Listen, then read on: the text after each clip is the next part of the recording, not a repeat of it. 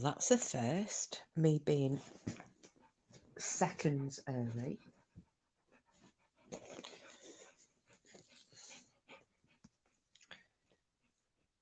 I shall just hang around until people appear, because tonight it is a special treat of Dogman stories from Casa Porky.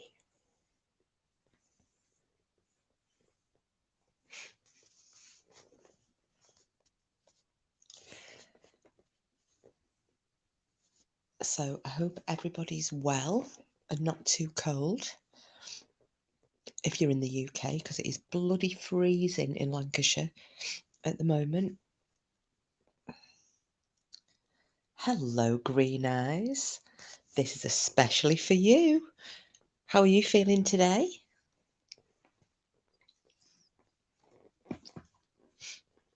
Hiya, Helen. How are you, love? How's everybody feeling since yesterday's manicness? Hi, Captain. How are you doing over there in Pennsylvania?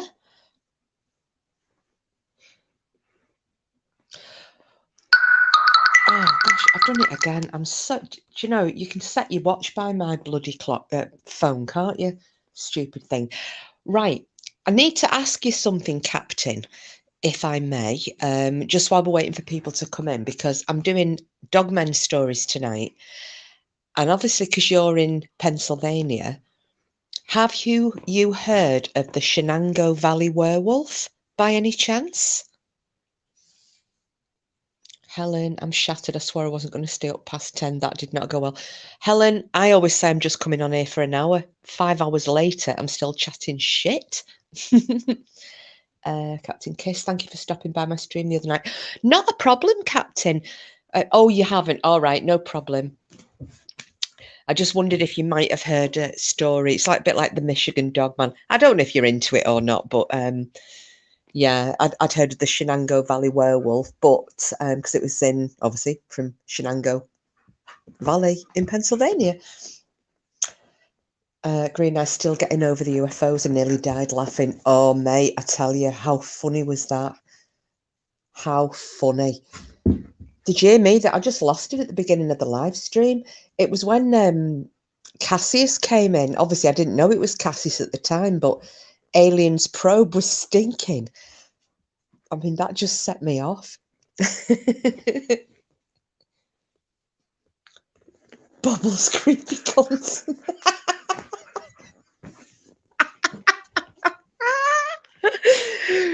It wasn't a costume party tonight. That was going to be later in the week. Having said that, please feel free if you want.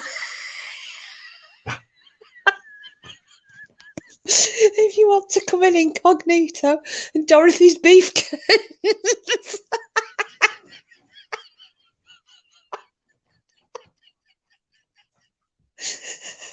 Oh my goodness.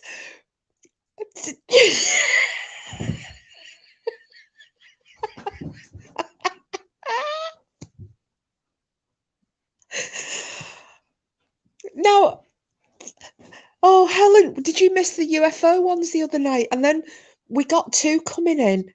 I don't know who they are, though. Somebody came in called Saggy's Camel Toe, and then another one came in called Dorothy's Flange. I don't know who they were, and I don't know who these are. Well, Captain I'm Dorothy. Hiya, Meadow.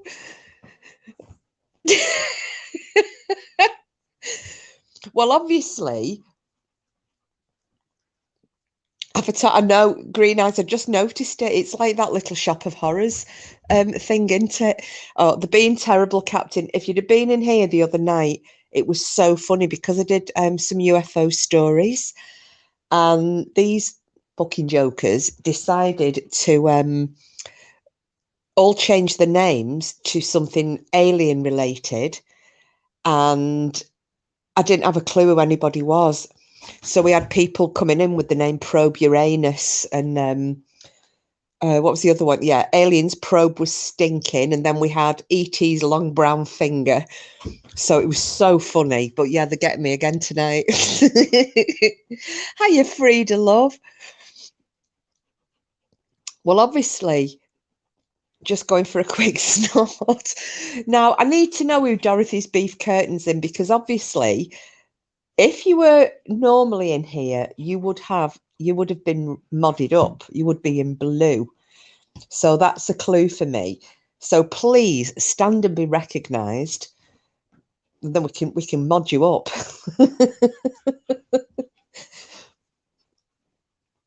That's so funny. Dorothy's beef curtains.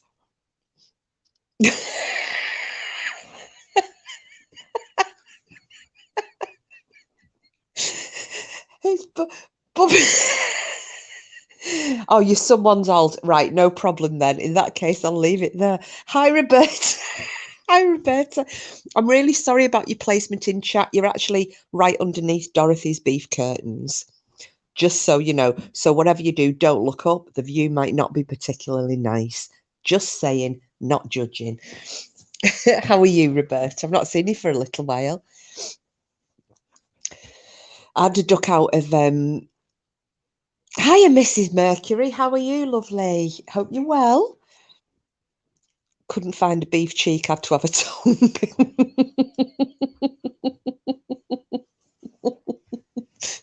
Oh, God, these are brilliant. I felt really bad having to duck out early of Nuff Nuff's live, but the chat was going so quickly. And I don't know if anybody gets like this. You know, when a chat is moving really, really fast, I started feeling seasick. And I thought, well, probably nobody, because it was going so quickly, probably nobody would have noticed if I said goodbye anyway. So, yeah, so I missed the end of it. Bubbles, creepy cunt. Right. Hello, Dorothy's beef curtains, my long lost stinky minge sister.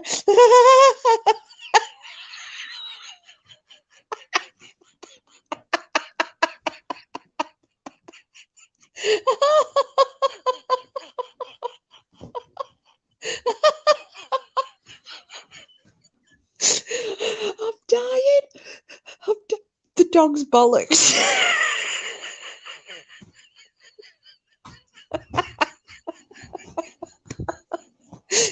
Oh gosh, I'm sorry, Mrs. Mercury. I've got no idea who the three alts are, but they're making me laugh.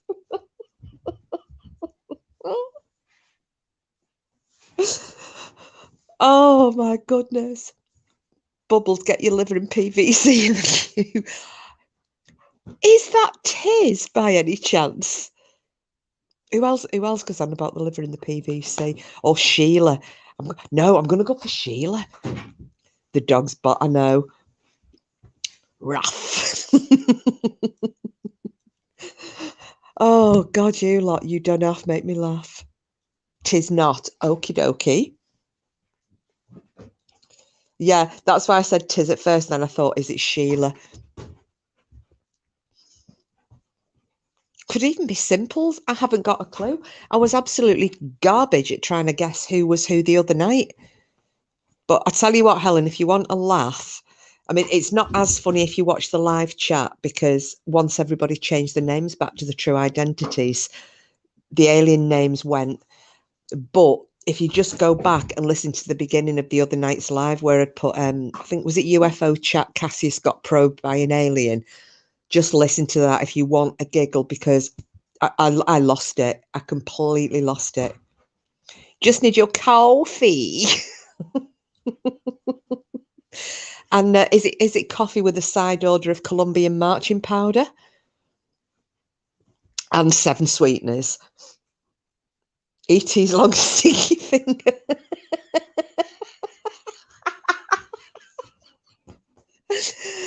Oh my goodness! May have probed a few people. Yeah, well, look at it. It's all happening again now. You're all evil, but hilarious. Definitely go back and listen. I mean.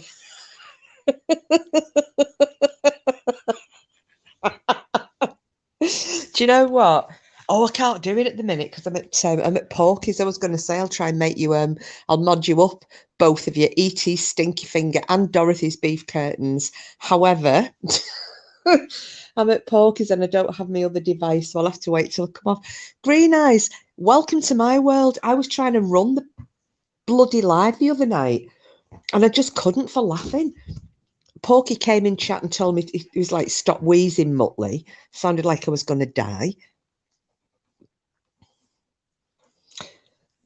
You're not going to like me anyway, Green Eyes, because I have got, get this. Obviously, I'll give it a little while till people come in, and we can all have a bit of a, need that cushion from the dog. You should have called it, instead of the dog's bollocks, it should have been Cooper's little lipstick. Yeah, I'm surprised nobody's done that yet. Knobgate. You probably weren't in for that one either, Helen. Cooper tried, he started humping cushions. I don't know who's cloned you, Meadow. I thought it was you again with another alt. Did you hear you got a mention in the quiz last night, Meadow? You were one of our quiz questions. Yeah, I do know what's going to happen, Green Eyes. But yeah, I've just obviously trying to explain for Helen, and he's being a little bugger at the minute. But yeah, Cooper was humping cushions and his lipstick got stuck out, and I had to get a cold flannel to put on his wedge. And Green Eyes thought she was in OnlyFans rather than in my channel, because I was talking about I'm just gonna get a cold flannel and just stick it on his knob, not realising how it came across. What's going to happen is that somebody is probably going to come on with an alt calling Cooper's little lipstick or something. Is this the tuna house? It's actually not the tuna house. I'm in a different house. Bubbles Creepy, I heard Preach Queen was looking for me. If Preach Queen is looking for you, Bubbles Creepy cunt, I would keep your head down. In fact, I'd probably go and hide your head in Dorothy's Beef Curtains. You will probably be able to get your whole fat self in there. So you're safe. You'll be safe. I know Frida, he can't help it. He's actually being all right. He's just making me throw things for him. Oh, no, Helen, don't worry. What's this? You wouldn't believe the info you get from a little probing. Well, I mean, did you learn everything you needed to learn from Probes Uranus the other night? I mean, a long stinky finger, is that better than a stinking probe? I don't know. I suppose the probe would be easier to clean. And less painful if the long stinky finger has fingernails on it. Who can say? God help anybody who's never come in and listened to these chats before.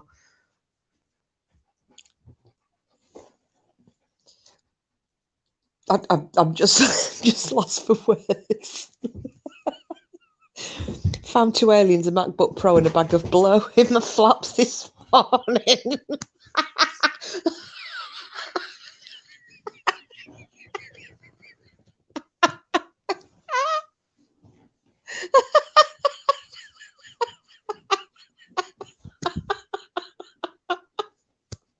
Oh my goodness. Oh God. Just what I wouldn't do for a bit of stinky finger, it'd be fast. Helen, I think that's Sheila. I think, oh, Captain Spaulding, do you know what? You just, as you probably don't know what's going on, there is there's a creator who's been pretty horrible to everybody, who's just sounding smacked off a doodahs all the time. And that's what the whoever that is, the Dorothy's Beef Curtains account is taking the Michael out of. Going to listen to the human dog story, are you? Well, I know who that is. The dog's bollocks. That I think is Fingal. Is that Fing? Finger ding ding. I think the human thing has just give me away. Yeah, I think Captain's sitting back and trying to weigh up what's going on tonight because it's a little bit crackers. There was a good chat on. I was listening to Captain Spaulding. He had a live going on the other night. They were talking about music, and obviously, given the time difference, it was, yeah. I did end up falling asleep, so I'm so sorry that I suddenly vanished, Captain, without saying goodbye. But I was in bed, and I managed to say hello. And then, yeah, I nodded off. So I do apologise for that. It's a killer, the time difference, especially if we're trying to catch lives in the UK that are the normal time for you guys over there. It's like usually early hours of the morning for us. So we do our best, but usually I end up having to catch up at a later date. Poor Captain thinking, what the fuck's going on? I know, green eyes. Never mind. I'm thinking, what the fuck's going on? No, I think that's Fingal, Frida, as well. Absolutely. So, shall I start with my Dogman stories? What do you think? Or would you like a little bit more silliness? Kiss, I'm not the type to hide behind names. E.T.'s long stick. Oh, was it?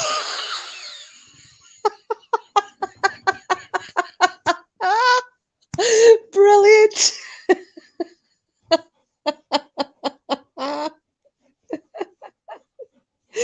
Oh, you could have left us. You could have left us guessing because Meadow the other night she was E.T.'s long brown finger, and she didn't tell us for ages. I think we're about an hour trying to guess who it was. Everybody else came clean.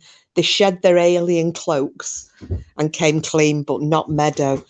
So we were for ages trying to guess who it was. I think you and Danny were guessed a couple of times, and it wasn't. And yeah, it turned out to be Meadow. So you could have hidden behind your because these buggers aren't letting me know. Dog's bollocks, Dorothy's beef curtains, and Bubbles, whatever she's called. What's it? Bubbles big cunt or whatever she's called. Sorry, pardon me French. Hey Bubbles, I want the super chats back. Do you all know who these?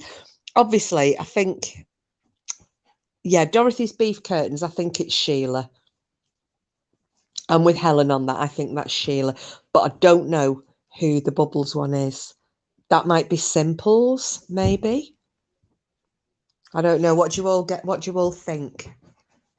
I know it's definitely not Porky because I can hear him upstairs. He's playing one of his games. Ooh, Slooper Chat sounds nice. Yes, doesn't it? That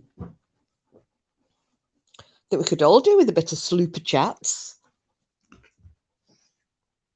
providing we're actually giving out decent content. Not sure on the book. No, I'm not either. I think it might. I'm thinking it could either be. The thing is, though, Sheila puts that in chat. She puts CNUT. Oh, Dot's beef bits is Simples. Right. Well, I think the Bubbles one is. I think this is Sheila. Dorothy's beef curtains, you greedy bitch. You're swindling enough from your crabs. I mean, subs.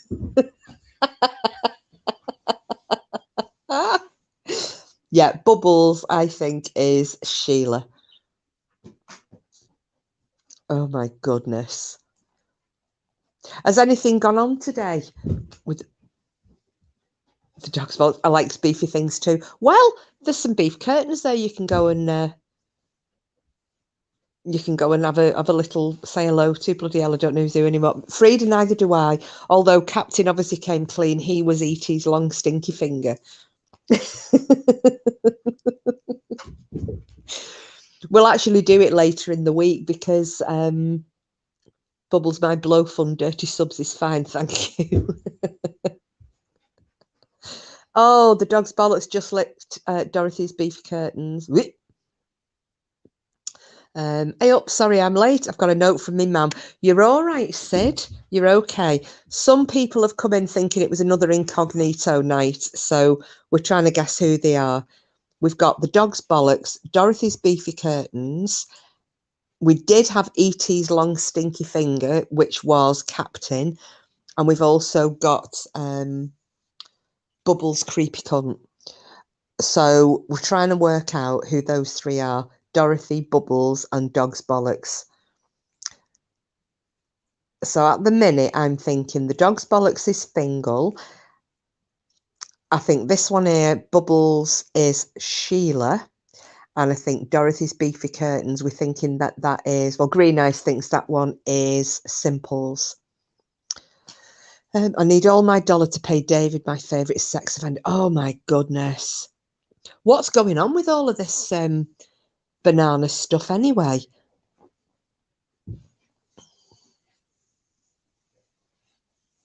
Right, so Helen reckons that Sheila is the Dorothy one. Dog's bollocks, I'm not surprised you don't feel well. If you've gone and licked those beef curtains, there's all sorts. There'll be all sorts hiding in there.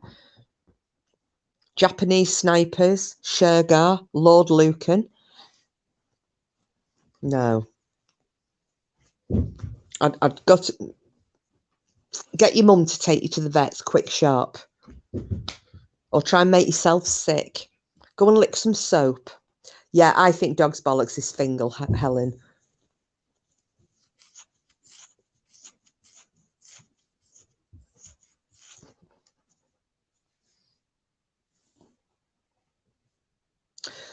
Oh dear.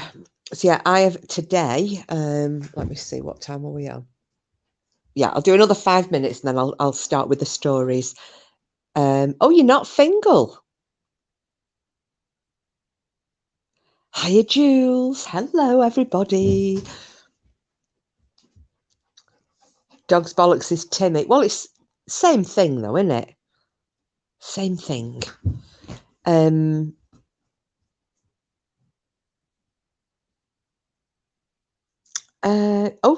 you think it's Tiz? No, because I think if Tiz was coming in, I think she would have. I'm sure Tiz would have sent me a message to say she was coming in.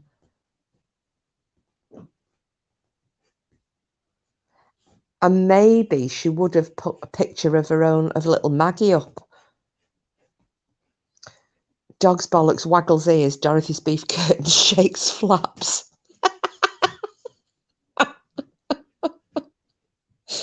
Oh my goodness. And what does Bubbles do? Fart and give us a clue.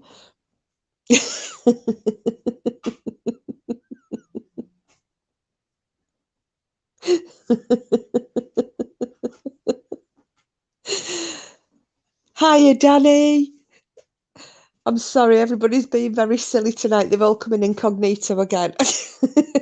But we are starting with some Dogmen stories in about 5 minutes, so hopefully we won't make you laugh too much.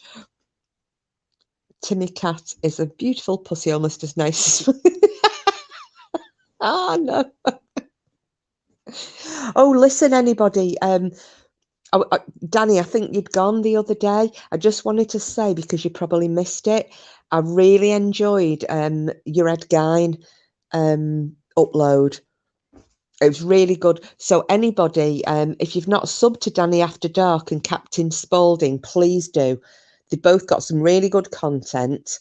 And, you know, especially with the true crime stuff, Danny's got some really well-researched uploads. Really, do you know? I'll tell you what, yours come across really, really professional, Danny. Not like mine. I think I'm doing a good job, and then I listen to yours, and I'm like, yeah, mine sound really shit now. So you're putting me to shame.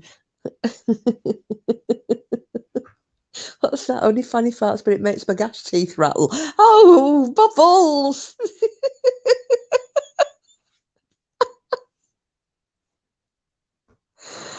Oh, grief. Can I just ask, given your last name, Bubbles, are you related to King Canute? This is the scratch.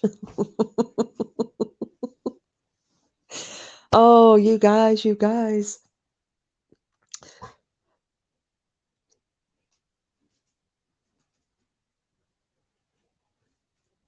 Helen, I don't even know what to say anymore. And I'm trying not to laugh because obviously Porky's upstairs doing his stream. And when well, you've all heard what happens when I start laughing and I start screaming. So I've got to be really careful. Otherwise, he'll either bang on the floor or he'll probably come down. Yes, please reveal. Tell me who you are. Give us the big reveal, and then we can do our Dogmen stories. You see, Captain Spaulding was really good. He let us know. He said he wasn't one to hide behind an alt. Yeah, Helen. Yes, reveal. I'm driving myself mad here.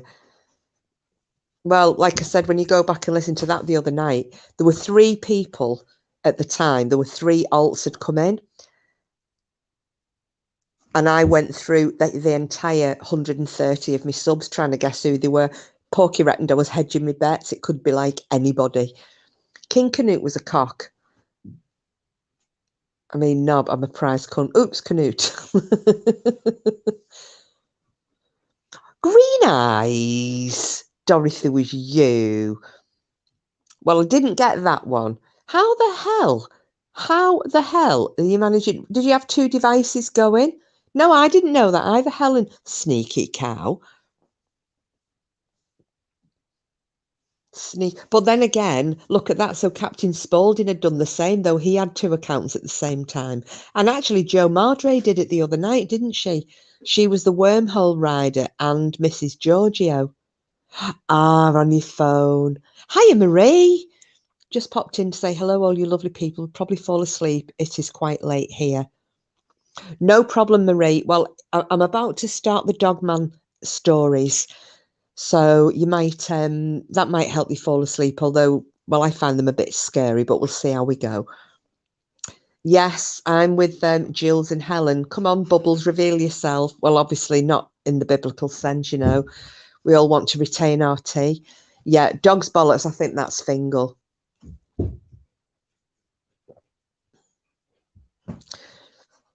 I will give you the heads up. We'll do another one of these. Let me have a think. Maybe Friday, Thursday or Friday. Maybe we do one on Friday night. We'll do another big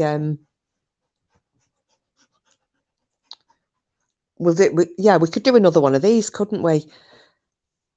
If I do like Sheila had asked for, maybe a paranormally ghouls, ghosties, beasties, you know, a weird and wonderful cryptid evening, and then you can all come in as crazy cryptids. What do you reckon? Yeah, save that for the end of the week.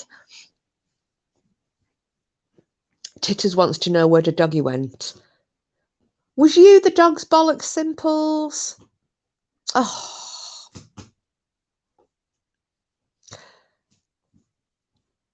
Well, I'm trying to chuck the cunt, but it's lingering like a bad smell.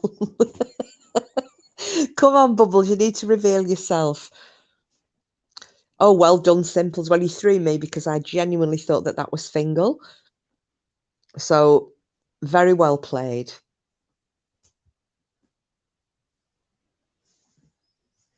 Oh, you lot are great. Yeah, yeah, that's what I thought because I've only ever seen Sheila. Sheila always types CU like CNUT. So she was my first choice. Yeah, well, this time, Frida, you know it, don't you? So, Green Eyes, come on, Bubbles. I revealed my beef curtains. Oh, I hope your husband isn't listening in, Green Eyes. He's gonna he's gonna wonder what you do when he's not around. I thought I smelled cabbage. It's that bubbling chat. Was that you, Joe? Maybe it's preach. It comes from.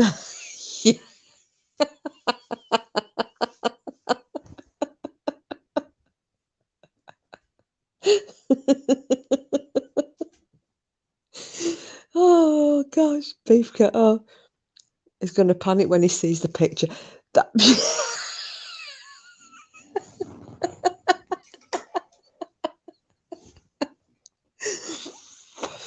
It's the bubbles picture that's creasing me.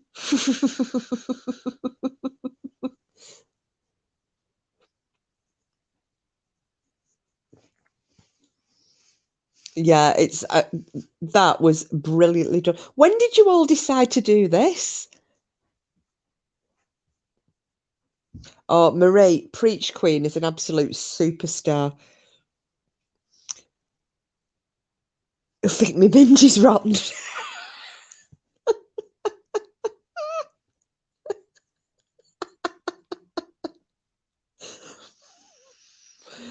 Hello, kissing everyone. Where that big fat horrible Knut has gone.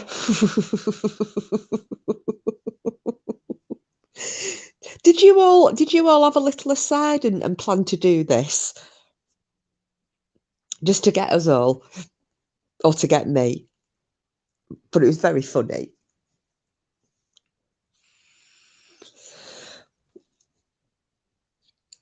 I just thought it was. It was just the way she were typing when I came in and saw Bubbles' fanny flaps.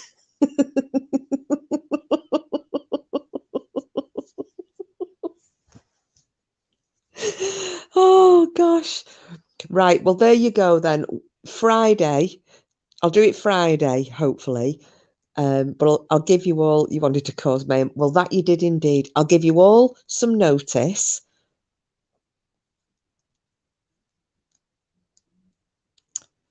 Canute is a proper name, Sid Vicious. I know, with teeth, Sheila. Do you know what? My brother used to say that.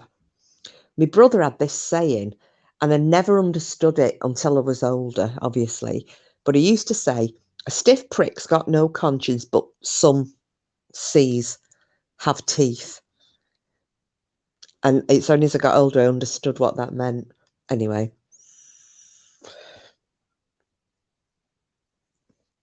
It was funny. Will be the joke on YouTube for a while. I don't know. Having heard what she said, I don't know what's funnier. That one, the one where she asked for somebody to pass more in a tissue so she could wipe the shit off her chin. Belinda asking about the dodgy Google search on Shitload's channel. Or there's another one, isn't there? Oh, I can't think now. Got the two of Preach Queen. Oh yeah, and the bend over and touch your toes because I'm coming in dry.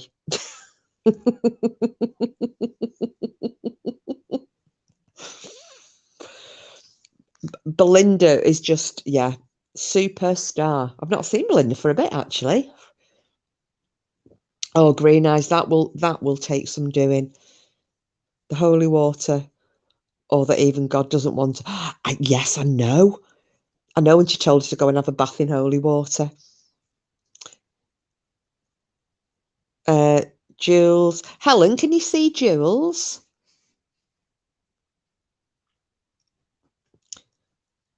If not, you might have your chat on Top Chat rather than live chat.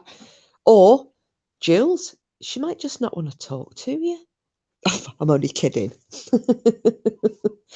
I'm biased, but she will always be the winner. No, it's absolutely fine. Do you know what made me laugh with that, Helen? The fact that Belinda was so because she's so nice, isn't she? And she's like, hello, blah de blah, how are you? Do do do. Can you please tell me when you're going to address the search for child porn on your computer? And it just was like bang, straight in there. So funny. Oh, there you go, Jules. Helen can see you. She thought she had said hi and hope you're well. No one could see me in Nuffs last night. Oh, could they not, Sid?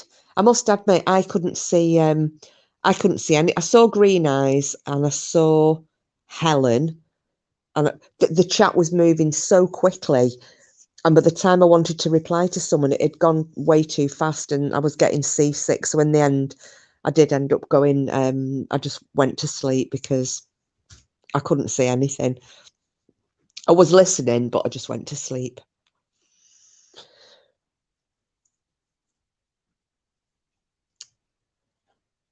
Susie is so lovely. She's a wonderful woman, but she's brutal when she gets going. I love her.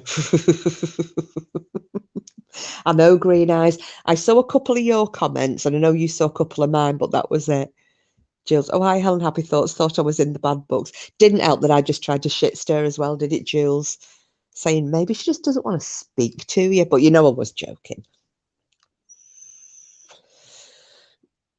Oh, there you go, Sid. Jules saw you last night. Oh, by the way, how are you feeling today, Sid? Just thought, just a quick check. Sid's our current COVID sufferer. And Helen, are you up feeling all right now? I know you said you had that COVID fog brain last week, but as far as I'm aware, I don't think anybody else has come down with the Rona at the moment. So let's hopefully keep it that way. Said Jill, so I was just blanked then. It might, do you know what, Sid? I mean, I didn't see you in the chat, but it may have just been a case of, like I said, I'd go to reply to someone, but by the time I'd started to write the reply out, the chat had just, and it had gone, and everyone was talking about something else. So I'd then just delete my comments and think, you know what, I'll just sit here and watch or listen. So that's probably what it was. Oh, that's good to hear, Helen. I'm glad that you're feeling fine apart from that. Oh, Jill said, I spoke to you, said, well, there you go, Jill. He probably just missed it. Like I said, it was just going way too quick. It was, Helen. It was. Oh, said his Rona's still with him. He's done a 6-day test. Oh, healing thoughts for Raven. She's not too good at the moment. Oh, no. Oh, Raven. Oh, Green Eyes. Well, obviously, I know you're in contact with her away from here. Can you please tell her I'm thinking about her and that everyone in chat is thinking of her too? Oh, if we can all send healing thoughts for Raven, please, everybody. Because that girl's an absolute Trojan.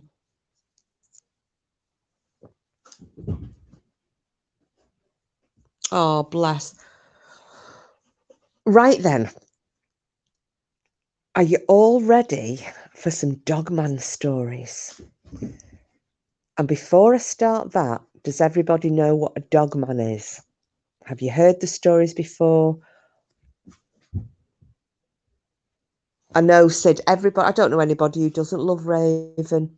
She's just ace. Aces.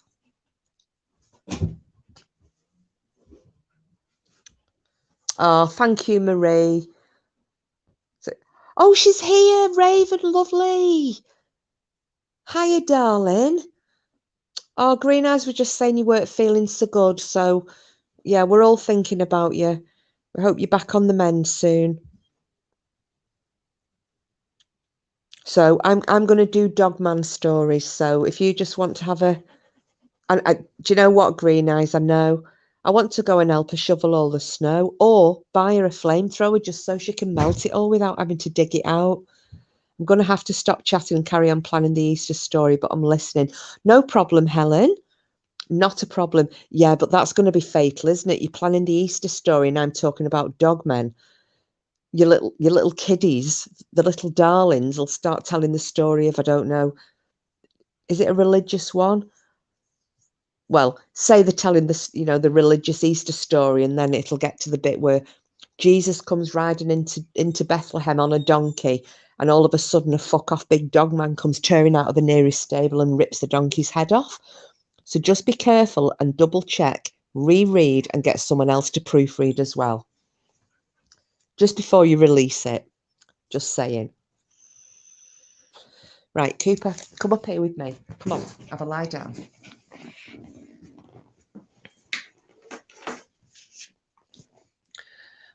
Will be quiet, closing my eyes. Happy banter gives me no nightmares. Jesus was resurrected and then a dog man grabbed him. Yeah, that's probably going to be what it's like on a donkey with beef curtains flapping. You're using super glue now, so we'll be listening. Oh, yes, Jules, don't touch your phone with super glue. Don't do that. Righty-ho. So, hopefully, this mutt will shut up. I'll just let him out. I think he's wanting to go out. Right. Yeah, I think he's going for a drink of water. Okay. Let's have a little look. Raven, you are a trooper. With all that snow, I couldn't cope. No, I know. Neither could I, Frida. Neither could I. And she never stops. So yeah, hopefully keep your feet up, girl. Get yourself a nice drink of something lovely. And I'm going to start telling some Dogman stories. So now I've not got as usually I make tons and tons and tons of notes. However, because I am staying at Porky's for today and tomorrow, I'm going home on Wednesday, just when we get this boiler sorted at my house. I'm having to kind of, I've made myself little notes like 1, 2, 3, 4 of which stories, and I'm hopefully going to be able to remember the details of the stories. Oh, Sid, a dogman is a cryptid, and they look like, some people think that they are, some people describe them as a werewolf, but they're not, because, there you go, because Raven, was it you who saw the dogman, or was that Lady Witch? I know one of you had a dogman and one of you had a Bigfoot. That's right, Sheila. It's like Anubis. Yeah, they look very similar to that. No, it's not a problem, Raven. I think, I know, because we all like sub to BAM as well. We're all in it. Don't worry about it, because we're all, sometimes you forget. Cooper, really? The dog is kind of sitting on my shoulders now. So they are, they're attributed to having supernatural powers as well as just being animalistic. So some people reckon that they can kind of put thoughts in your brain. Oh, Witch did. Thank you, Raven. Yes, so Lady Witch, who you all know, she thinks, or she does know, that she saw a dogman, and as Raven's saying, she had a Bigfoot encounter, which we're hoping at some point in the future we can hear all about. And Lady Witch is from Michigan, or Michigan, however you're supposed to say it. And that state is one of the ones that is most famous for dogmen. There is actually something called the Michigan Dogman. So, Cooper, just calm down. Cool your jets. But these things, you can't call them werewolves because they don't transform from man to wolf and from wolf to man. They are like that all the time. They are huge, so they're of a similar height to Bigfoot. You know, you get people saying that they're 7 or 8 feet tall. They can move on all fours or on their hind legs, and they can run bipedally. Weapons do not seem to harm them, so you could shoot one, you will cause it injury, you will see, say, the bullet inflict damage, and it won't drop. And I told my very first live, I told some of these stories. It was one in particular, one guy that was having a lot of issues with the ranch that he owns was being plagued by these dogmen, and they ended up having to leave because they just couldn't put up with it anymore. It was so bad. Now, it's mainly in America. However, just for green eyes, I have found a dogman sighting that occurred in Australia. And there is also, oh, do you know what? I can't read my own writing. How bad is that? I've written something on this notebook and I can't read my own damn writing. Okay, never mind. Yes, green eyes. Yes. There's one in Australia. There's also been sighted. Well, Sid, now some people say they don't. They can be very menacing, and it appears that what they will try to do is they will chase after people. But obviously the tales that people hear are from people who've got away. Now, a few years ago, and you can Google it, there were 2 mysterious deaths in broad daylight in America One of them was a school teacher.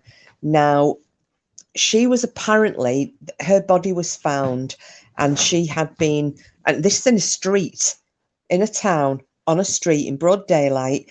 She'd been torn to pieces in what they put down as a wild dog or a pack of dog attack. However, from what I believe, when they have done some DNA testing on the saliva, it is of a canine type, but it is definitely not domestic dog. It isn't coyote and it isn't wolf. And there have been 2 such cases that I know of. So, you know, who can say? And there could have been other deaths or you know, attributed to them, but the people just haven't been found, or they've been killed and then have maybe been eaten or eaten by something else, you know, because birds will come along and eat stuff. You get wolverines and you know, other scavengers. Mrs. Mercury, apparently, yes, there is there was a sighting of, well, there've been a couple of sightings. One which was in Hatfield. This guy who reckons he's been seeing this Dogman for years. There have been sightings in Lancashire, and there is a sighting of something which was up in Scotland, and there's video of that on YouTube, and you can hear this howling. It's you know, it's not a dog. You know, it's not a dog, and it's really yeah, it's quite disturbing when you hear this. Now, I have heard something that sounded incredibly like the howling that was on the video of the thing in Scotland when I was up in Scotland. Now, it wasn't right close to me, it was across the harbour, and the sound carried, and it carried across the bay, so it probably sounded louder than it was, but it was weird. I've seen a couple of dog women in Wales. I'll take your word for that one. Luckily, I've not been in Wales, so I can guarantee you one of them wouldn't have been me. Was contacted by my first... Oh, Marie. Sorry. Let's stop the press a minute. I'm just having a look here. I was contacted by my first boyfriend from 50 years ago today. That's by Marie. Yeah, Mrs. Mercury. Well, what I'll do... who... Oh, did you... Did I give you my email address, Mrs. Mercury? I've been really bad because I've not been checking my emails. If you did, if you emailed me, I can go back and have a look, and then I can send you some, you know, all the best links because they're really interesting. But I will put some, when I've closed this one down, in the comments, I will put some links for everybody because there are a few different channels that I watch. And some of these stories are off a couple of channels. Some of them that I've heard on like cryptid programs that weren't specifically Dogmen, so Dogmen related. So I shall crack on. Now, I'm going to try and keep these... Oh, right. Yes, you did. Sorry, Mrs. Mercury. Oh, do you know what? This is because of everything that happened with my dad, and then I've... Have you not, Marie? Oh, right. Okay, both of you, Mrs. Mercury and Marie. When I've done this, I'll sort that out again. Sorry, it's because with my dad, all that palaver with my dad having the heart attack and me going up to Scotland, and now I've got the boiler that's broken, and I've had to come and stay at Porky's, and the brakes have gone on my car. I think it's the flipping vacuum has gone on the brakes. Hopefully it's, oh God, I'm hoping it's not the master cylinder, else I'm knackered. So yeah, one thing after another. So my head's been a little bit all over the place. So I'm really sorry, ladies, but I will sort that out. I promise you I'll sort that out when I get off this live. So I'm going to try and keep these stories, each one quite short, because I've got, you know, a few. He's doing all right, Mrs. Mercury. He came home on Friday. Oh, I'll screenshot that one. Oh, where have we gone? Sorry, Marie. Oh, flipping heck. Right. Got it again. Yeah, he's doing all right. He came home, or he went home on Friday. My youngest brother is still up there because he'd gone up.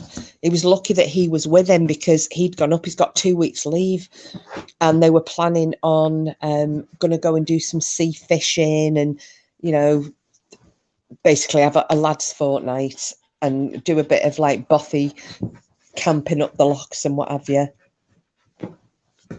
So luckily he's with him until, I think he's with him till Thursday, and then he's going to actually go and stay with my Uncle Hamish, which will be hilarious because they just fight all the time. Sheila, can I just ask before you start, Kiss, does anyone know what happened to Bam's live earlier? It just ended abruptly. Did Bam go live? Well, obviously, I won't know then. Oh, what the heck? Is she all right? What time was this, Sheila?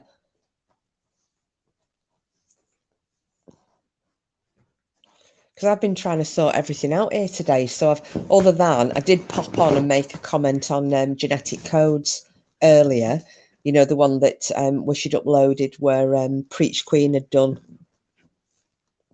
Oh, a family turned up, no issues. All right.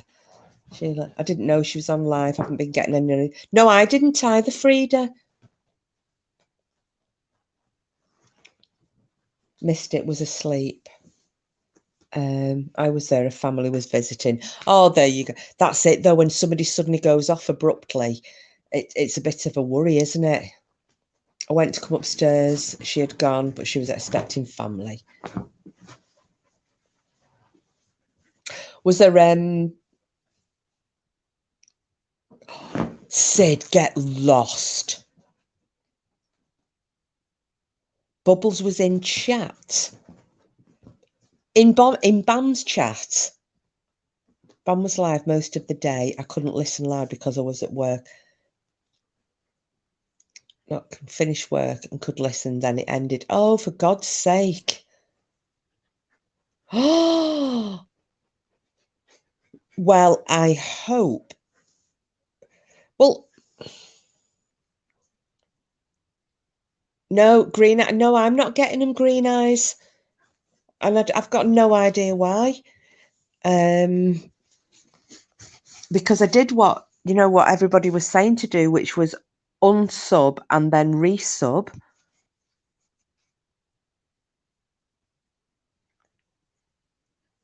So what? Oh, right. Sorry. Dogman's going to have to wait for a minute. Right. So some thought it wasn't her, but Bam thought it was. So did she? Because what? Right. Now, hang on a minute. So the last time, I'm going to get all of this now. So I'm gathering that looking at this, she's got some balls, the cunt, because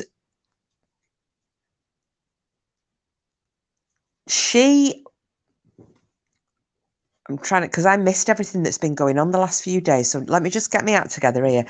So wasn't it, no, I think it was Green Eyes was telling me, wasn't it? And that her and Shitlord, weren't they lacing into Bam or something?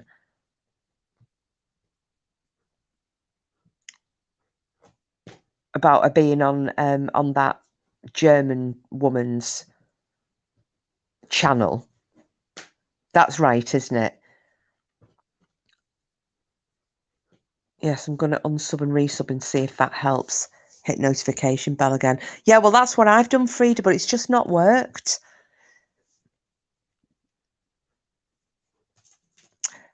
So that she went live after one. Oh, okay, Simples, right. Right, so that happened. So, because obviously, remember, like before, so when was it? About November, when Bam had said to us, all right, lay up, like we'll all lay off and we're not going to say anything, which we didn't. And we left them all alone, didn't we? So there's a bit of a truce called. So then Bubbles has now started lacing into Bam again. And then she's gone onto Bam's chat. And what does she go in Bam's chat for? Yeah, Flub's saying she has Bam's personal deal. Oh, what? So she went into chat, and so that is that what she did in the chat, Simples, telling her that she's got all her personal information.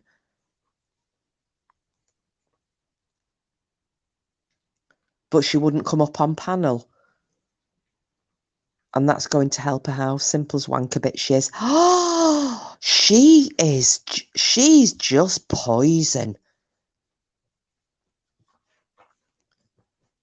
Oh, so she didn't go in for a oh, Sid. Why can't they just leave her?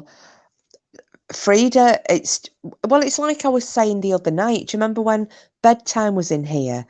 And I was just saying, when we were talking about them nicking the photos of baby Forrest. And and I was saying, like, why would anybody, it doesn't matter if you don't like the mother or the father or the grandmother or the sister or what have you. You don't go near a little baby, and I said, that little baby's cute as a bloody button. He's an absolute darling.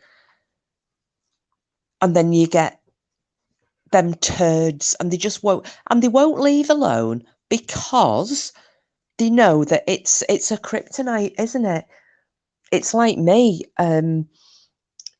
with animals, for example, because I don't have any children, so I've not got that thing. But if somebody started really slating my dog, to be honest, if somebody started slating my dog, I'd just tend to go and fuck themselves. However, I've not given birth to anything. If I had, I know damn well if somebody started lacing into my children or if I had grandchildren or great grandchildren or whatever, I'd be absolutely furious. Wanting a channel drama free of this shite. Yeah, simple. Oh, clown timed her out. He should have kicked her in a big fat turdy twat. I cannot bear that whingy, unholy voice of hers. I sent the fools all the proof of his so-called shadows and told them that I have sent it to all their haters. It may be that in case you got an email. She's vile, Marie. She's vile. Meadow, I've read some disgusting things about that baby. They should be ashamed. They should be, Meadow. They should. It's passive aggressiveness. Simples. She is vile. She's like one of those smarmy. My ex next door neighbour's son was like that. He did it because he knew he was winding you up, and he had the one we used to call lurch, and he'd go to me stuff like, after he's wound me up, going, Jackie, why are you raising your voice? And I'd just be going, fuck off! Get out of me face! Absolute awfulness. Because he'd already got me to that boiling point. And that bubble shitbag is just the same. Just the same. Anybody who picks on a babby that's done nothing, a little innocent soul, the pieces of shit. Absolute disgusting pieces of shit. Yeah, she's not a Christian, green eyes. Worked with a nurse like that, nearly smacked one with the keys. They're horrible. Frida Kiss. Too many nutcases on here, but Bam made me laugh last night when she said, fuck off and take your madness with you. Yeah, and that's what it is. There's too many absolute fuckwits on this bloody platform. You know, it's... Said she was ready for walking away. On Outback Outlaw, lying piece of shit. Yeah, she won't walk away. She will not walk away because of the money. Because don't tell me she's not getting a cut or whatever shitload is raking in. She's not doing all of that for nothing, for the kudos. Absolutely not. She's getting a cut of everything. Marie, they brought her baby grandson into the mess, totally uncalled for. She's so proud of her little grandson. Marie, I'm kidding you not now. That baby, and Bam sent me some photos of him. It's a few months, well, probably about 3 or 4 months ago now. He's an absolute, you know, when you just see a baby and you just want to get the cheeks and go, oh, and chutch at him. Because he's just pleasant. The grin on his face, he's got little chubby chops. He's just one of them babies that you know is like one of my nieces was the same. Not all 3 of them, my sister's 3, but one of them was just like baby Forrest in the pleasant nature. Now, I couldn't, even if I hated the mortal sight of that child's family, I couldn't look at a little innocent baby and go, well, I'll rip the piss out of you now because I can't stand your grandmother. What the fuck is wrong with people? Morons. Saying 13-year-olds permit. Yes, I know, Simples. I know. If he pays her, then he's running a business. All babies are gorgeous and he's very cute. He is. He's gorgeous. But yeah, anybody doing that, they've got something wrong with themselves. They really have. They want to take a long, hard look at themselves, give their heads a wobble, get a life. Seriously.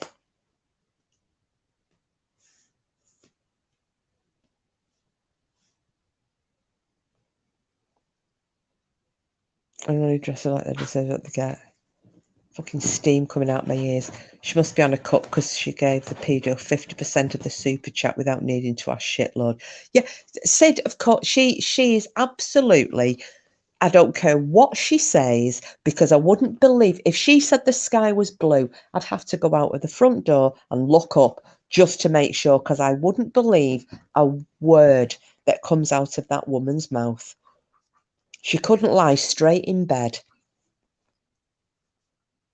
You know, and on all the hours that she's doing, I'm not being funny now, but would any of you do that for, say for me, say if I am getting, say I was on the same as him, if I was getting, you know, £1,000 a week on super chats and Patreons and whatever else, right? And I'm ringing you guys up at stupid o'clock in the morning and saying, because I'm a lazy get, and saying, can you just do a bit of research on this for me? Can you do it? Oh, Green Eyes is having a live that's involving me at the minute. Can you go in there and go up on panel? Can you go and watch Simple's Meerkat's channel because I'm being mentioned there? Take a few notes because we need to do a live for it. Would you all do that for me for nothing? Really? Nah. Anyway, guys, love you all. I have to close my eyes now and be quiet. All right, Marie, darling, you take care and I'll catch up with you soon. But I will drop you an email. I was saying, come on, tell me. I was asking for it years ago when I wore a short skirt. Oh, Simples, I tell you. She needed a good bang in the face, that one. Getting mad again. Me too. Simples, good job she didn't see me last week. No, nasty, nasty piece of work. Nasty piece of work. But I cannot believe she's had the front. She said that the 13-year-old child victim deserved a backside beating from her mother. What kind of mother if she abused child and mother beats them? It's dragging on. Well, do you know what, Sheila? Do you know what she reminded me of? And this is what really, really griped at me. when she first made that comment about that SO and his victim. And you know what I thought about, and I don't know about anybody else. I'm not going to go off on one about it, but did any of you watch that that drama, Three Girls, about the abuse in Rochdale? And the fact that you know, the police and the social workers were calling those abused girls child prostitutes. And it was only the sexual health worker who said there is no such thing as a child prostitute. They are abused children. And when I heard her say that, I thought, oh, you absolute shitbag. You'd have fit in well down in Rochdale and Manchester and Oldham and wherever else these bloody predators have been operating for decades.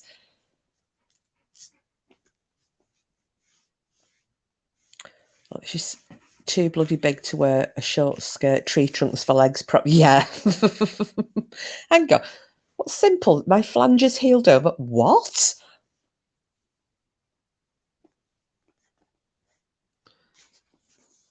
We're talking about healed over flanges now. So anyway, sorry. So we're all getting really in. I looked this up on Google and it fits her perfectly.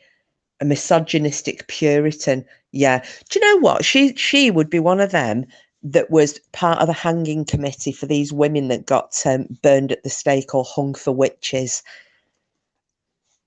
in Salem, which is where Danny does it. Danny After Dark does her cat rescue work there.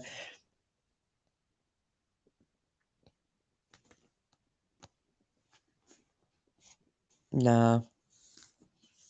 Absolutely shocking. Absolutely shocking. Well, I tell you what, I hope Bam gave her a serve of a gob. I really do.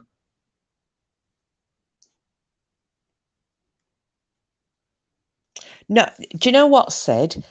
She does hate women, but do you know why? Because she's jealous of them. It's jealousy. Hi, Porky Dorky. I was trying to be quite quiet. I could hear you giggling up those stairs.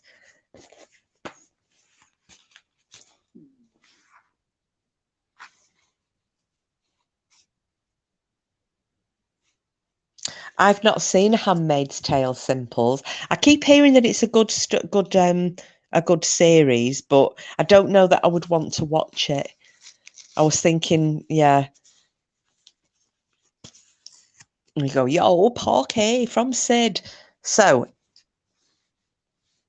the women knitting at the guillotine.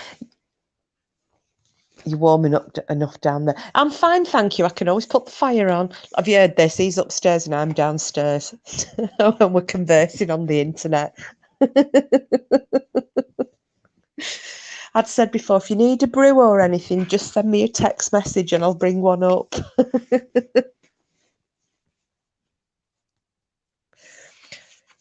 Right, so are we ready for our Dogman stories?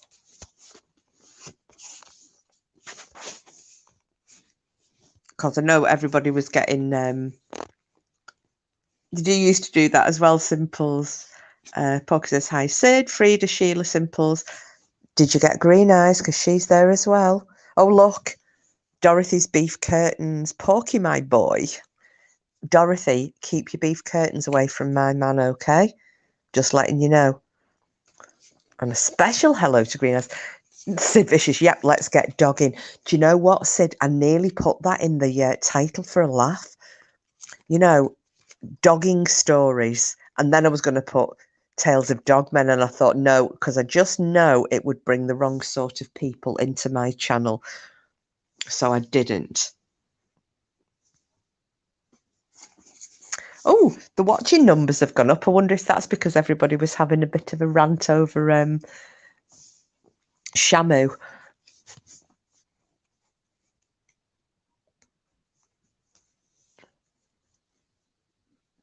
What, you have a small story about dogging? Do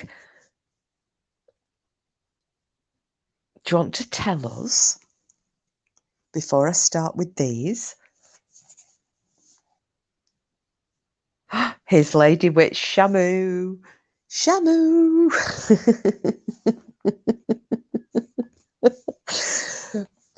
Porky, that was actually Green Eyes. She came in under an alt and I didn't have a clue who it was. It was just like Dorothy's beef curtains and I didn't know.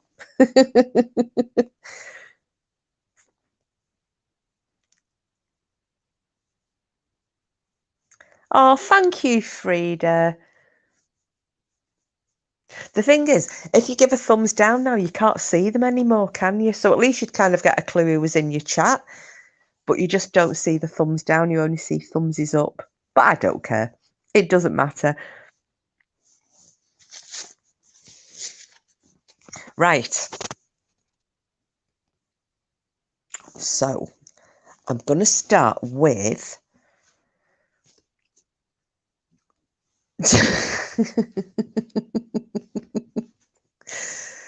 So we're doing the Dogmen tonight, Lady Witch.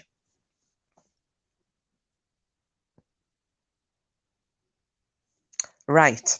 So the first one that I'm going to start off with is in Texas. Now, not a place I would have associated with Dogmen, because I don't know, obviously, and I know Texas is a mahoosive state, but for some reason, I always think of Texas as like a desert, even though I know it's not. And Dogmen are kind of creatures of the woods and the mountains. So I think that's just a misconception I had of that state. So I just wanted to get that out there. Yeah, but your new name's Andy, Lady Witch. But then again, bedtime Dogman clown, that's it. Well, don't forget, Simple's meerkat is called the Doberman. So, you know, you can always throw that. We just need one for Frida now. I rebuke this. There is no Dogman. Oh, Voodoo. Hello, my darling. Well, actually, well, okay, can I ask you, do you live anywhere near the Chisholm Trail, Voodoo?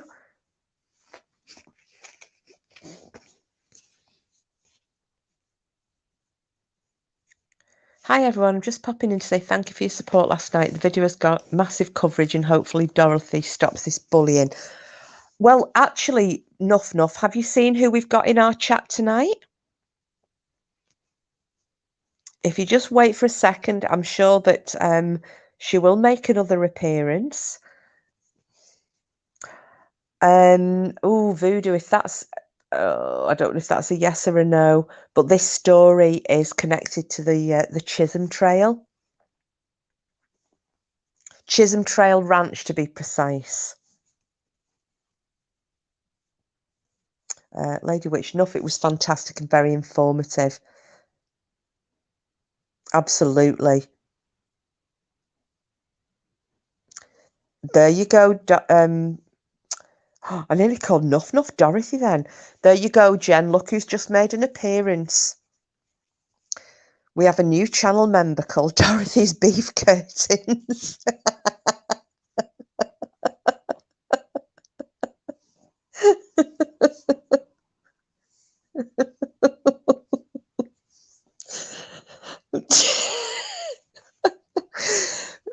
Nuff, it's all right. We've had Dorothy's Beef Curtains and we also had, what was it, Bubbles Big, see you next Tuesday.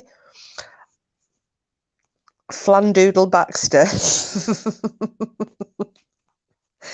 Oh, Voodoo Queen. Okay, well, this one is, it's just relating to Chisholm Trail Ranch. But it's the only one that I've got in Texas, so hopefully, yeah, I think you'll be okay. But obviously, don't listen or stamp your feet or do something if it's going to scare you.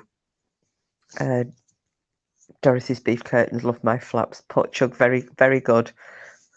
Flandoodle Baxter. Porky saying hi, Nuff.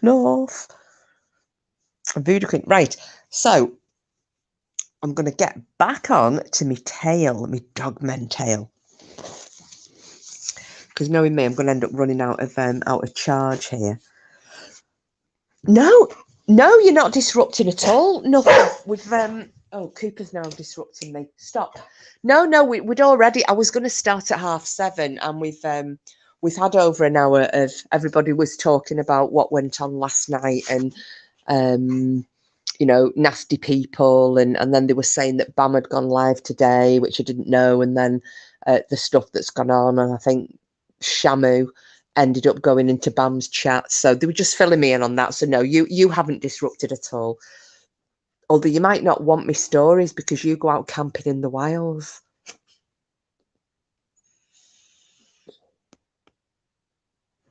Hi Jules, sorry can't chat, working through some architecture security diagrams.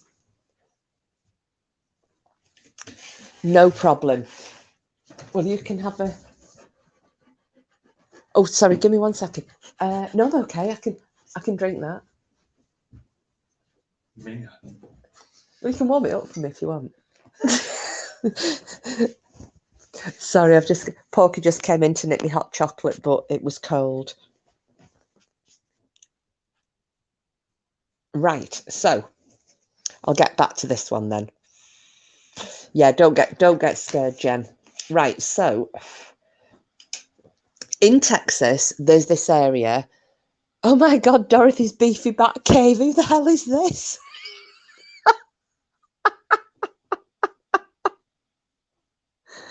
You crazy lot. You absolute lunatics.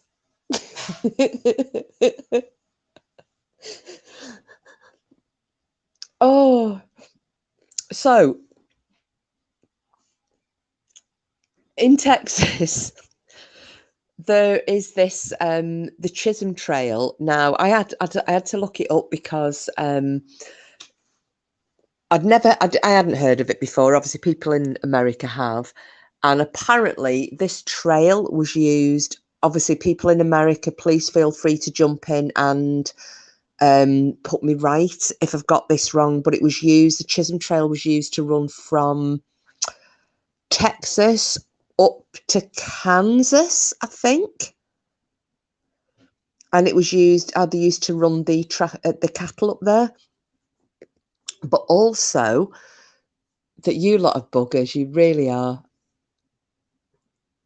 Do you know what, Lady Witch? It's like that that film, isn't it? If you name them, they will come. If you build it, they will come. But in this channel, if you name them, they will come. So, but also apparently the exact area where this Chisholm Trail ranch is, the guy who was telling the story, he has grown up there, and apparently his great-great-great-grandfather was the guy who set up the Chisholm Trail Ranch, and he was born there. I think born and died there actually. So sorry, I'm just checking on the chat again. Give me 1 sec.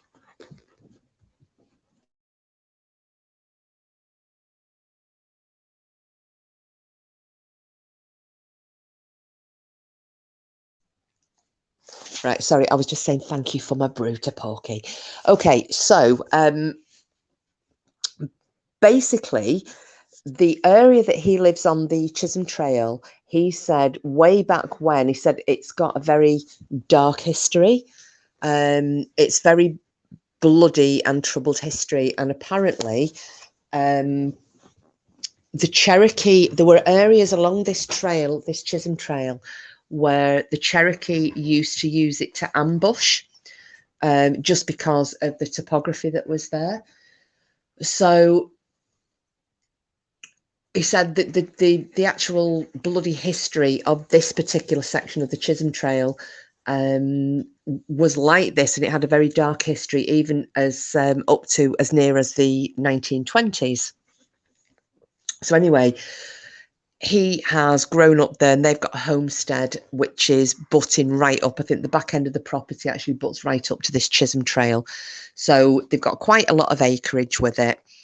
And this story on this particular night was that, so they've got livestock, you know, they've got cattle, not a lot, but they've got some cattle, they've got horses, few sheep, they keep chickens, rabbits for food, they have dogs and cats. He was saying that they don't have any children. This guy who was telling the story is an ex Navy officer for the United States Navy. He was saying that, you know, they chose not to have any kids, so their animals are like the children. So they really, really, you know, dote on the pets. And they look at a lot of these, even the sheep and the cattle, which are eventually going to end up on the plate. As long as they're alive, they are treating them like the pets. You know, they give them a good life and they really are concerned about them. So he said this particular night, he is coming home, and because they both work, they have jobs as well, him and his wife, and they're both coming home. It's a winter storm, so he said it's very windy. There's a bit of snow and sleet and whatnot. You know, that very cold, icy rain's coming down. His wife gets home first, and as she is coming along, she notices one of the horses has been injured. Now, this horse was apparently blind or partially blind in one eye already. What she sees is that this horse has had an injury to its only working eye and is now completely blind. And because it's blind and because it's nighttime and because it's just going dark, it's nighttime, which is the skittery time for you know, animals that are likely to be prey animals. And sorry,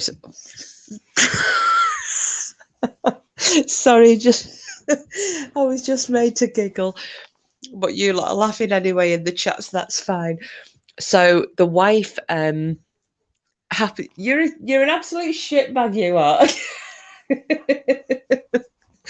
So the wife ends up flagging him down as he's getting home, and she's saying the horse is like really injured, we need to go and sort her out. So he said when they get to this horse, obviously it's been completely blinded, it's got blood all over its face. Now, he didn't go into detail, which I'm not going to even speculate. We can all guess what happens next, but he said we did the only thing that we could do, which was to put her out of her misery. Once we'd managed to catch her, get to her, calm her down, because this horse is in a complete panic.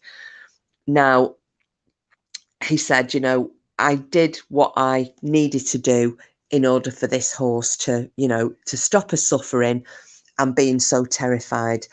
So he said his wife is on the ground with the horse after whatever needed to be done has been done. And he said he suddenly got a feeling that things weren't quite right. And he said it felt a bit odd. Oh my goodness. I thought you were talking about a Dogman then, Lady Witch. You're on about the new.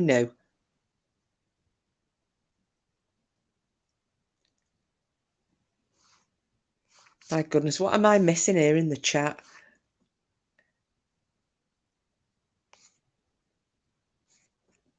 Fuck off, Dorothy, and cross your legs. Sick of seeing your curtains dangling.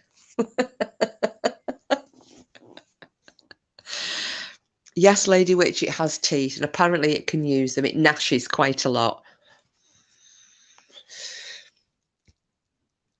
So, sorry, I'll get distracted.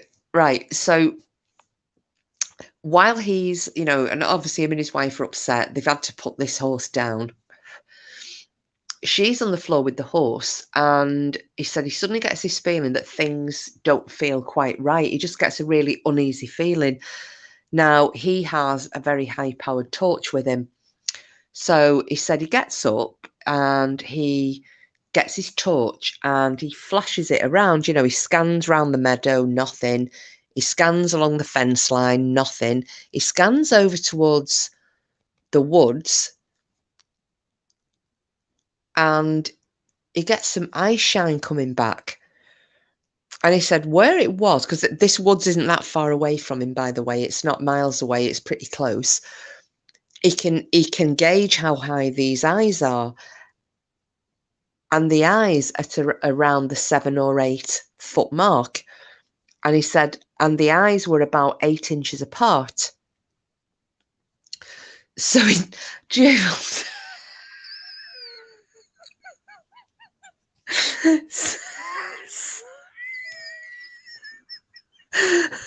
meat flaps.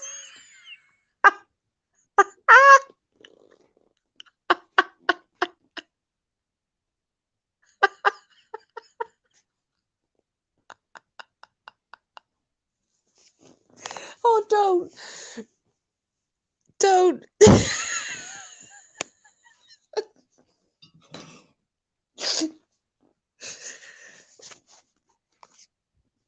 I'm trying to be so serious. Dorothy's beefy meat flaps. Is this the place that I can talk about my meat flaps? It's, well,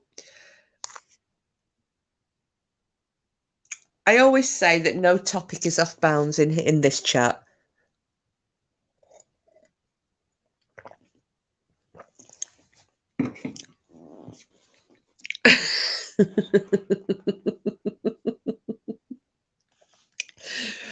It's so hard. I've been really trying to read the story. However, I'm trying not to watch the chat because I'm trying to not laugh. Then Porky was making me laugh in here. And I need to get rid of my clapper every time I fart. It turns my lights on and off. Actually, I think somebody should have put, I know people in America won't know what this means, but over here in the UK. Oh, Porky, she was wearing fake diamonds and all dressed in black, but why was that mattress attached to Dot's back?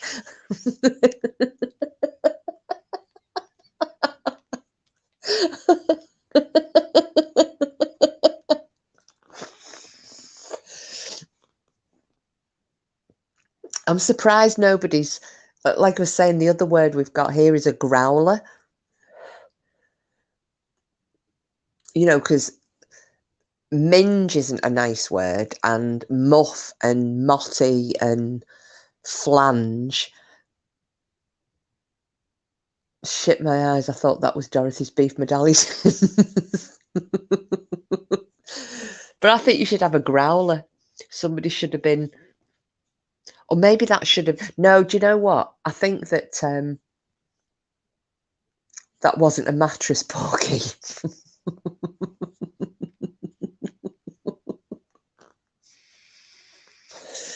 I think Bubbles is probably more likely to have a growler. What do you think?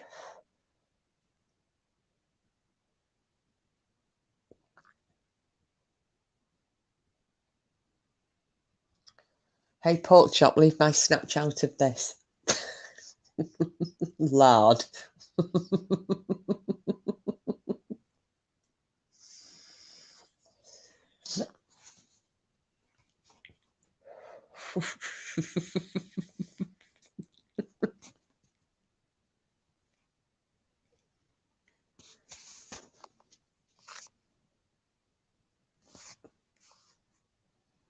Let's see what else I've missed.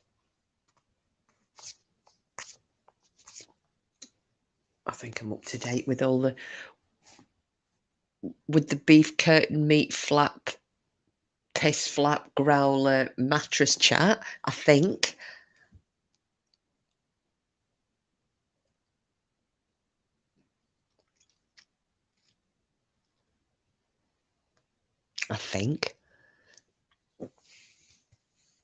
Potchop. When Dave woke the next morning, he was soon to discover by the ratch and the itch he was not Dot's first lover. Oh,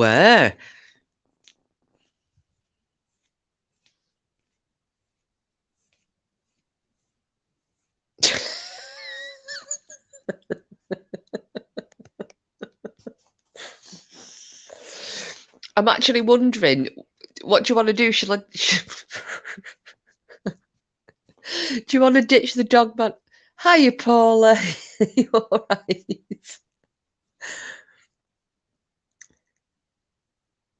Dave has me on speed dial.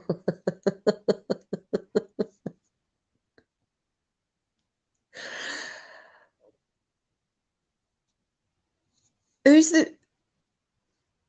Leave the snatch on the latch. Who's the meat flap one? Is that Sheila, by any chance? Or... Oh, I haven't got a clue. Do you know who I feel really sorry for? Helen Happy Thoughts, because she's listening and she's trying to write an Easter story for the kids. Her Easter story is going to be dogmen, meat flaps, snatches, people with mattresses on the backs, itches.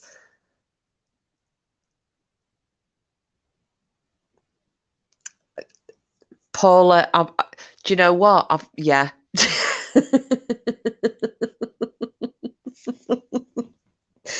Well, I was doing the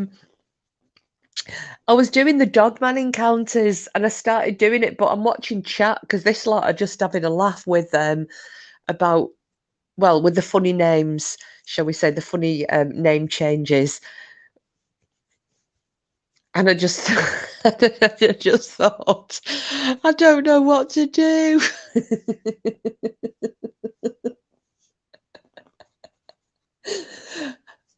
I was thinking, should I carry on or should we just go back into laughing and joking? Because I'm happy to do whatever the chat wants. If you're all finding entertainment in the growler chat, I'm happy to do that as well. It's not a problem at all.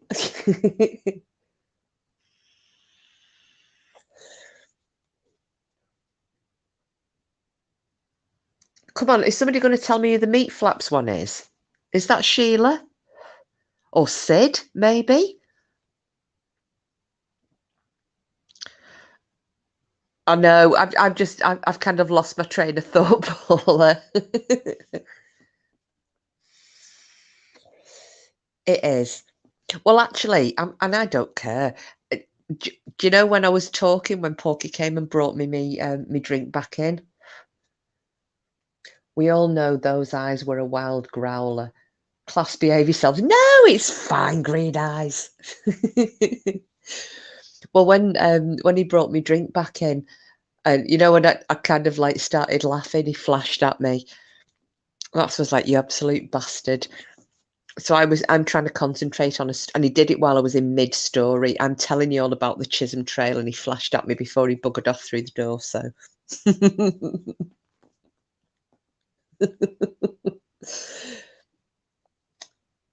We fight at dawn, no muff too tough. Oh yeah, that's oh, isn't that what the Navy SEALs say? No muff too tough. Because I always thought muff was just an English expression, but I think the Navy SEALs say that one. After yesterday, a few drinks are in order.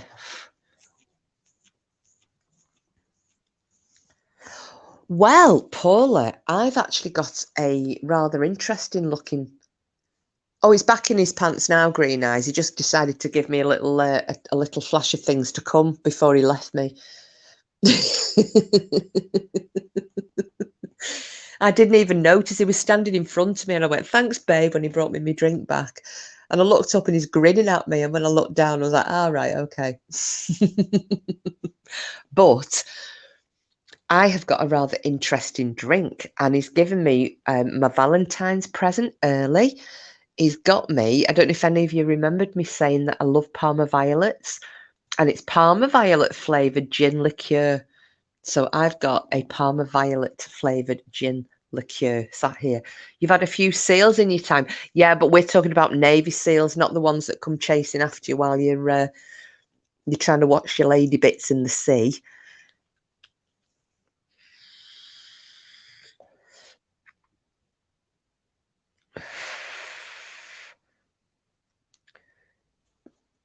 Pokeboy Puck, Snag Lady. Oh, it's snag, that's what you call sausages in Australia, isn't it? All right, Jules, lovey. No problem.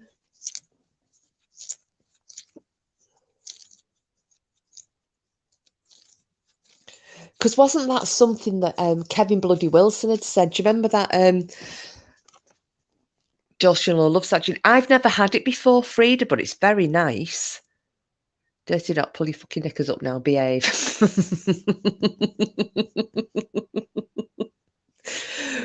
Well, do you remember Kevin Bloody Wilson? Oh, you went there. Dorothy's Beef Curtains. Yuck. He had that song, didn't he? The Super Mega Fugly. So, I think that should be about one of them. What do you think? Do you think Dot or Bubbles? She's a super mega fugly. Oh Christ, she's fucking ugly. She's a super mega fugly with the mouldy arsehole twist. But that was about they had to tie snags around her neck just to get the dogs to play with her. And that's how I found out that snags were sausages.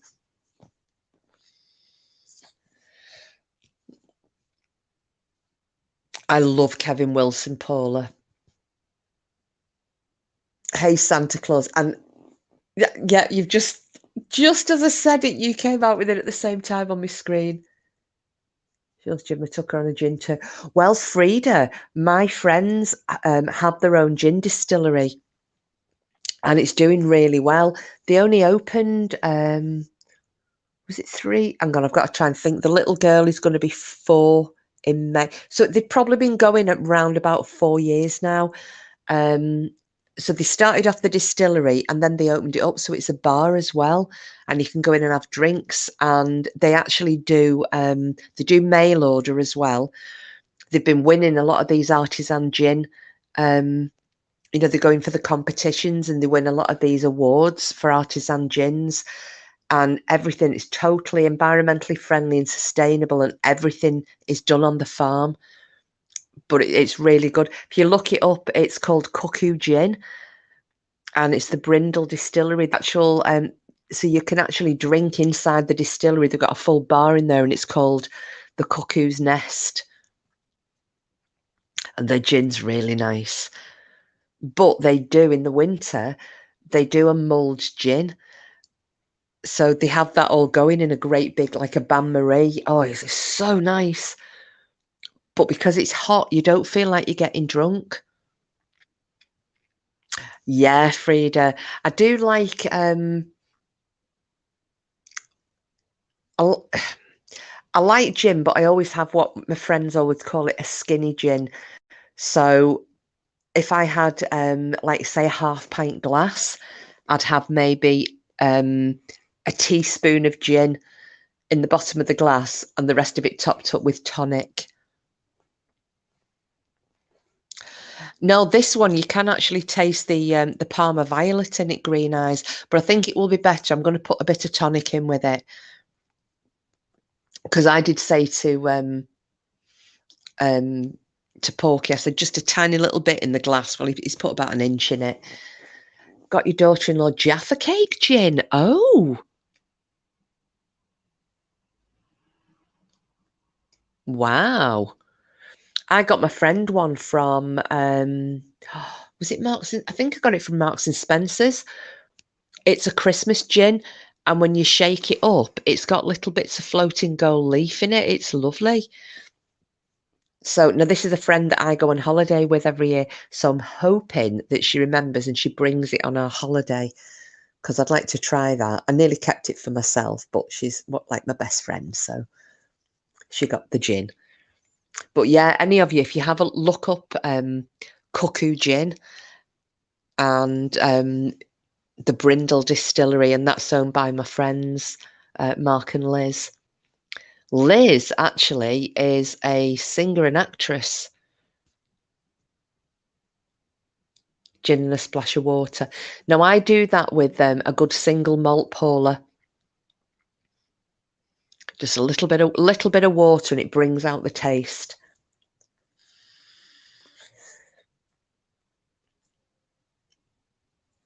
Yeah, please do, Frida, because they do mail it. I mean, they're sending bottles out all over the place.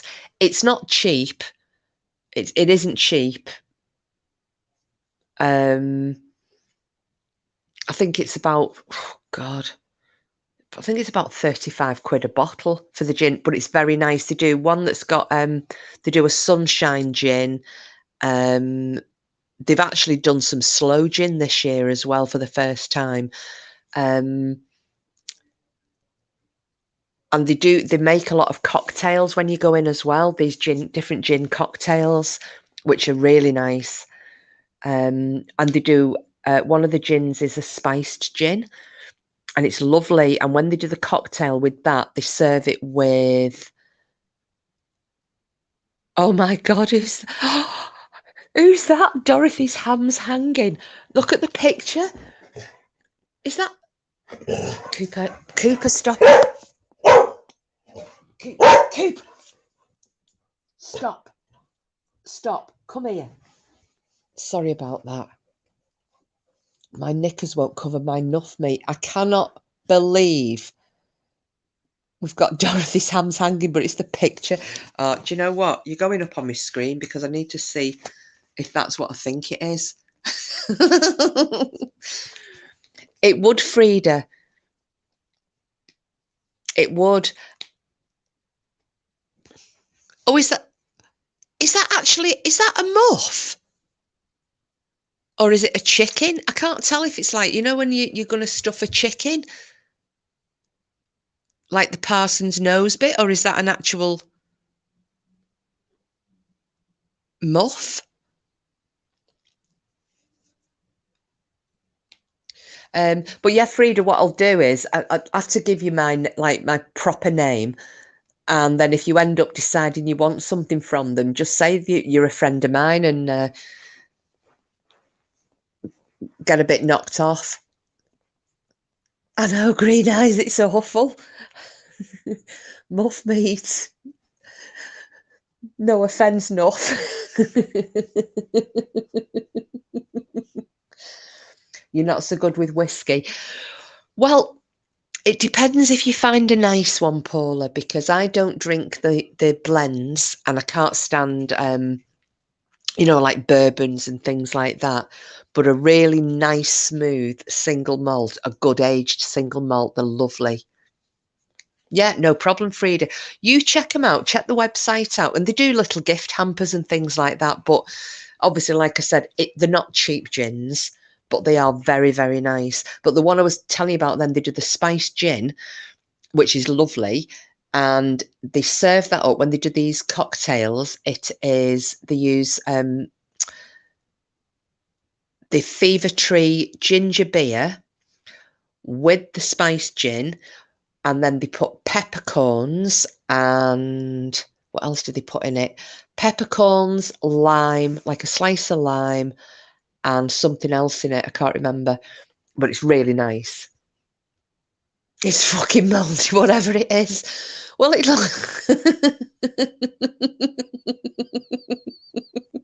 it looks like it's got growths, warts and things.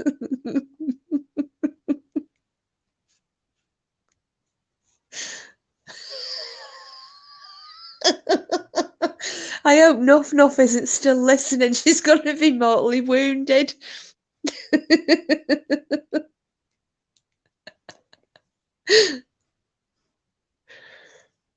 I'm just dreading. I seriously, I'm just dreading what poor Helen is going to be putting in this. Oh, she's here. She's here. I was just saying, Helen, I'm feeling really sorry for you because you're doing your Easter story. It's going to now contain dogmen, beef curtains, hanging hams, meat flaps, and Lord only knows what else. But that picture that's on my screen, I had to put it on because I'm like, is that what I think it is?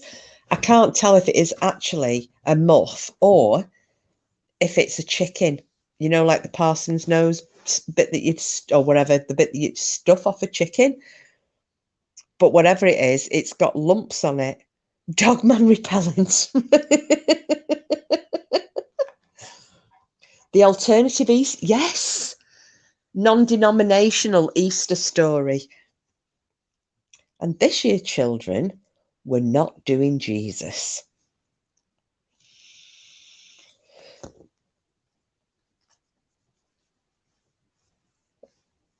Oh, Lord above. Although it does make a change. We've talked alcohol rather than food. I will get, for anybody else who's listening, I will get back to the Dogman story in a bit, but we've kind of broken off for a bit of hilarity. Yeah, let us know what it is, Helen, because I Lady Witch, what really happened to the Easter Bunny?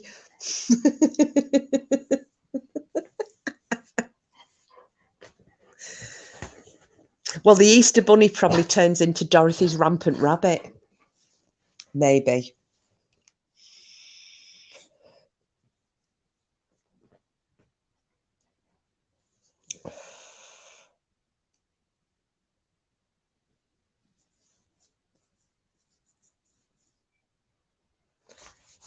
Just seeing if I've missed anything. Good God, if that is what it's meant to be, some surgery is needed. Well, that's what I thought, Helen. Right, although we don't know who you are, we think went hopping down the wrong hole and was lost forever. Yeah, hopped up the wrong hole, Lady Witch. Oh, oh.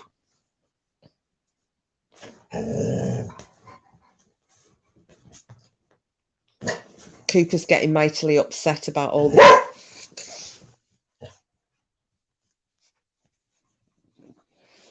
It's the lumps on it though. Right, I'm right up next to the telly now. Just trying to have a look at this. That is actually a muff, isn't it?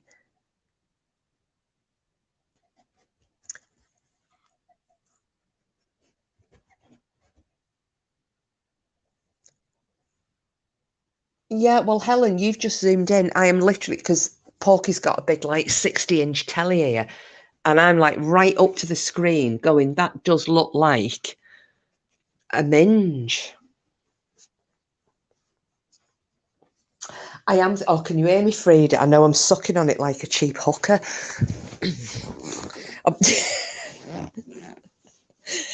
I'm sucking on my vape like Dorothy trying to raise some funds. Bubbles bike ride belly bottom. Who's been taking the piss out of me? I looked at the channel. It's bigger. It definitely looks like Dot.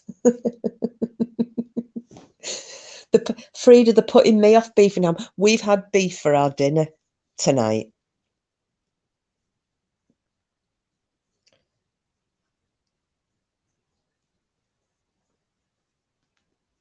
Cheap. Oh, and you'd know, would you? Cheap hookers don't suck like this, do they not?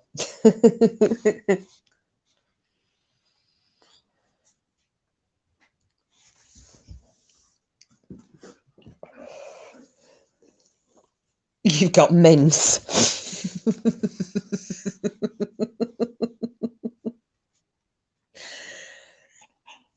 There should be a joke there with that, shouldn't there?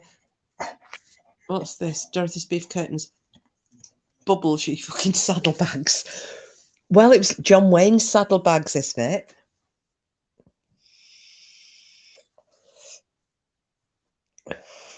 I still need to get another vape though, Frida, because I keep putting this down. And what I actually need, because I love, my favourite colour is green. And my next favourite colour is like a blue, like royal blue. And this vape is like a darkish royal blue. Well, it doesn't really stand out. So when I put it down, especially in the dark, I can't find the damn thing. And I think I need another one, but I need one in a bright colour.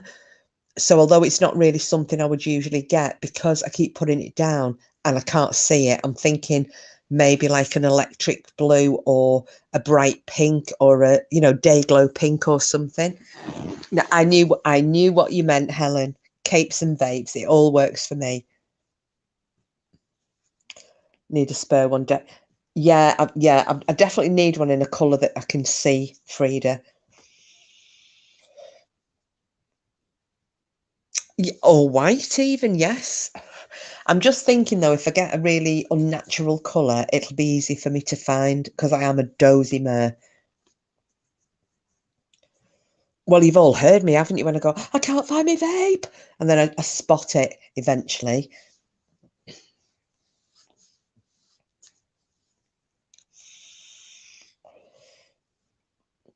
Is anybody going to come in as Dot's growler? Actually, hang on. Hang on.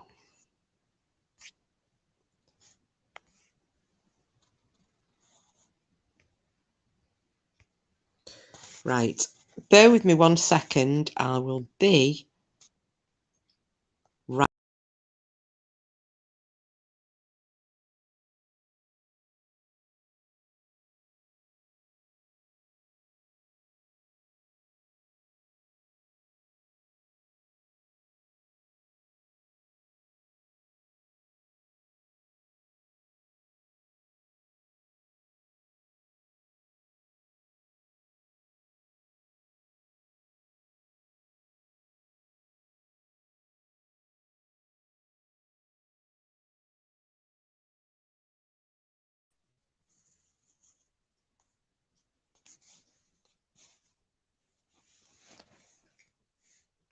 Right, I should be back now. Oh.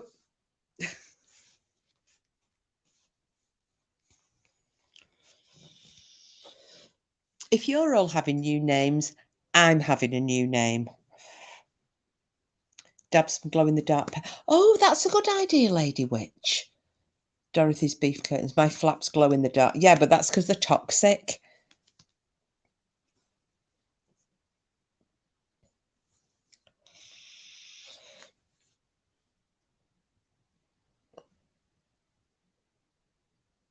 I'm quite enjoying my new name. I think it suits me. Bubbles bite ride belly bottom. Not surprised Dorothy snatches like the elephant's foot in Chernobyl.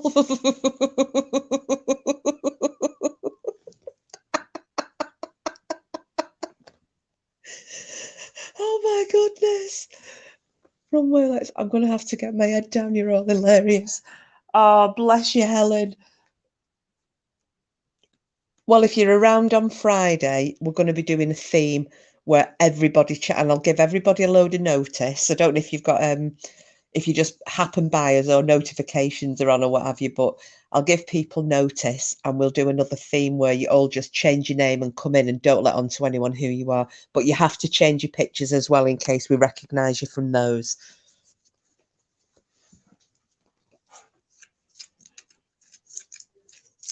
Brilliant, Helen. It'll be great fun. Especially, like I said, if you listen back to the other night, just the first like 15 minutes or so, you'll just get an idea how, God, it was so funny. Good luck with the Easter story.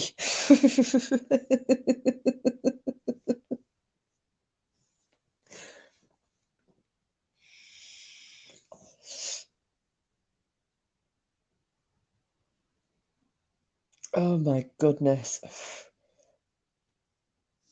Let's back to Dogmen. Are you sure? Because I don't mind if you still wanted a little bit of fun. I don't want to ruin the jokes.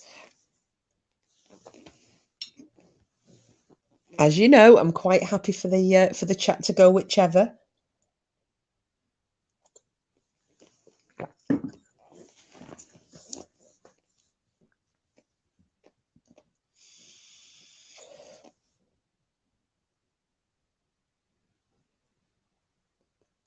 Do you know what? It's Paula, it's hard for me to keep up. I haven't got a clue who anybody is. Well, I know who one is. The only one I know is the Dorothy Beef Curtain one. That's Green Eyes. I'm presuming the others are possibly Simples and Sheila, I think.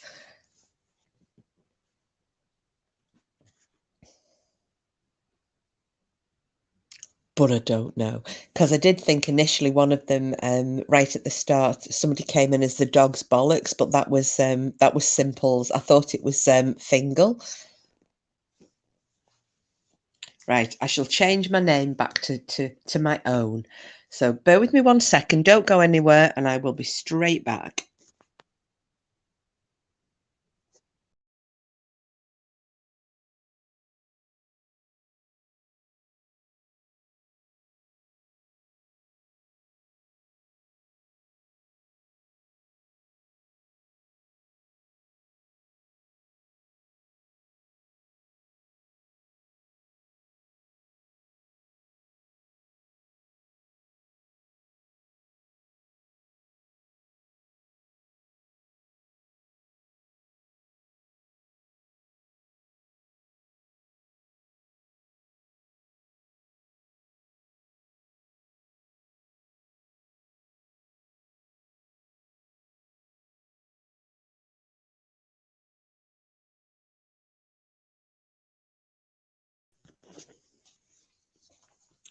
Right, I think I should be back now with another suitable name.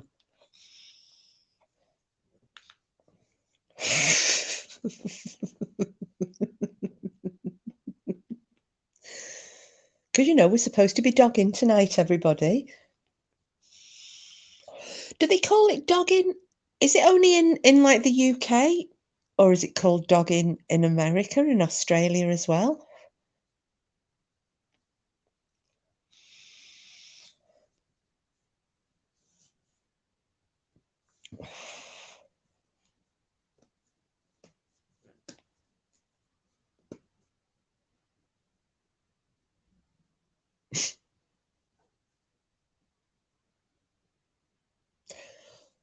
Oh, what was his? Was it Stan Collymore who got done for dogging? I can't remember now. I think it was. Yeah, I'm sure it was Stan Collymore, wasn't it?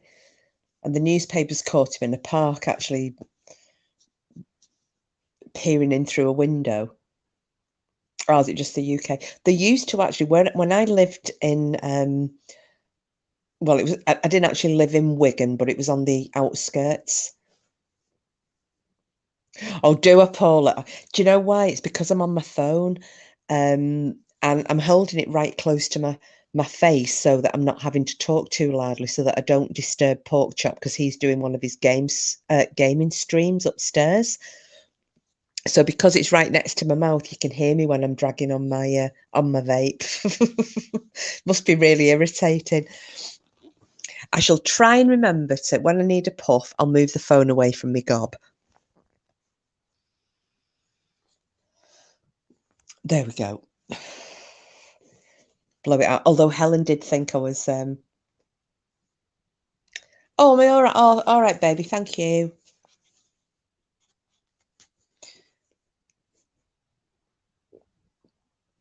Yeah, Helen thought I was smoking. She went, "Are you smoking?" I went, "No, I'm still on my vape." Hey, I'll tell you what though. Um, what's funny, hearing me sucking away.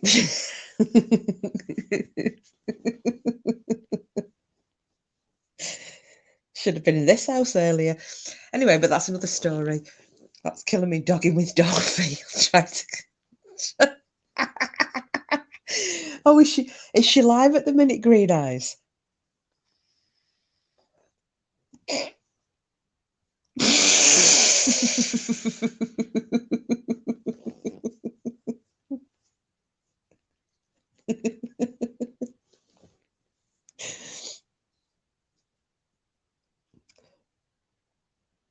Right.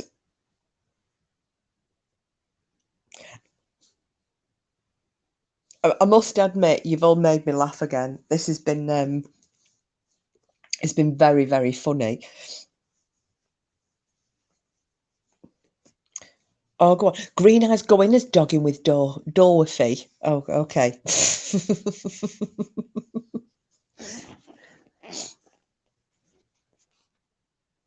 Oh, you should, oh, go in as an alien.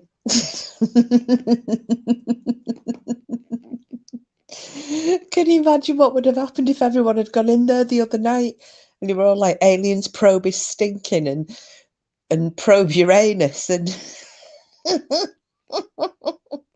you're blocked under everything. Oh, are you? She's such a coward. Such a coward. You know, it. Oh.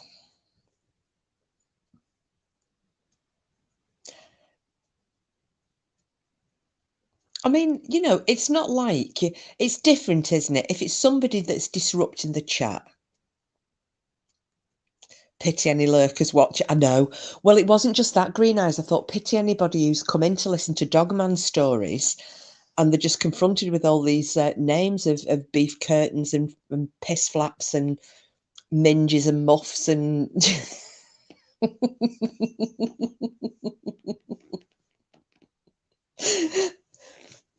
The thing is, though, I mean, I don't have, and obviously not here anyway, but I don't have another device. So, I mean, I don't know how Fingal does it with like 4 and 5 different alts going at the same time. I just, yeah, one's enough for me. It was like on Twitter, one of my friends, who's Jay Green Eyes? Do you know Jay as in Genetic Code's birthday?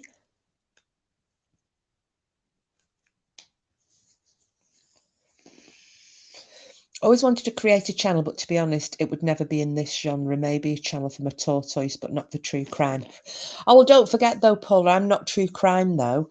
Mine's just, I like... No, Green Eyes, he said we're fine. He said we're not disturbing him at all. Yeah, I mean, I follow the true crime channels, Paula, but I don't cover it. Yeah, me too, Frida. And I would forget. I would probably oh, a family member. Oh, okay. Sorry, I thought you were thinking genetic code. There you go. Porky can't eat a thing.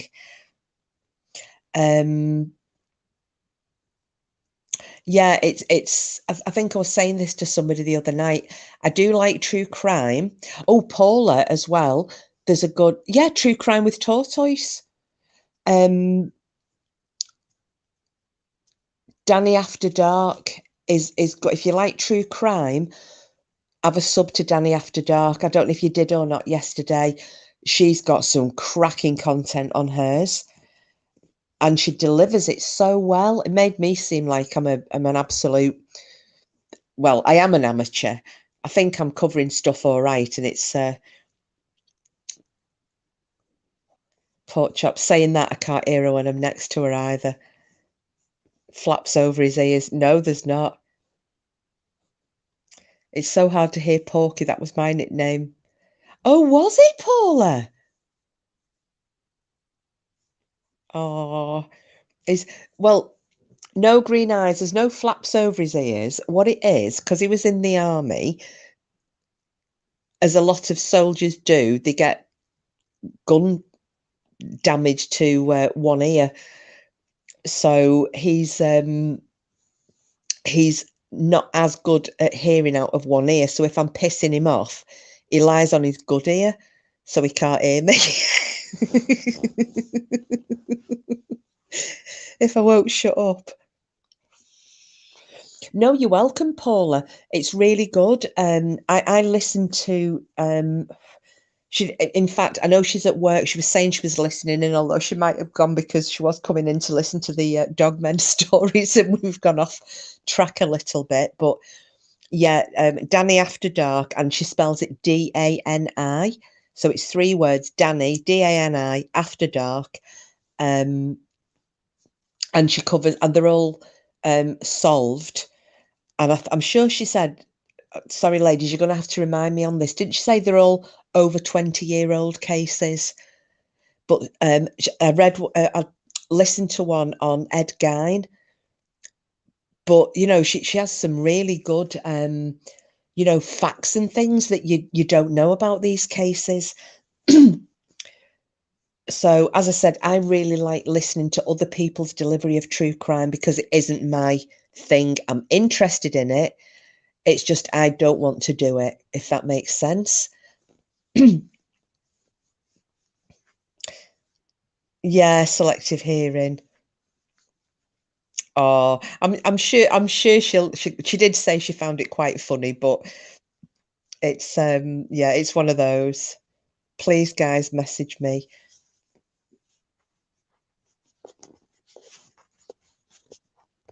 Oh, who's that for, Paula? All of us, or anyone in particular?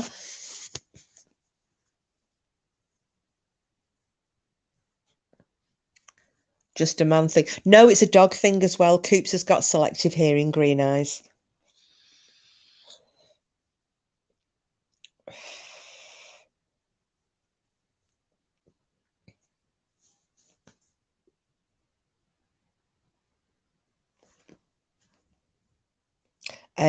Oh yeah, and the other one, Paula, is I think I don't know where Sheila's gone because Sheila's usually the link queen, isn't she?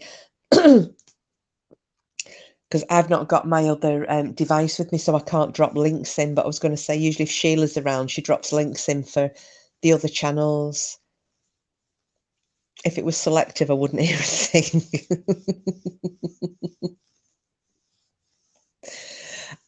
I mean, I will do, Paula. I am going to do one true crime story, and I was telling everybody about it. Well, I've mentioned it a couple of times.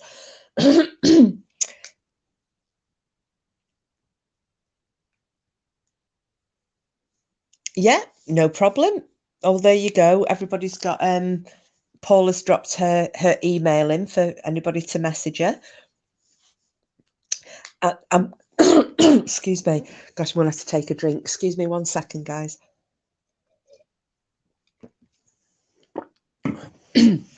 um the only true crime thing I'm gonna cover, because it, like I said, it's not my thing. I'm gonna cover the oh, Lady Witch, thank you so much, Paula. Lady Witch has just dropped Danny's link in there.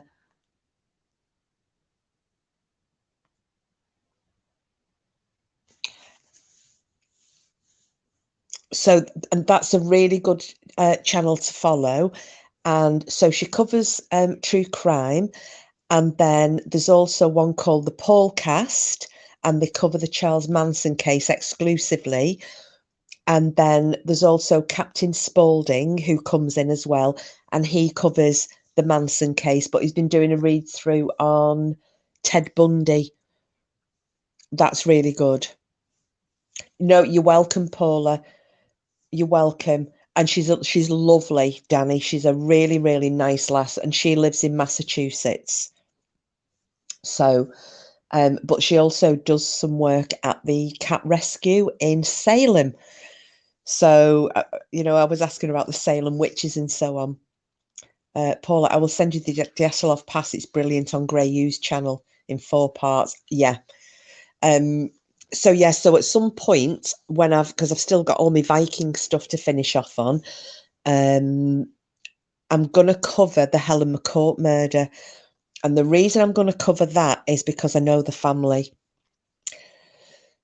So it's probably, apart from Jack the Ripper, it's probably the murder case that I know everything about, and a few bits and pieces that aren't that public.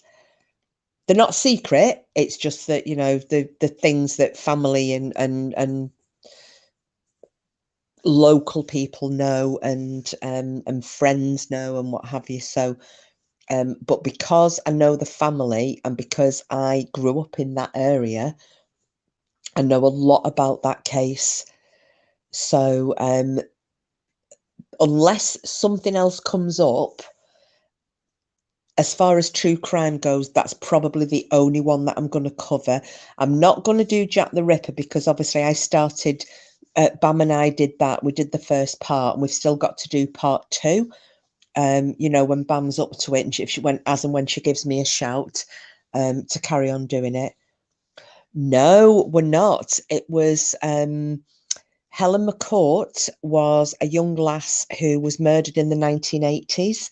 She came from a little village called Billinge, which it lies kind of in between Wigan and St Helens. And she was murdered by the landlord of the village pub.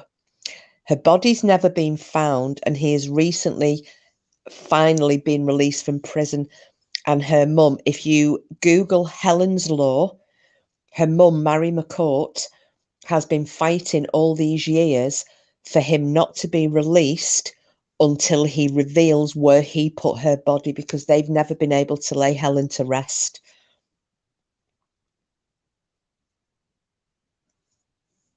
You know, so we're going on for, it's almost 40 years.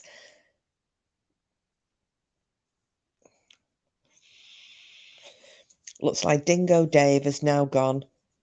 Says channel does not exist. He'll be back. He's a turd. He will not be able to stay away from here, because people like that and Shitlord and Blubber, Shamu, yeah, Mrs. Mercury, I can't believe they let the bastard out either. No, it's nothing to do with Peter Sutcliffe, Paula. It's not related at all. But as I said, that's the only one that I'm probably going to ever cover. And it's not from a true, although it is true crime, it's just purely because I know the family and I know the area. So, you know, and all the little side bits to this case and people, and, you know, I know some people who were involved in investigating the case. And because it was such a small community, I know people who were out looking for her. I know people who have assisted her mum. But yeah, the law that she has been pushing for, which is Helen's Law, and as I said, if you Google it, that's the one, Green Eyes. It was, if a murderer will not reveal where that body is, they do not get released. Well, I think as far as this one goes, well, yeah, I'll save that for when I cover it. But yeah, that's probably likely to be the only one that I will cover. I think there's enough people do true crime on here, and they do it so well. There's no point somebody being very amateurish like myself, who's not got that much of an interest in covering it, trying to make a hash out of it. I'd rather stick to the things that I know that I do better, which is you know, the history side of things, my Vikings and my you know, the War of the Roses and battles and things. Please, oh yes, sorry, Green Eyes, Dogmen, right? And me Dogmen, and obviously, as and when we've got the rest of this paranormal equipment, me and Porky going for ghosts. Right,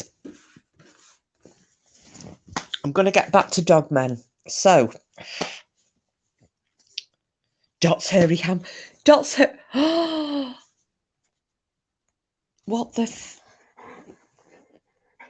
Cooper, please don't bark. Cooper, don't bark. Dot's hairy handbag.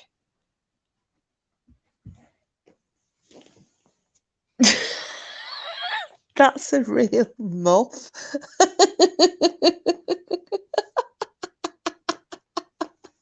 Green Eyes, look at that photo on the screen. Oh my goodness.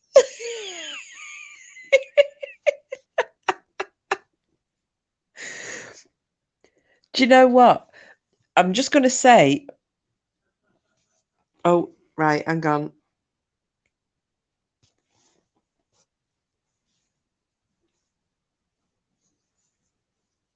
I've tried to change it.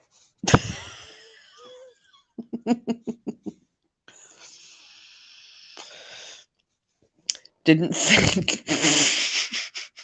Fucking hell.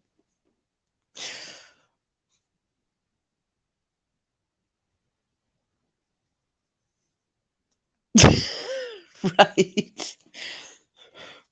I was like, what the hell is that photograph? Okie doke. Did you watch the Dyatlov Pass? I thought it was brilliant. I love Dyatlov Pass. That's a real yeah, well, that's why I put it on the thingy, Frida, so that I could see it, but then I wished I hadn't. So thanks for the heads up there, Green Eyes. Right. Let's get back. Do you know, Sheila, I've got no idea. I thought it was you.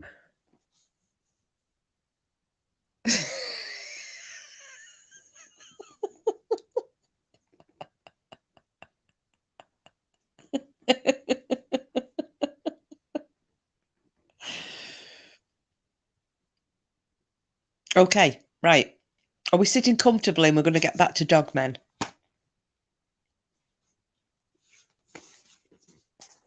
I'm wondering whether I need to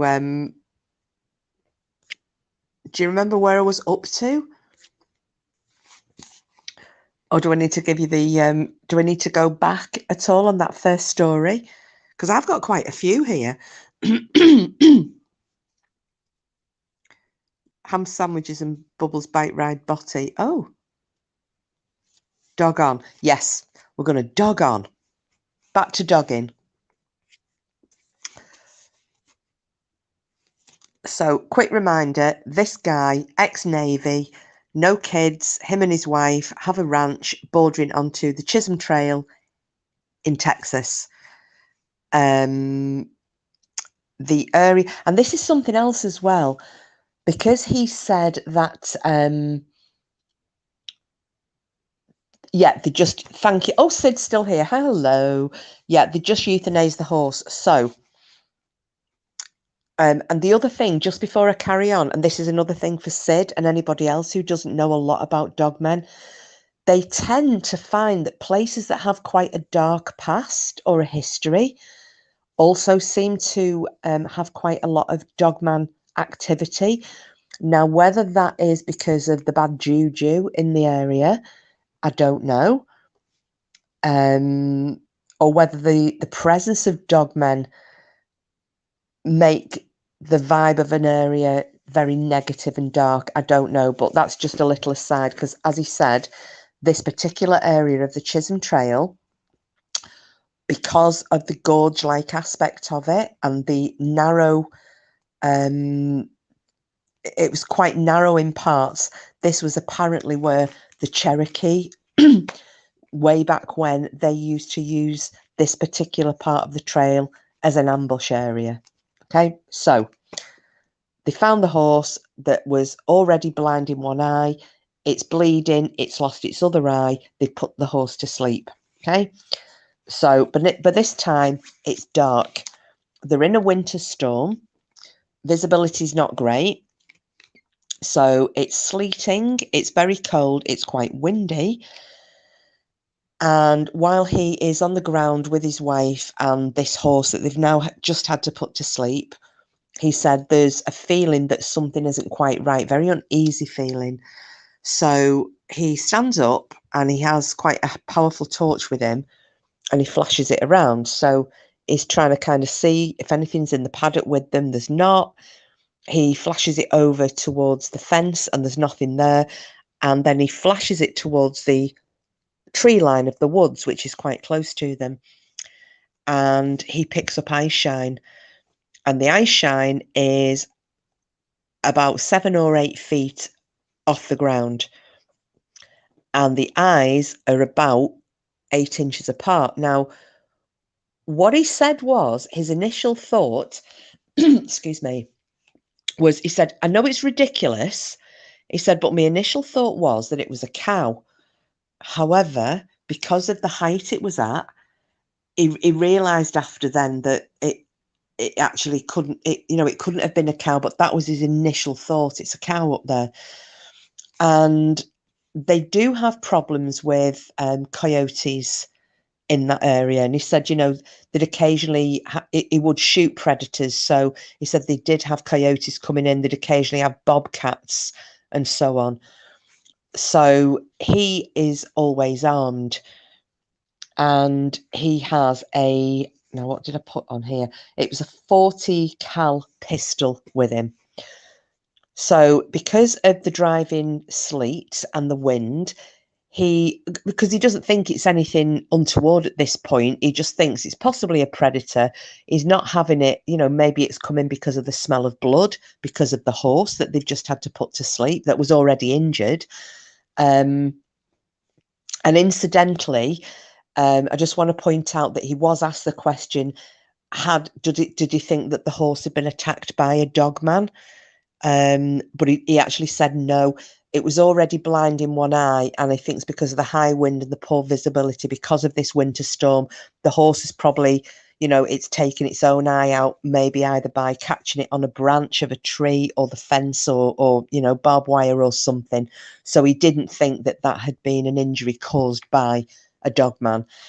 Just thought I'd let you know that little bit. So he crosses and he starts walking towards the tree line.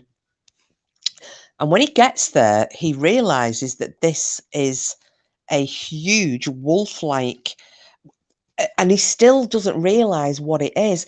He just thinks that it is a massive coyote because of the way it's standing. Because in the meantime, from him picking the eye shine up and then getting closer to the wood line, the tree line, this thing, which must have been standing on its hind legs when the torchlight picked up its eyes, has now gone back onto all fours.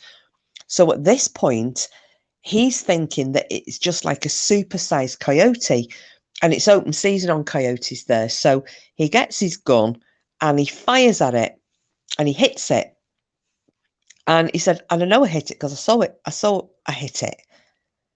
And he said, other than it kind of turning round to look at him, it didn't really react much, apart from it then stood again back up onto its hind legs, and he's like looking up as this thing is standing on its hind legs.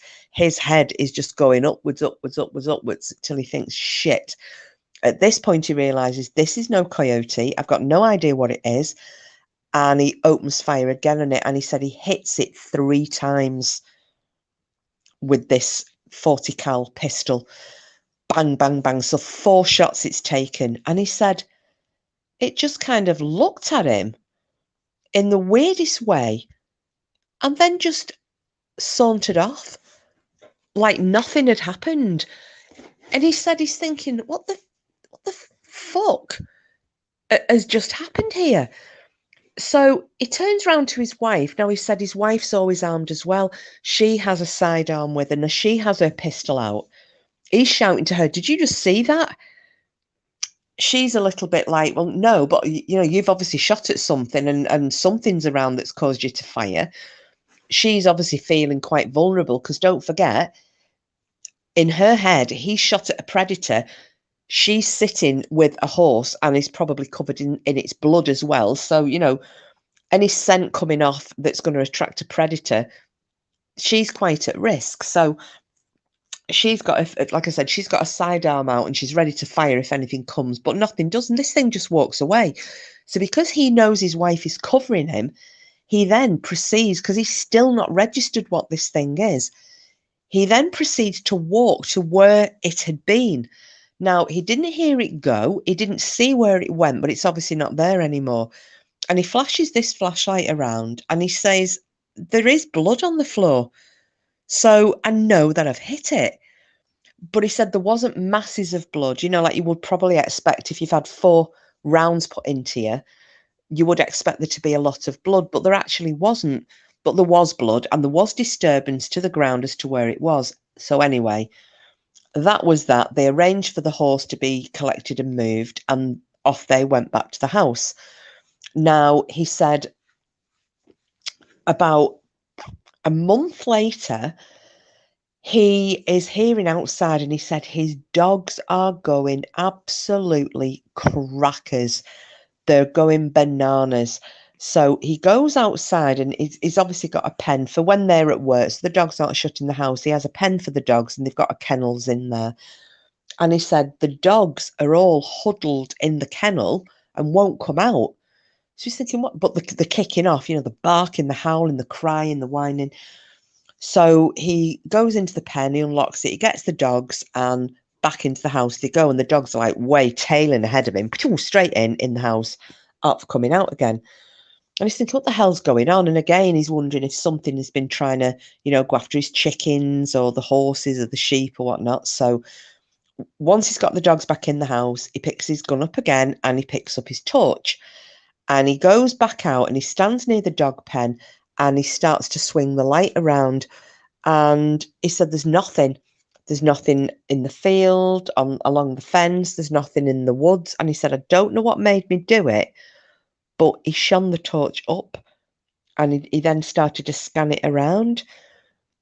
And he said, it picks up eye shine yet again, only this time they're up in a tree.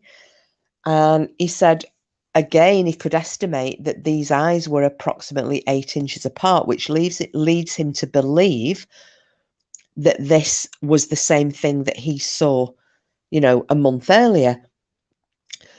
So he gets his gun and he gets ready to aim at it. But at this point then, the eye shine has gone.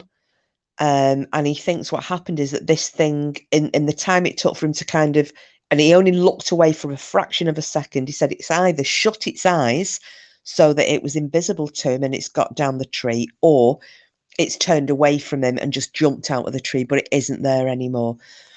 Now, he said, following on from this, they then started to experience, he said there were weird things, like things in the house getting moved, things going missing.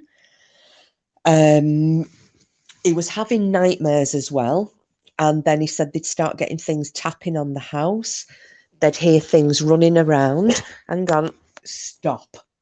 Cooper, stop. Stop it. Good boy. They'd hear things running around outside.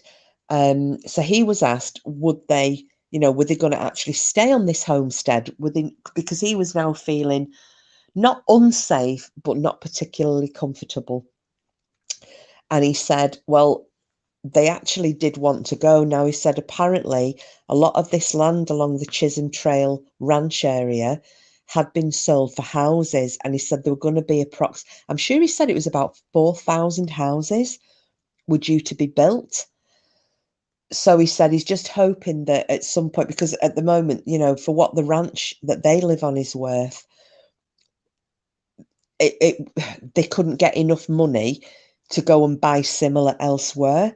So he said their only option is to stay where they are until potentially their land is worth a lot more, because obviously if they want to build more houses in that area, then a developer may want to offer them, a decent wodge of money for their property, which will then enable them to move somewhere else and buy something of a similar size, and location. Now, he was also saying just before he finished the story that one of his, I think it was his neighbouring property or the adjoining property to his, they'd started losing cattle. And I think in the month prior to him telling this story, there'd been a couple of cattle killed and partially eaten on the neighbour's property. So he said there definitely is something going on. He doesn't know if it's just one dog man. He doesn't know if it's a pack of them. Or if it's, maybe two with separate territories, he's not sure. But so that's that particular story on the Chisholm Trail. Now, the one I've got for Green Eyes, are you ready for the Australia one? And this one made the newspapers. So this guy he goes out fishing quite a lot, and he goes out fishing on a kayak. So he goes down, the rivers, lakes and what have you in Australia. And he said on this particular day, yes, I know, Green Eyes, buckle up because it's coming. So this particular day, he has been fishing. It's a nice, pleasant day. There's nobody else around. He's on his kayak and he's just, he's got his fishing line out and he is just paddling along. And he said, as he, he's doing a little bit of floating, and then he'll cast his line out and he'll reel it in, and then he'll paddle on a little bit further, and then he'll do it again, cast out, and he'll drag the line along with him. And the fish aren't really biting, but he's not that bothered because he's having quite a nice time. And then he notices that everything has gone quite quiet. He suddenly he hadn't noticed when it happened, but he became aware that everything had gone quiet. There was no noise of birds, and and anybody who's been to Australia and gone to the outback and what have you do. There's a lot of wildlife, and you do hear quite a lot, like you do in any, when you're outdoors, when you're in a rural location, I presume anywhere in the world. But all of this suddenly stopped. So he can't, like I said, he suddenly became aware there was no noise.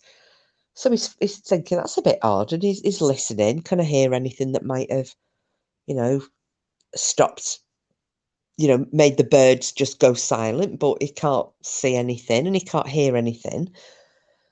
So he starts to paddle because he's feeling a little uneasy. So he starts to paddle.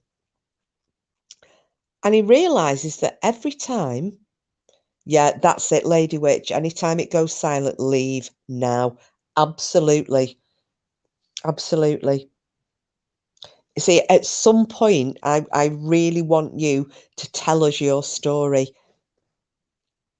because I really, really, really want to hear it. Now, whether you email it to me and I tell it for you, or you type it out, or you come on panel, but I really want, because I want to hear Raven's Bigfoot one as well. Dogmen in Australia are guys who work with lifting gear. Bit hard to Google. No, do you know what? I've heard that before. I didn't know it was in Australia though. But I had heard about dogmen being guys working on equipment. I didn't know it was lifting gear though. I thought it was like some form of heavy machinery, but I had heard that. So everything's quiet, and as he's paddling, and he's only going slowly, so paddle on one side, splosh, paddle on the other side, splosh.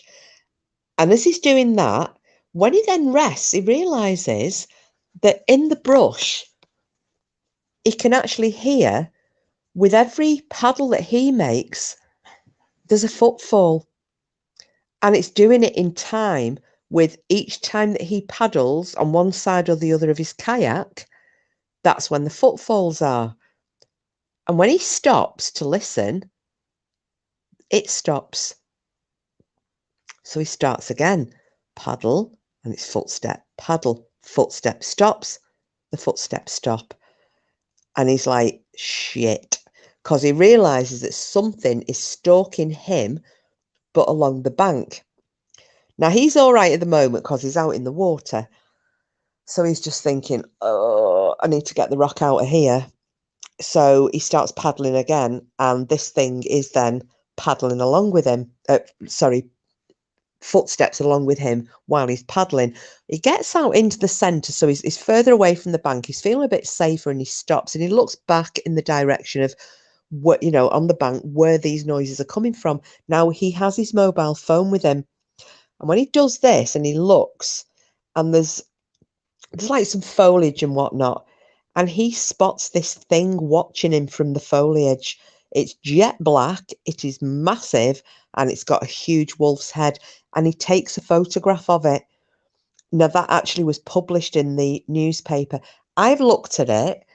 I'll admit, I can't tell what you can see. There's something there, but I can't tell what it is. Now, whether it's a case of what do they call it? Pareidolia, where you see what you want to see. I don't know whether it's a case of that. You've not. Oh, green eyes. Do you think it's a bird or something? Or a little creature? It might be a spider wearing Doc Martens.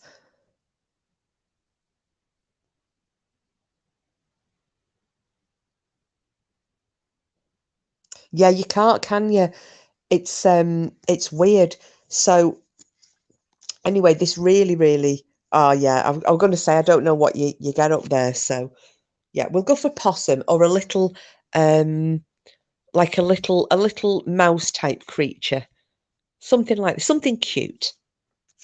It won't be a Dogman, you're fine. So anyway, he didn't go back. This scared him that much. He didn't go back out for a long time. Yeah, a drop bear. Yeah, that's right, Lady Witch.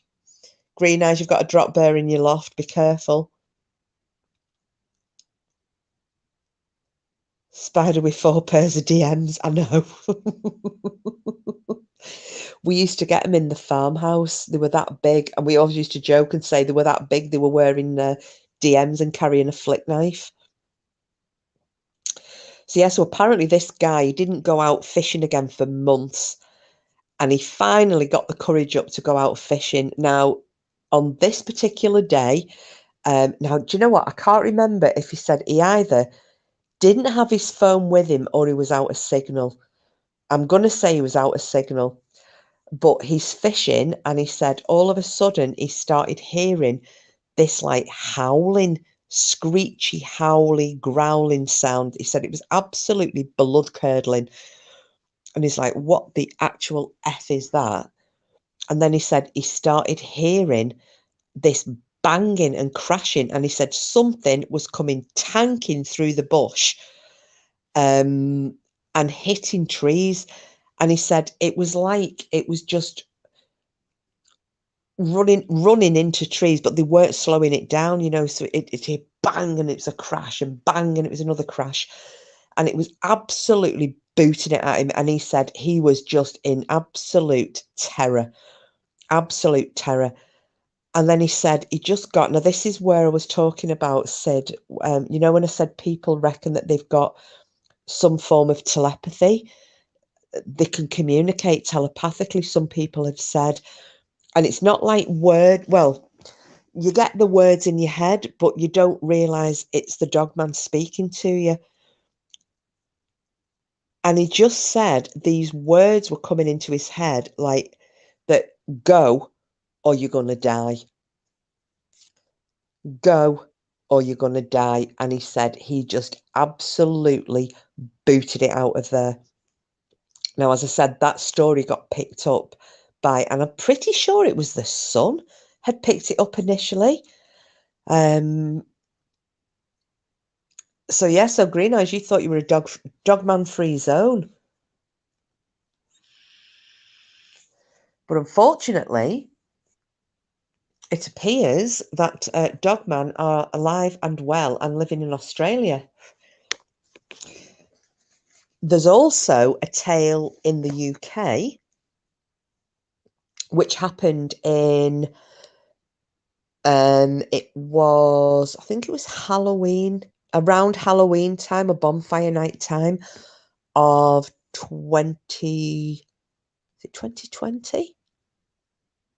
Just got to think now. I've got to get me. Yes, it would have been 2020. So it was the first year of lockdown. So it was around about that time. And this is not far from where I live. Now, there was a couple of lads had gone out rabbiting. One lad was a local lad. The other lad was, yeah, Green Eyes, you be careful. But you've also got the tales of the Yowies over there, haven't you, as well? So you never know. Now, this one happened in not far from Bolton in Lancashire. Two fellas had gone out of an evening and I watched the interview with these two guys. They went out of an evening to do some rabbiting, and they had air rifles with them. And they went out to, there's quite a remote area that's just up onto the moors on the outskirts of Bolton, and that's where they went to this particular night. Now, one of these lads is a local lad. The other fella comes originally from the Midlands. He's ex-forces. What the fuck is a Yowie? Only Yowie now. Yowie is it's the Australian version of Bigfoot, Green Eyes. And there are quite a lot of sightings of them. They actually had that team who used to do Finding Bigfoot, although I think they're a bit, yeah, they're a little bit extra. But they went out to investigate the Yowie. But yeah, been quite a lot of sightings. So yeah, so one of these fellas is ex-forces. He's not easily rattled. And they take their air rifles out and they go out quite late one evening. Well, it's quite late at night. It's probably about 10, 11 o'clock at night. And they go out to do some rabbiting. And they park the car up on quite a deserted road near the moors. They then have to walk across. I mean, they've got torch, they've got the head torches on and what have you. They have to kind of jump a fence, like a gate and a fence, tramp across this track over a field. They then come across another fence and then they'll go into this woodland. So as they are, and this just reminded me so much of like American Werewolf in London and Dog Soldiers. As they approach, so they've come over the gate where they've parked the car on the road. They've skipped a gate. They've then crossed the field. They've come to the next fence that they just have to jump over, and this fence is bordering right on the woodlands. So they then hop this next fence. They're now just into the woodlands, probably 2 feet into the woodlands, and one of them looks down and goes, "What the fuck is that?" And on the floor there is now bear in mind this is end of October, beginning of November, and at that time it was actually very, very cold here, that 2020, so there was quite a lot of ice around, very low temperatures. And the young lad who was the local lad looked down and went, "What the fuck is that?" So his mate, who was the ex-squaddy, he turns and he puts his head torch on it, and there is a sheep carcass on the floor. Now, it's been ripped open. There is wool everywhere. There are no entrails left in it, which you would expect with an open gut, and it's still steaming. So, and obviously because it was so cold, they could tell this. So this is freshly killed. There's hardly any blood there. Now, when I first heard this story, I was thinking, my first thought was badger. And I know people are going to laugh at me, but badgers will go in at the stomach to get the entrails out.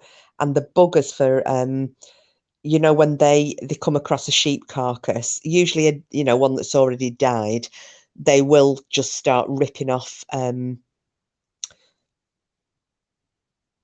the wool, and scattering it around. So you'll sometimes see wool scattered over, like a 10, 15-foot area around a carcass if a badger's got near it. However, this thing is freshly killed, and they're like, shit. So, oh, sorry, Simples. Don Wells has been charged with DUI and is in prison. Oh, really? He's another wrong 'un as well, isn't he? So they're looking at this carcass. They're looking at the fact that it's, its entrails and everything are missing. And when they look even closer, they see that actually the rib cage, it's not just been bitten into and, they've eaten its insides out. It looks like the rib cage has actually been pulled apart and snapped open. That's taken a hell of a lot of force to do that. I mean, 2 grown men, one holding each side of the rib cage, would probably struggle to do that. So they're still not sure, and that little snippet about the rib cage being forced open, that hasn't really sunk in with them. However, they're then thinking, what the hell could have done this? And they're laughing a bit, and they start scanning the torches around. And as they do, they then pick up, not that far away from them, crouched in the trees, is this pair of glowing amber eyes. And again, higher than they would be for a dog. They are a distance apart, 6 to 8 inches apart, just looking at them from the undergrowth. And they're like, shit. So they start to back away. and they get back over this gate, and then they start back across the field, and they can hear this thing coming. It's not after them. It's not like it's come over it's kind of coming around them. So they get back to the, they manage to get across the field. They get over the last fence. They get back in the car, and they are kind of laughing and joking with each other, scaring each other, and what do you think that was and what have you. And then one of them gets the internet up on his phone, and he has, oh, sorry, I've missed a little bit. It growls at them. It makes this horrible growling, howly noise, and they're like, the fuck is that? But they scuttered across the field, over the fence, into the car, get in the car, drive on a bit, and then they kind of stop the car to gather the cells, and they're laughing and joking and talking about nearly shitting themselves. And then one of them, I don't know which one it was, gets on the internet on the phone, and they're looking up these, the sounds, what could have made that sound in the UK, and there's nothing. And then they just happen to do searches about unexplained growls and sounds, and they find a sound, and it's a sound of like a werewolf sound that somebody's uploaded. And they said that's what it sounded like. And it sounds like these sounds of that have been made by dogmen that some people claim to have caught in America. So that was it. And then they've obviously told their story. They have been back out to the site again in broad daylight, and they've taken some investigators with them. They have found other kills. They have found some footprints that do look rather suspect, but they haven't seen it again. I don't think they've actually been out there to rabbit at night to that location. I don't blame them, because I wouldn't, absolutely wouldn't. So that's the one that I've got from in England. There was another one that's in Hatfield, but unfortunately I didn't have time to get the details of that. But I am going to do some more Dogman stories, so that'll be one that I'll do another time. Now, there is another story. Oh, I'm just wondering how far I'm going to get on the charge on this phone. There's another story that was up in Canada, and this is two serving police officers. And they decide to go hike, they decide to go for a hike this particular day. They used to hike quite a lot. Now, they were outdoorsmen to a certain degree. I think one of them was a hunter, the other one wasn't. They would, occasionally, if they were both off at the same time, they'd go for days out, leave the wives at home, tootle off, get up into the mountains, do some trail walking, take some photographs and whatnot. Now, this particular day, it's a lovely day. It's back end of the summer, coming into the autumn, and they go up into the mountains, they park the car up, and they head off up this trail. Now, they're walking at different speeds. So you've got one of these police officers, he's a yomper, and he's like right off, and he's wanting to get to the head of this trail before a certain time of the day. This other police officer, he's a bit slower, but he's also wanted to take some photographs, because there are some quite nice vantage points along this trail, and they're very high up, but they can see right down the mountains into the, going into the valleys. There's some beautiful views looking down towards the river and so on. And that's what he decides. So he's not that bothered, and he says to his mate, well, you crack on, get up to the top of the trail, and if I'm not right behind you, just turn around and come back to me, because I'll just be, kicking my heels and taking some photographs of the scenery. So his mate, off he goes, speed of light, yomp, yomp, yomp, and he's heading off up this trail. This guy, in the meantime, is picking out spots. He's taking photographs through the trees. He then, as he comes up this trail, he comes to this bit where the trees open out. So on the left-hand side of him, as he's heading upwards, on the left-hand side, The trail drops away, and they're, a good couple of 100 feet up, and there is an open valley below that they can see, so it's this beautiful meadow, and it's very open, and there are trees on either side, but I would say this meadow probably is maybe in the region of 50 acres or so in size. So he's looking down over this meadow, and he spots in the middle of it, he sees that he's like, what the hell is that? And he's looking, and he sees there are actually two wolves, and they look, and they're probably about in the centre-ish of this meadow.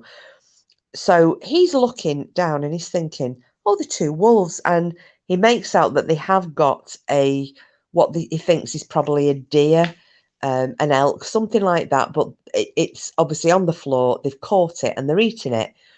So he's just fascinated watching them. And he gets his camera, and he's having a look, and they're a little bit too far away for him to get a very clean photograph. So he doesn't bother. But he's just thinking, I'll just stand here, watching a bit of wildlife. I didn't realise that there were wolves in this area. You don't see them very often. And he's thinking that these are, probably timber wolves because of the area that they're in. And because he can tell that they're actually a decent size of a wolf. And he said, all of a sudden, one of these, now they both got the backs to him.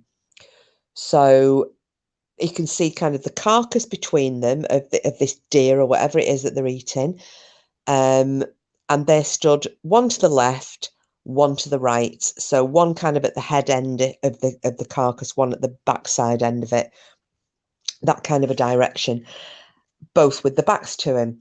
So he can see their ears, he can see the tails, he can see the backs.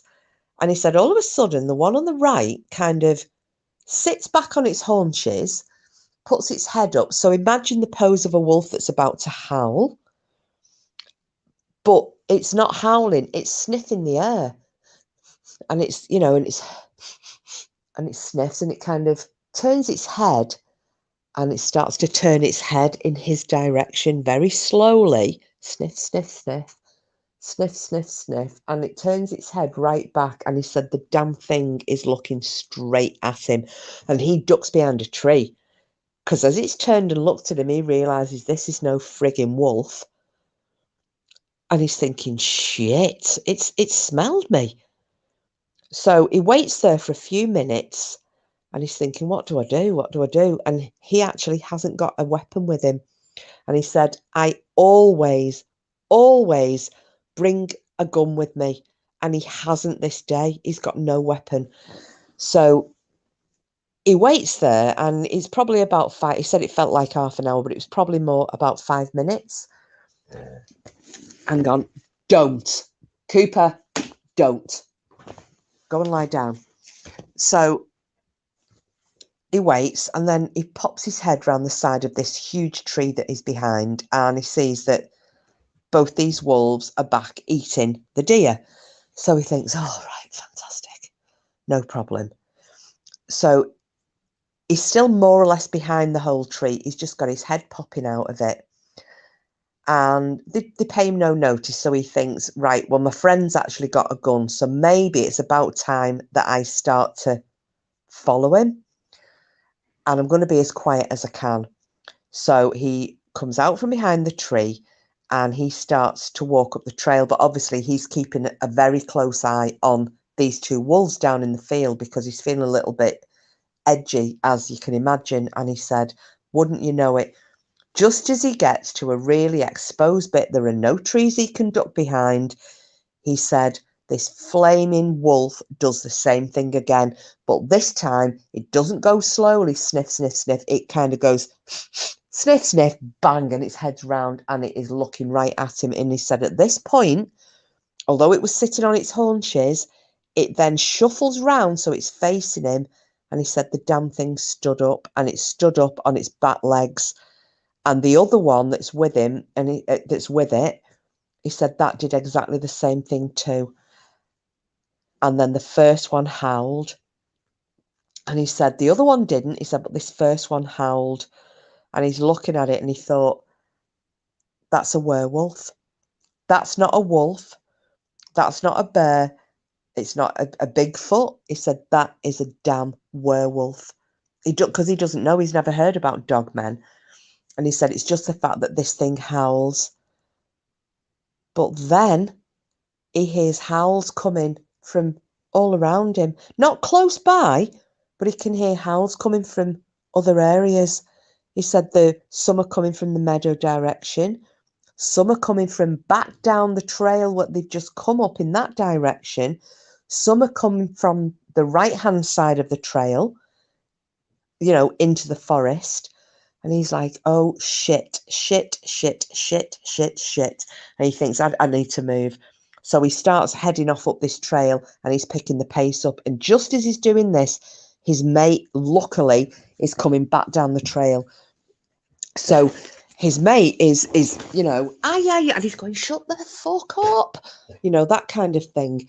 His mate's going, what's up? And he kind of grabs his mate, drags him behind the nearest tree, and he's trying to say to him that there's something that is looking at me from this field. Did you hear the howling? Well, for some reason, his friend hadn't heard the howling. I don't know why, but he hadn't heard it. So he's trying to say to him, there's something down in that. He said, you need to have a look at this. I do not know what this is. He said, I want you to tell me what you think it is. Okay? You tell me. So his mate goes, yeah, no problem. I can do that. Very calmly. And they look round from the side of the tree, and his mate sees this big wolf-looking thing standing on its back legs, ripped as shit, with muscles like Arnold Schwarzenegger, with these massive thighs, ripped pectorals, and these arms. And the arms are hanging like way past its waist, far longer than, normal dog paws would be. It's not a bear. They can see that. His friend has also got like binoculars with him. So he looks through the binoculars, and this guy said he saw the colour drained from his friend's face. And his friend immediately gets out his gun and he takes the safety off it. And he said, we need to move, and we need to move now.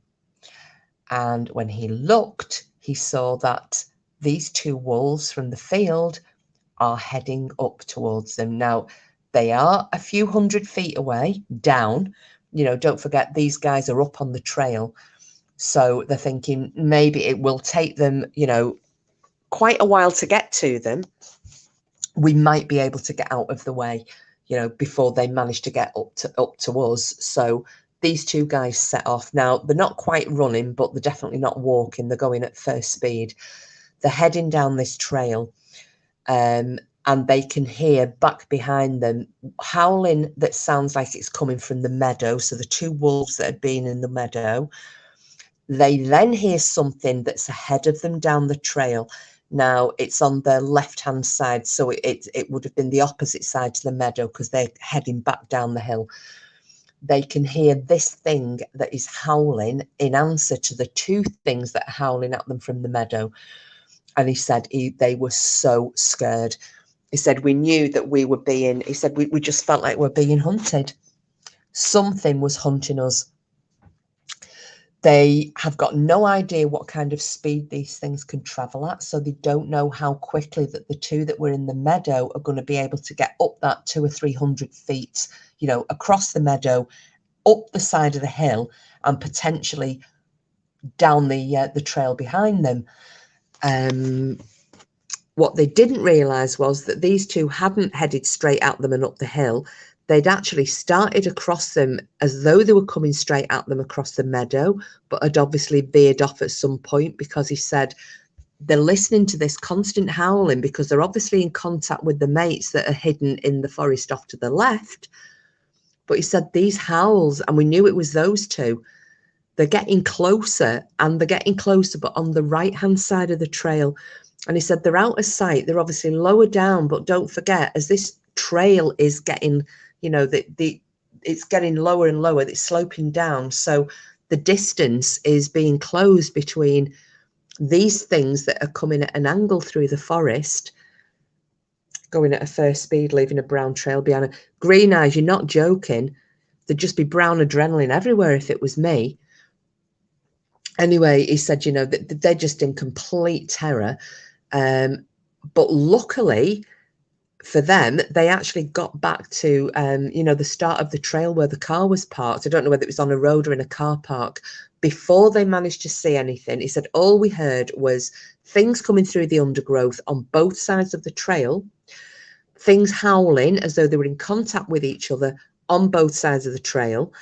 But they didn't actually see anything again. They managed to get into the car. He said, we didn't even speak. He said, we literally booted it out of there. And what he said was quite distressing was the fact that neither of them, he said, we just couldn't speak. We couldn't speak, he said, because neither of us could believe what we'd just seen. He said, and don't forget, we're police officers.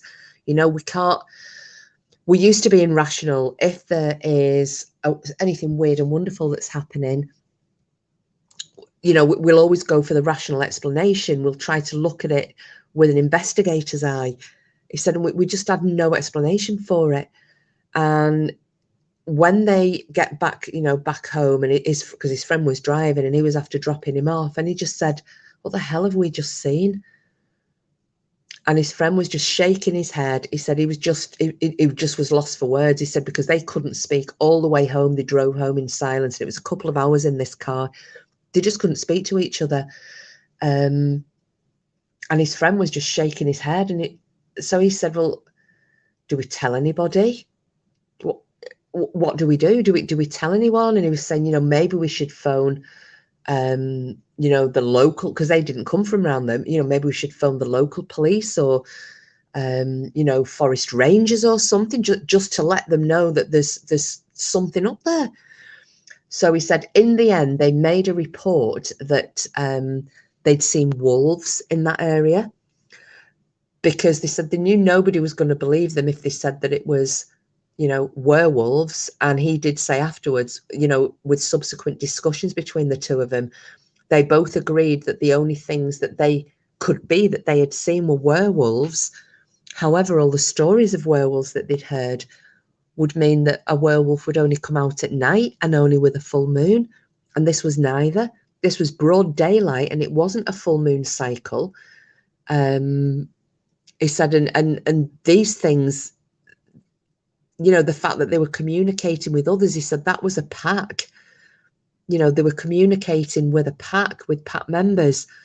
He said, like normal wolves would have done. He said, but, you know, he said, I know there aren't any wolves in that area. There are bears, but there definitely aren't wolves.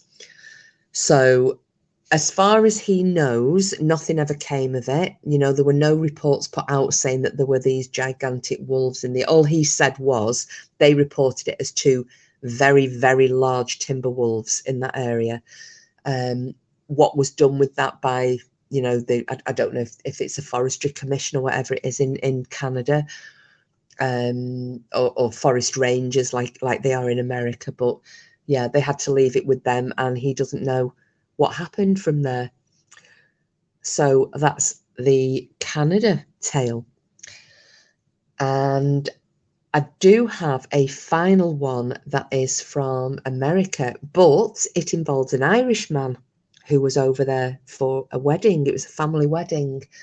But before I start with that one, does anybody want to talk about those tales that we've had so far? Or anything you want to ask or just discuss?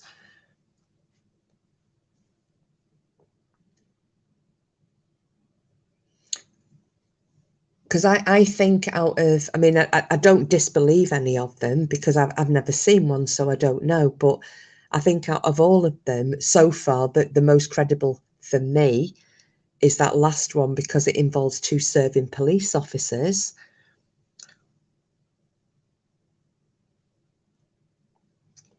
Where the legend comes from being a full moon for werewolves. Do you know what? I don't know, Green Eyes. I really don't know. Now, whether that was something that maybe, you know, if people were believing that they were devils or demons or something.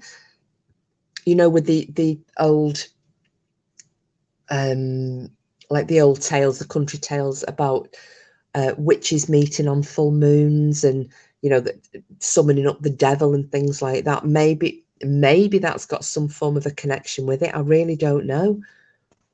I really don't know. I mean, I think the night thing, because didn't they reckon it was people who were suffering from, oh God, what was it called? The illness. Is it porphyria?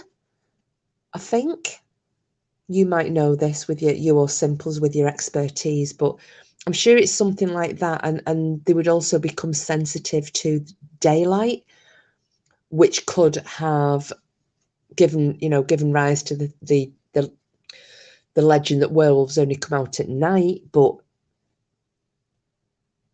oh, thank you. The thing is, I mean, Porky will tell you with this, because he was looking at me, I think, strangely, because I've got no notes. I'm just having to try and remember these. So I may have that Australian one, Green Eyes.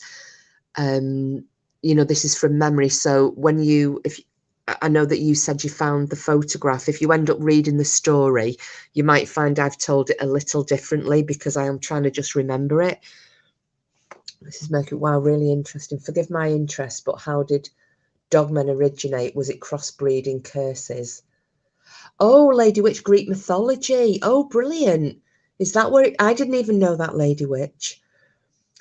Mrs. Mercury, I don't know. There's a lot of theories about what dogmen are. I mean, I've heard some tales where they reckon that it's related to the skinwalkers, and they are skinwalkers who get trapped in the body of the wolf and are never able to go back to the human form again. You know, a bit like, have you ever watched any of the Underworld films? Because I mean, one of those with the lycans in that, which are the kind of werewolves. The original, the very first of these lycans, they were stuck in wolf form and were never able to regain human form. So they were just stuck as wolves for you know, forever. Oh, was that all right, Green? Oh, thank you. I wasn't sure. Because obviously I came to Porky's and I'd left my damn book at home, hadn't I? So, and I've only got my phone. I'm just working off it. Thank you. I'm glad I got that all right. But yes, so there are some theories that maybe it was connected to skinwalkers. I really don't know. When they howl, they're calling for the sun to return. Oh, is it? Oh, is that right? Just so that they want to return back to human form, Lady Witch. See, I'm learning something here as well. Every day's a school day.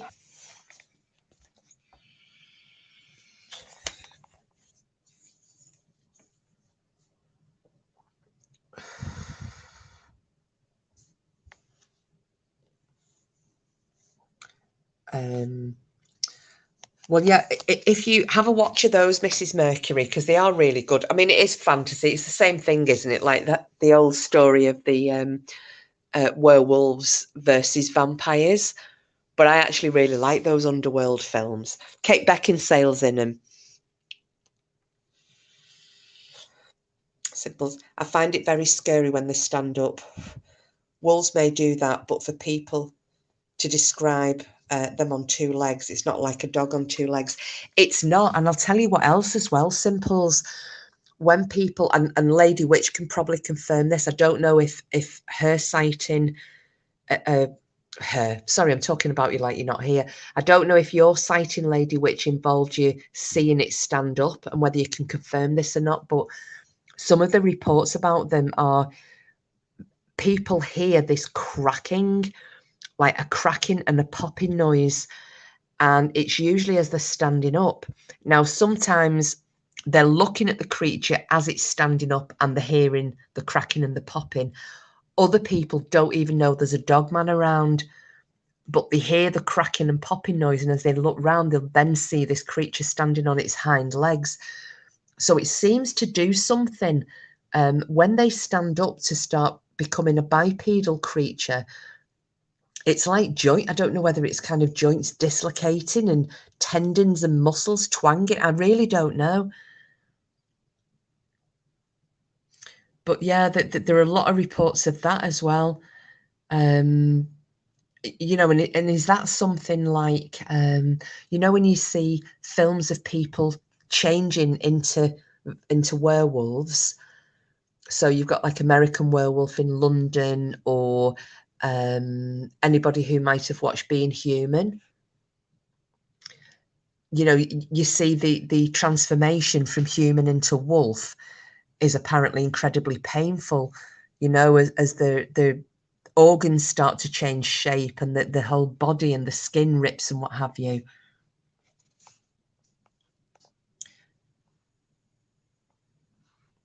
So they sound very bear-like to me because they can do 4 legs and 2 legs. They do, and a lot of people think that they've seen a bear at first until they see the face and the ears and the whole shape. But it's the fact that, I mean, a bear can get up and walk on 2 legs, but it can't run at speed. Now, these things have been known. The very first tale that I told everybody about this dogman was chasing a quad that was going at top speed, and it was chasing them on its hind legs. A bear can't do that. So these have got the ability to move at speed on 2 or 4.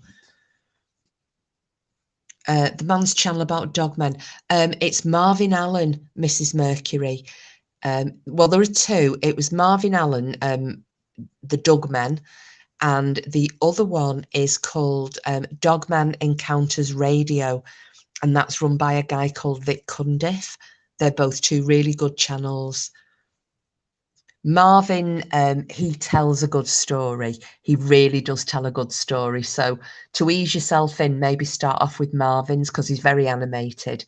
But Vic Cundiff, he has a lot more sinister and dark stories on his. He has a lot of guests that come on and tell the stories, whereas Marvin tends to tell the story for the witnesses.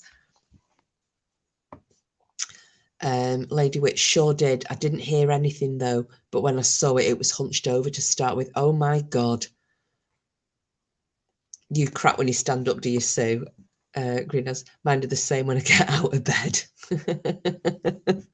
But I think this is like really, really loud, isn't it? Oh my God, Lady Witch, were you terrified? Do you mind me asking questions about it? Obviously, if you don't want to talk about it in the chat, that's absolutely fine. I'm just fascinated because I don't know anybody who's seen one apart from you. Yeah, it is the transition simples meerkat. It's that, you know, because, and obviously it's dramatization, isn't it? And people are trying to make it out to be, you know, painful for the person, which I'm not going to say it isn't because I don't know. Yeah, the howling will always give it away, Sid. I howl if I stand up funny and my knee locks.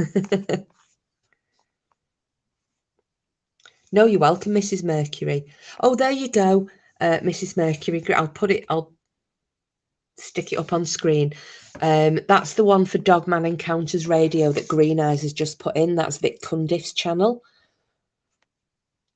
He's also got another one called Bigfoot Encounters. So his stuff's really good. And you can also, if you have an Amazon Alexa, some of the Dogman Encounter Radio, if you ask for podcast, if you ask for Dogman Encounters Radio podcast, some of the stories are uploaded for free onto Alexa, so you can have a listen there. Lady Witch was scared witless once I realised it wasn't a person in a costume. That bugger was looking straight at me and sniffing. Gosh, so I suppose like the guys who saw that down in the valley, because the way he was describing it, when he said it just put its head up and it was sniffing and then it looked straight at him, and he's like 300 feet high up a mountain and then standing behind a tree, and the damn thing still knew he was there.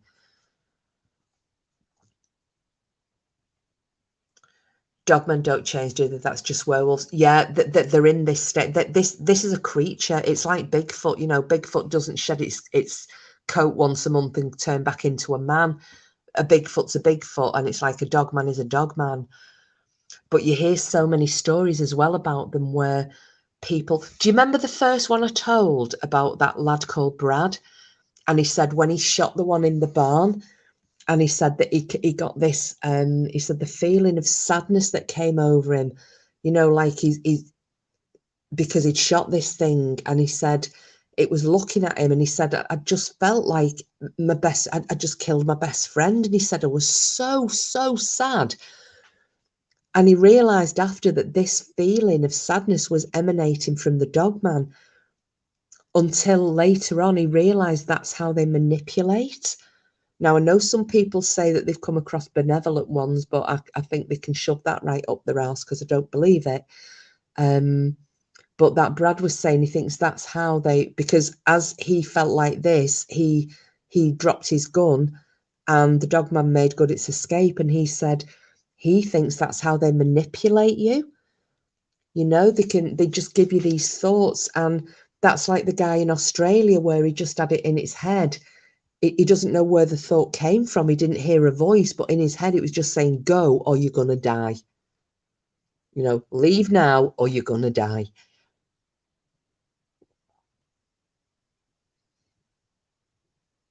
Oh yeah, Simples. I was going to ask where was it?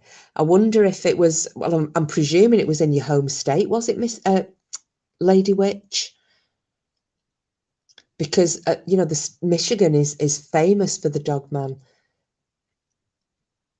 and I think their sightings go back to the late 1800s, mid or late 1800s.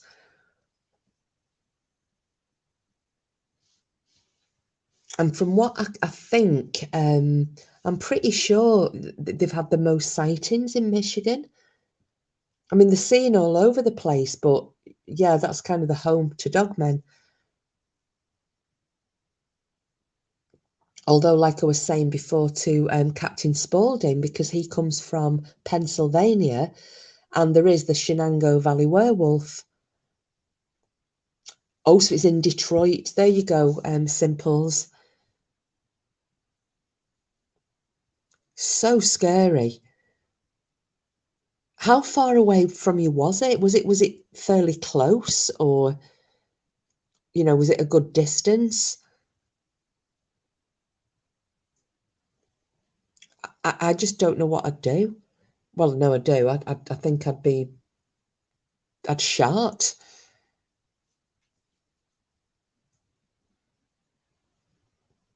Yeah, I think you like those stories though, Mrs. Mercury. I listen to them when I'm going to bed at night or trying to go to sleep at night sometimes. But if you end up subbing to Marvin, he does do lives. He'll do live chats occasionally, not like me doing them every flipping night, but he'll do the live chats, and his group, the really friendly group, you know, they're like we are in here. You go in and they do make you feel welcome, and he interacts with you know, the channel members and subs and people coming in chat, and he answers your questions. Really personable guy. I really like him. Simples. Oh, she's asking Lady Witch, please will you tell your story? Lady Witch, was very close. I could have stepped up and petted it. It was right there. Oh my God. Oh my God. Do you know what? I've actually got chicken skin now that you're saying that. Simples, so would I. And the thing is, it would probably eat me because I would be so scared. I know they say that, you know, it's like with any wild animal, you're not supposed to show fear, but how can you not show fear when you're confronted with that? I'll shoot an email to Kiss and she can tell you guys, easier than me trying to talk. Brilliant, Lady Witch. Thank you so much. Thank you. I love to tell that. How about if we do that? If it's you know, if it's a convenient time for you, how would you feel if I tell your story? If you're about, if anybody has any questions, would you be okay answering them in chat if we do that on one day that's good for you, when you feel, you feel up to it? Or I can just tell you a story, but I know that people like me and Simples and Green Eyes, because I'm fascinated, I'd love to actually read your story and then ask, what's he called again? The Dogman channel. Marvin Allen, Green Eyes. Oh, Lady Witch, thank you so much. There you go, ladies and gents. We can have Lady Witch's experience, and then, yeah, I'll read it out. And then if she's in chat and you've got questions, brilliant. Oh, I'm really looking forward to that, Lady Witch. Thank you so much. I love these Dogmen stories. They do scare me, but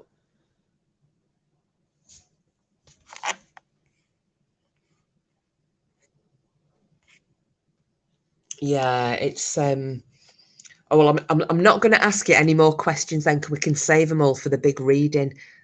Oh, this will be so cool. Thank you. And then obviously at some point as well, I'd love to get Raven to tell her Bigfoot story. Has anybody ever seen a Bigfoot? Well, you see, I think, well, I don't think I know. From what my dad had said, whatever that was in Scotland, I think that's something like a dogman. I just don't know. I just don't know, because I didn't see it clearly, but that was coming through, that was following, and I was so scared. I mean, the fact that yeah, Sid, honestly, once you get into it and you start listening to some of these podcasts and the stories, get your info from Green Eyes. Absolutely, Lady Witch. And also I've got, yeah, you can either, Green Eyes, either give Lady Witch my my WhatsApp, my phone number. That's absolutely fine if you want that. Or I've got my email is on my About Me. So yeah, either or, I don't mind. Yes, Sid, I came across them by accident when in lockdown, when we first went into lockdown, and I was so bored and I was looking for things to do and looking for things to listen to, and I came across the Dogman Encounters radio and I loved it. And he's got, oh God, he's got about 400 episodes. It goes back a few years now, but he wasn't doing them, he was doing the odd one here or there. Marvin Allen is a different, oh, actually, there's also another Dogman podcast one, but I'm not as fussed on that guy. It just comes to me, he just comes across as a bit of a dick. So the two I like is Dogman Encounters Radio, which is Vic Cundiff, and Marvin Allen. Because Marvin's just so animated. He's a black guy. He has, he's got the best accent ever. And he calls him Dogmen. Dogmen. But yeah, and he's great. He tells the best story, and you can hear him. He gets like the fear into his voice, or he gets the excitement or the anger or whatever. He should have been an actor. He's so cool. Yeah, no, that's absolutely fine, Green Eyes. Not a problem, lovely. Oh, I'm really looking forward to this.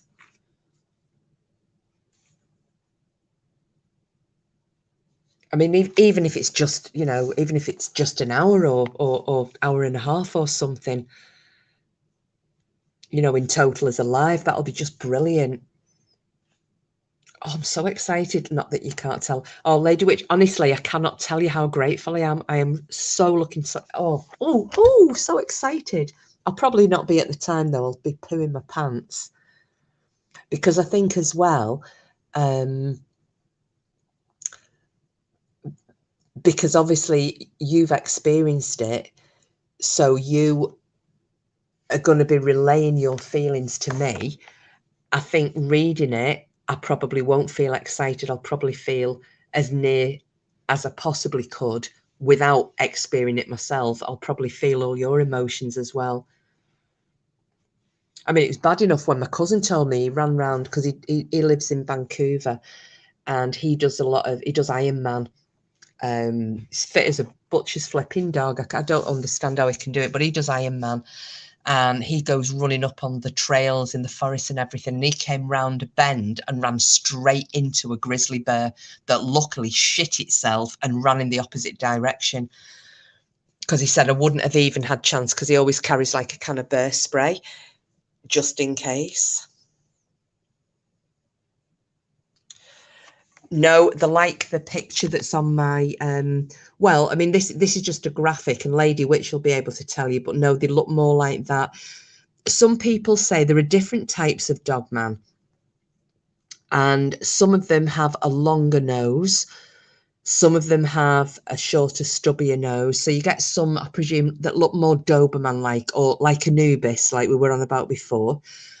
Some look more like that. Some look more you know, like a hyena. I'm not saying they look like a hyena, but you know, like a hyena has that shorter muzzle and wider head. So there are different types, and they call them different types as well, you know, like a type 1, 2, 3, 4, but I don't know what that means. I think there are some incredibly aggressive ones. There are some very huge ones. There are some that seem to be more telepathic than other ones.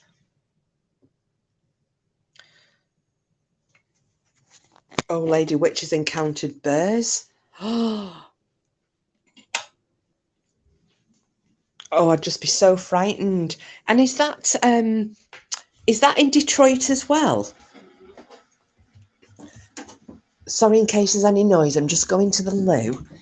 I'm taking you with me. So just in case you hear Porky shouting, I'm going to put you on silent. Give me 1 second.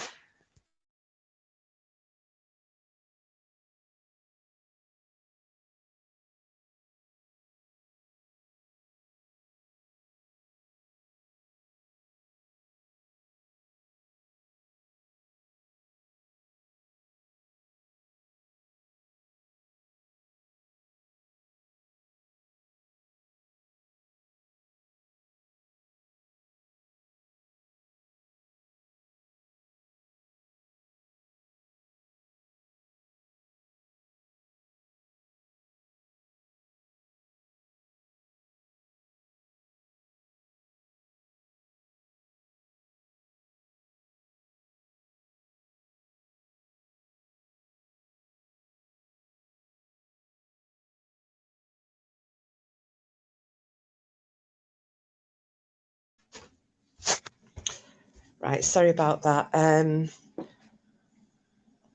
No bears roaming in Detroit, but I would spend a lot of time in the woods in the northern part of Michigan. Oh, okay. Imagine them smelling musty. Right, well, some now, because obviously I've listened to loads of these different Dogman encounters.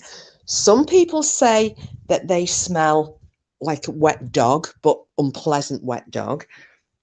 And then other people have said that they smell like rotten meat, like they get a rotten, meaty foul. I suppose a bit like a cross between wet dog and decaying meat. And again, maybe that depends on the type of Dogman that it is. I really don't know. I'd love to know.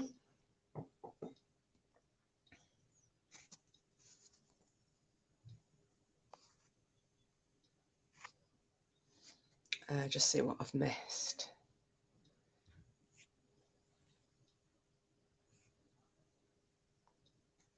Oh, I'm quite up to date with the chat. So, I'm just going to make myself a very quick brew, and then I can deliver the last. Do you want to hear one more story, or do you want to just have a bit of a chat? Either about Dogmen, or we can talk about anything, actually. I don't mind.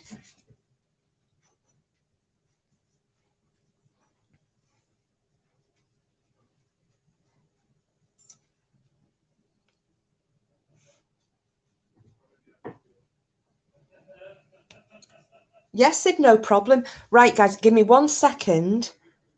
Wet dog and decomp, lovely, I know.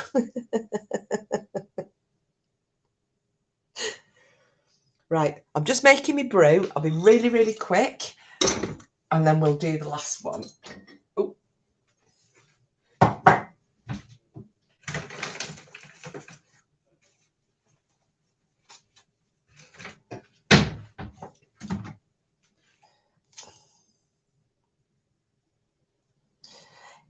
He is simples, but he's it's the eyes. It looks it, and then just look at the eyes, and the longer you stare at that picture, the freakier and creepier it becomes, doesn't it?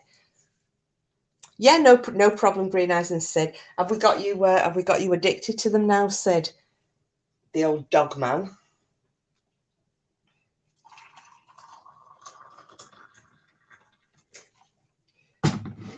It's surprising. Oh, there you go, Lady Witch said wet dog and stale skunk.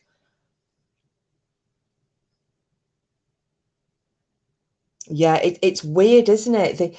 And I wonder, do you think that could be something to do with the location or the diet or their own hygiene?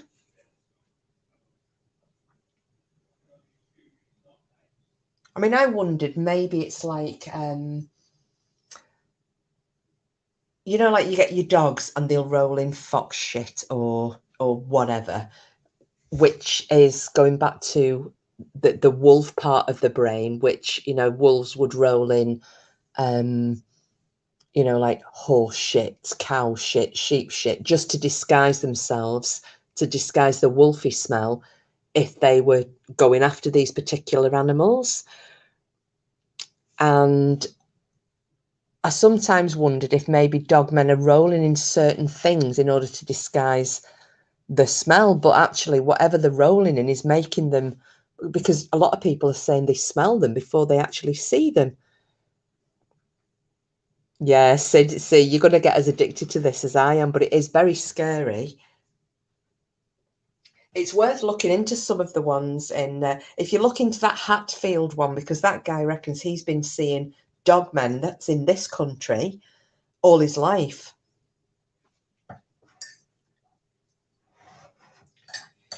But I've got some. Never had the pleasure of smelling a skunk.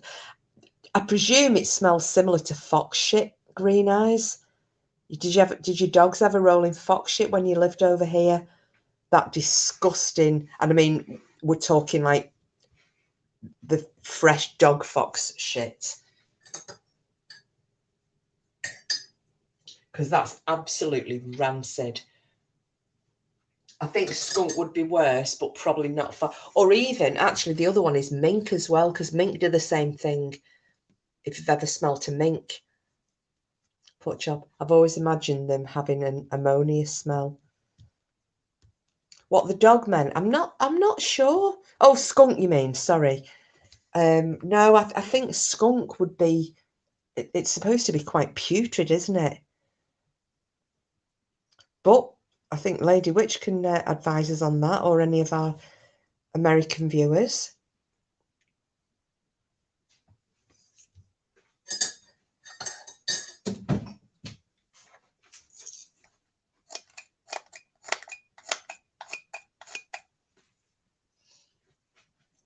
Right, I've nearly done my brew, guys. I'm going to be 1 more second.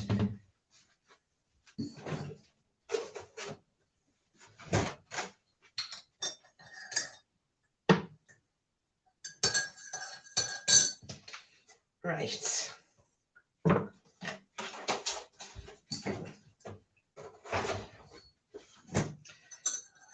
Okie dokie. Let's get back onto the dogmen. Right, so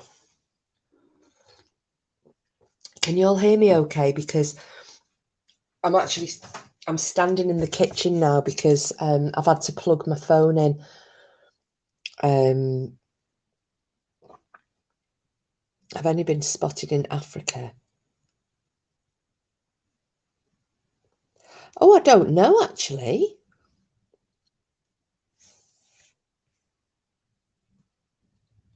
Never smelled a minky. Yeah, a minky. Do you have a minky? Yeah, mink smell pretty bad, green eyes. But again, it's that musky. Well, I'm saying smell pretty bad. I suppose it's what you find offensive as an individual, doesn't it? Lady Witch, take a few dozen rotten eggs and shove your face in them. Oh, that bad. Yeah. Pork says, KMA made a stew today and it was awesome. Thank you. Oh, thanks, babes. I made him stafado. I did him a Greek beef stew. I'm just spoiling him.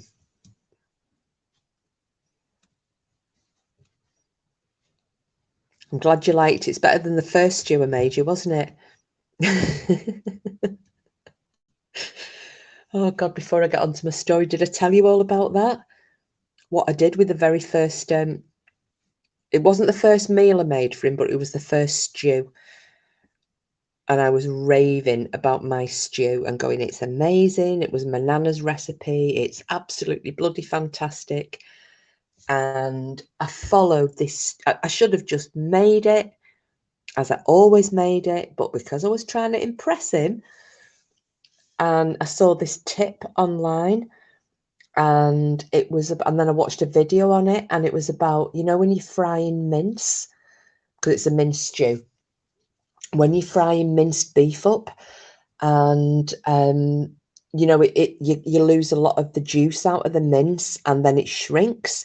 And this was saying how to keep your mince to retain all its moisture and not to shrink.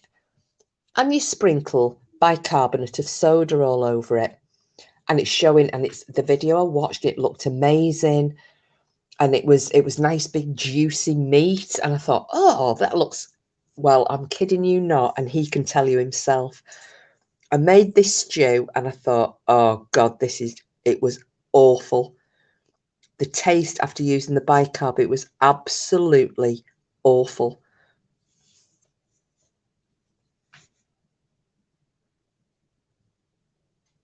Oh, there you go, Sid. Porky's just found you something. Mysterious Dogman sighting in South Africa. Well, it was something I didn't know. Probably smelled better than Dorothy's beef cheeks.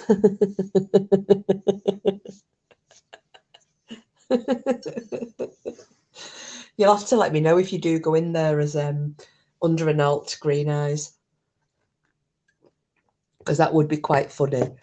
What link is for a Dogman in South Africa, cannot vouch for its authenticity. No problem, babes. Thank you very much. So I'll get on to the last of my Dogmen stories for you all. Now, this is a few years ago, and this story was by, well, it was from an Irishman. Because at first I heard him come on and I'm thinking, see you doing on here? There's no bloody Dogman in Ireland. Well, there actually wasn't. What had happened was he'd gone over to America for a family wedding. Sorry about this. I just need to put another sweetener in my tea. I haven't made it sweet enough.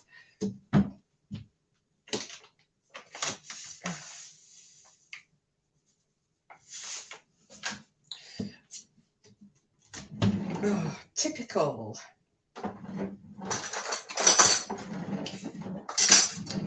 God, never a teaspoon when I need one. That's me. I did the washing up and then didn't put anything away.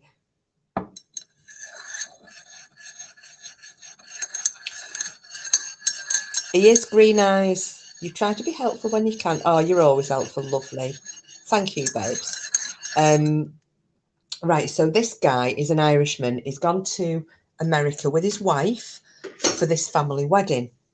I can't remember which state it is. As I said, these are all coming from my memory because I left my notebook at home. Thinking the only place Dogmen would not be top of the food chain would be Africa.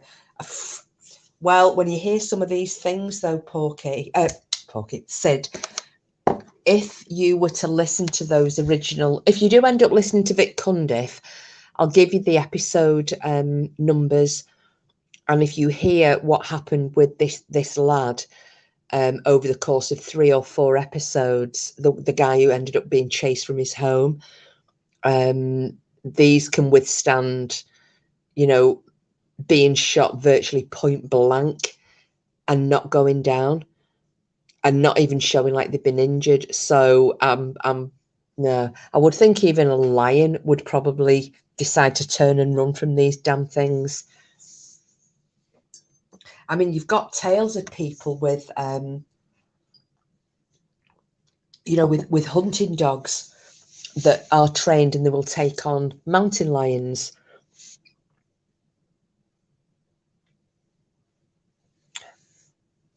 What, the one for Ireland, Porky? I can't remember. It's not that long ago. It's not that long ago. Yeah, you hear of some people when they've got hunting dogs that are, you know, the ones that are trained to hunt in packs for wild boar, and the ones that are trained to take on mountain lions. So they're, you know, they're tough dogs, really tough dogs. And people have had encounters with these damn things, and the dogs have tucked tail and run, or they've refused to come out of the house, or they've hid under a bed, or they've been cowering at the back of the kennel, wherever they have been. And dogmen will kill them. I mean, you hear tales about Bigfoot, that they'll kill dogs.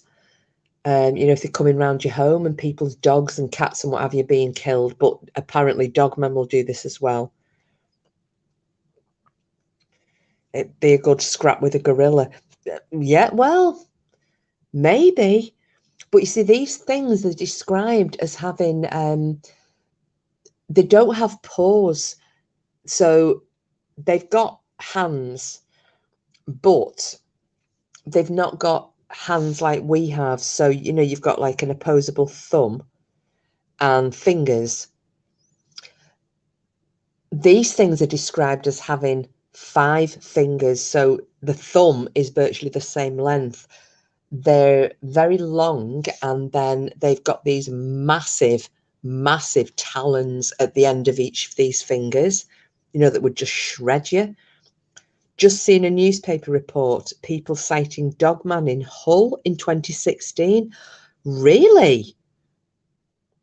Oh, well, I'll have to keep an, because I'm going to do, I like doing these Dogman stories. So maybe we can do one every couple of weeks. So I could do that Hull one. Oh, actually, no, hang on a minute. Hull, that's the one I was telling you about before, wasn't it? That I mentioned to look into. Hatfield. Is that the one? Pork chop?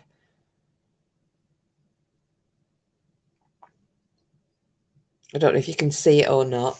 If it says Hull, just see if it says Hatfield, or was it Hatfield or Hatfield Park? I'm sure that's the same one.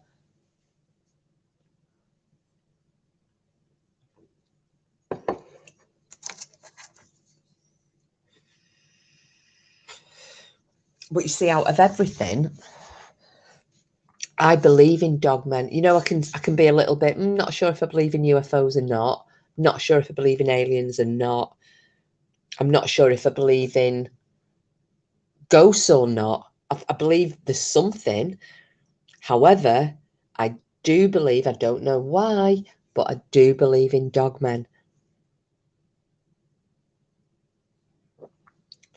Mirrorman, green eyes, just throw a ball and they will chase it.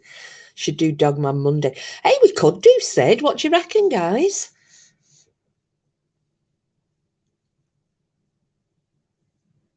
And then we can do fuck up your channel creator Friday when you all come in with your alts, and I haven't got a bleeding clue who any of you are. Yorkshire Wolves, one of the last places in UK to have wolves. Oh. Well, apparently, though, they have been secretly released at certain locations in the UK. Wolves, not dogmen. Yeah, I love doing these cryptid things, though, Sid.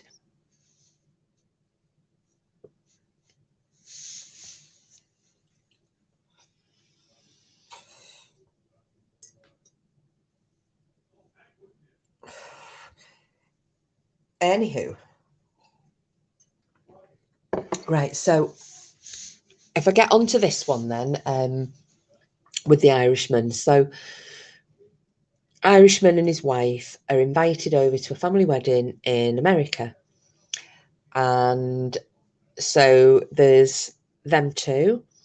There are, now I think it was his father-in-law as well. There were a few of them had gone from Ireland anyway. I think there were about four of them, four or six of them anyway. They'd all gone over and they were dossing with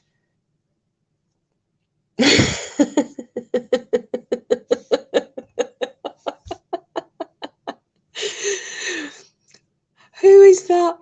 Dorothy's growling tuna boat.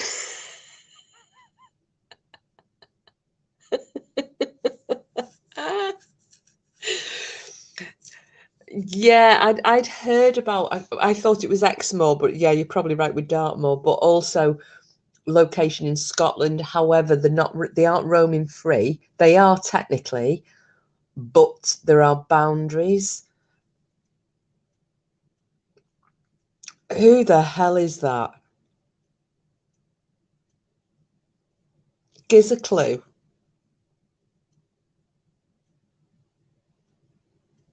Give us a damn clue.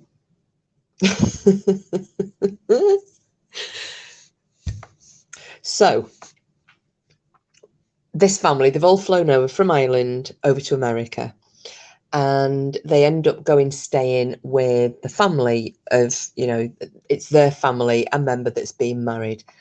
And this is in the run up to the wedding. And what's that? Oh, did I say dossing? Oh, sorry. Yeah, staying with. I forget. I get into Manson. Oh, is that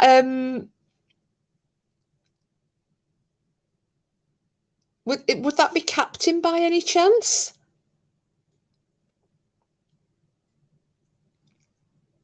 If you get into Manson, I think that's Captain Spaulding. Growling tuna boat. Oh, is it Clown?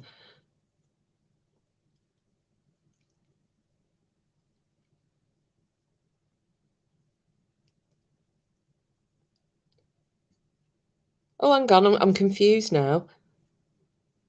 Is that a yes to it's Clown or it's Captain?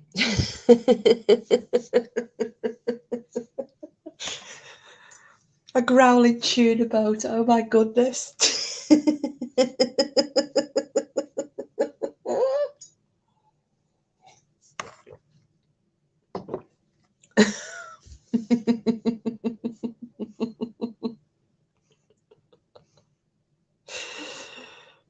Oh, flipping heck.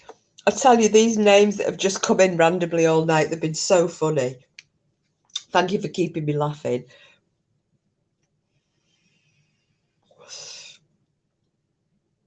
Good grief. Anyway, so they're over in America.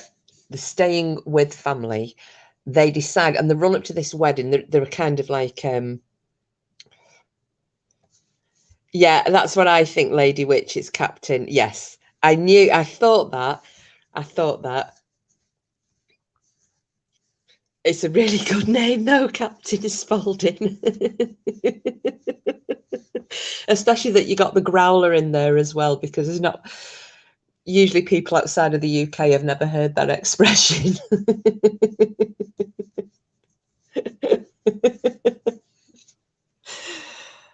Oh dear.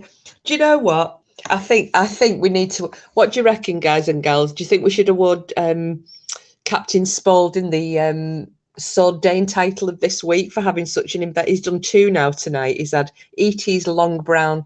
Oh no, it's brown stinky finger, and now he's had Dorothy's growling tuna boat. I think you need to be our Sword Dane this week, Captain.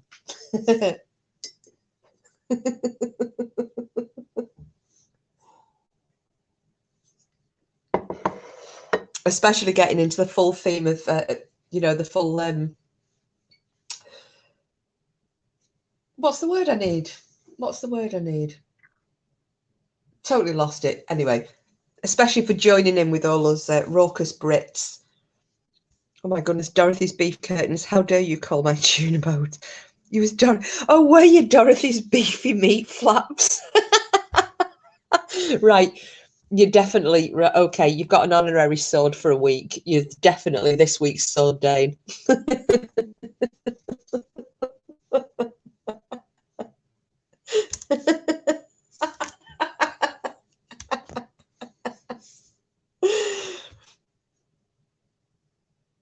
Oh my goodness. That was brilliant. Absolutely brilliant. There's me, Miss Uninventive, dogging with Dorothy.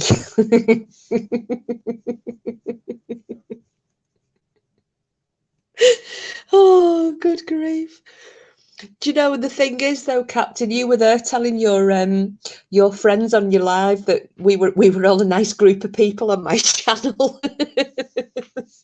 I think if they saw the state of our conversations, they'd probably beg to differ and avoid us at all costs.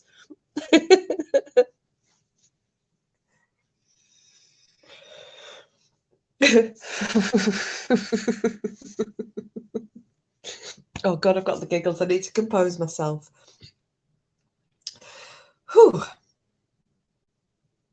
Okay, I'm back in the room. Right, I shall continue. I'll try to continue without laughing. Gosh, I'm so thirsty tonight. So,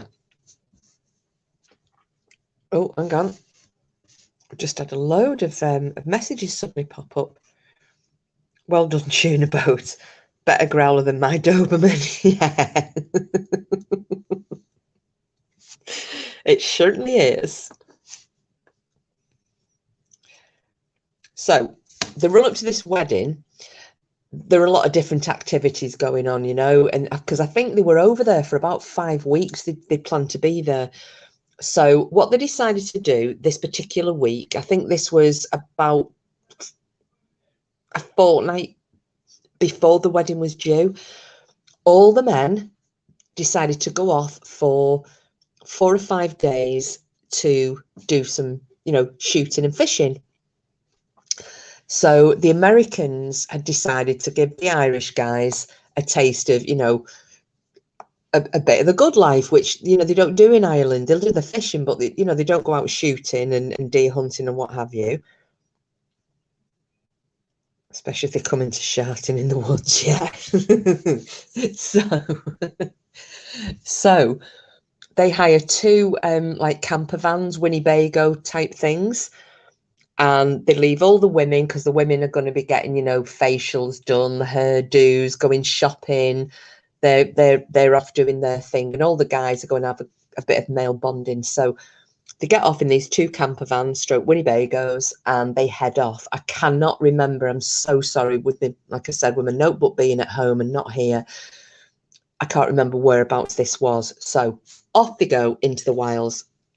And I think there were about 10 of them altogether. So there were like 4 in one camper van and 6 in the other or something like that. So they end up at this forest, which is quite well known. They've done a bit of fishing. They were going to go and do some hunting, but they decided to park up at this particular campsite, if you will, in this forest. Now, there are apparently 2 campsites. There was one that was further into the forest, and there was one that was nearer to the road. The nearest to the road one was the first one they came to. They gave that a swerve, and they went, because they didn't want to be right near the road, and they went further up and ended up going up this little track into, not deep into the forest, but they were in a fair way to this campsite where they could hook the camper vans up to, and there were like a barbecue station, and it was quite a nice open clearing that they were parked up in, and it was surrounded obviously by woods on all sides. So they're having a great time this first night, and they're all in one of the vans together. They're drinking, and they're getting pretty, because obviously the Irish can drink. So they're getting quite drunk, and they're playing like card games and telling funny stories. And while they're having a bit of a giggle, and the other thing as well is they've got 2 dogs with them. And while they're all having a laugh and a joke, and this, they're telling hilarious tales, and anybody who's been drinking with Irish people will know how funny the conversation will get during the course of an evening when alcohol is involved. So they're all in stitches laughing. These card games are getting more and more raucous. The tales are getting more and more raucous. The drink's going down. And all of a sudden, there's an almighty bang on the side of this camper van. And it is so bad that the camper van actually moved, because the drinks, that were on the table, a couple of the drinks went over. They actually thought that someone had driven onto the site and reversed into them, or driven straight into them. It moved it that bad. So they're all kind of like, what the fuck was that? And then something else hit the van on the other side, not as bad, but something cracked the van on the other side. So one of these dogs is whimpering and trying to hide, and that frantic to crawl into the tiniest of holes to get away. And the other dog is just kind of in deathly silence. It's not making any noise. It's neither growling nor whimpering. It just looks like it's in shock. So they all pile up, because they genuinely think that somebody's driven into the van. They all then pile out of the van, and they're all standing around on this open field thinking, what the hell's gone on? What the hell's gone on? And they're looking around and they can't see anything. And then somebody decides, well, get a torch and we'll have a look, because there aren't any other vehicles, and we'll have a look if there's any damage to this vehicle. So one of them goes back into the camper van, comes out with a torch, while someone else has gone into the other camper van to get a torch. Sorry, I just heard something clattering then. I don't know what the hell that was. And they're standing there quite exposed in this clearing. And so they flashed the light onto the side that was first hit when they were all sitting there having a drink and a laugh. And there's a massive dent up near the top, near the roof. There's an absolute massive dent, and scratches like, there's these 4 line scratches, as though something, imagine if you had a rake with 4 tines on it and you just dragged it along for about 3 or 4 seconds. So you end up with scratches of about 1 foot long. They're kind of on the curved part, going from the side of the camper van to where it curves over onto the roof. That exposed curved corner, if you will. These scropes are on that. But the camper van is dented in. Now, don't forget, these are hired vans. So the first thing they're thinking of is, shit, we're going to have to pay for the damage to this bastarding thing.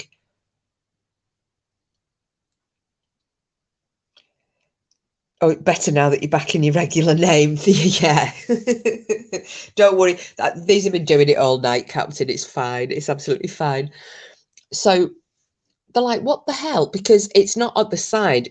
Because they expected something had driven into the van, they're obviously expecting it to be at, maybe waist height or thereabouts. Maybe something's either hit with the front or the back of their own vehicle. They're not expecting it to be up at the top of the damn roof. So somebody then walks round the other side, and there is, on the side of one of the solid panels, probably about the 5 foot mark, 6 foot mark off the floor, there's this just circular indentation that is remarkably like a giant fist has hit the side of this van. So while they're looking at it, they then start hearing noises coming from the forest, and it's not that far away. That they're only in a clearing. This campsite with the hookup is only in a clearing.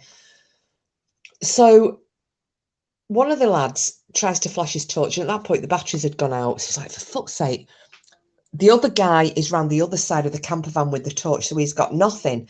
So one of the fellas goes to the other van and brings a gun back.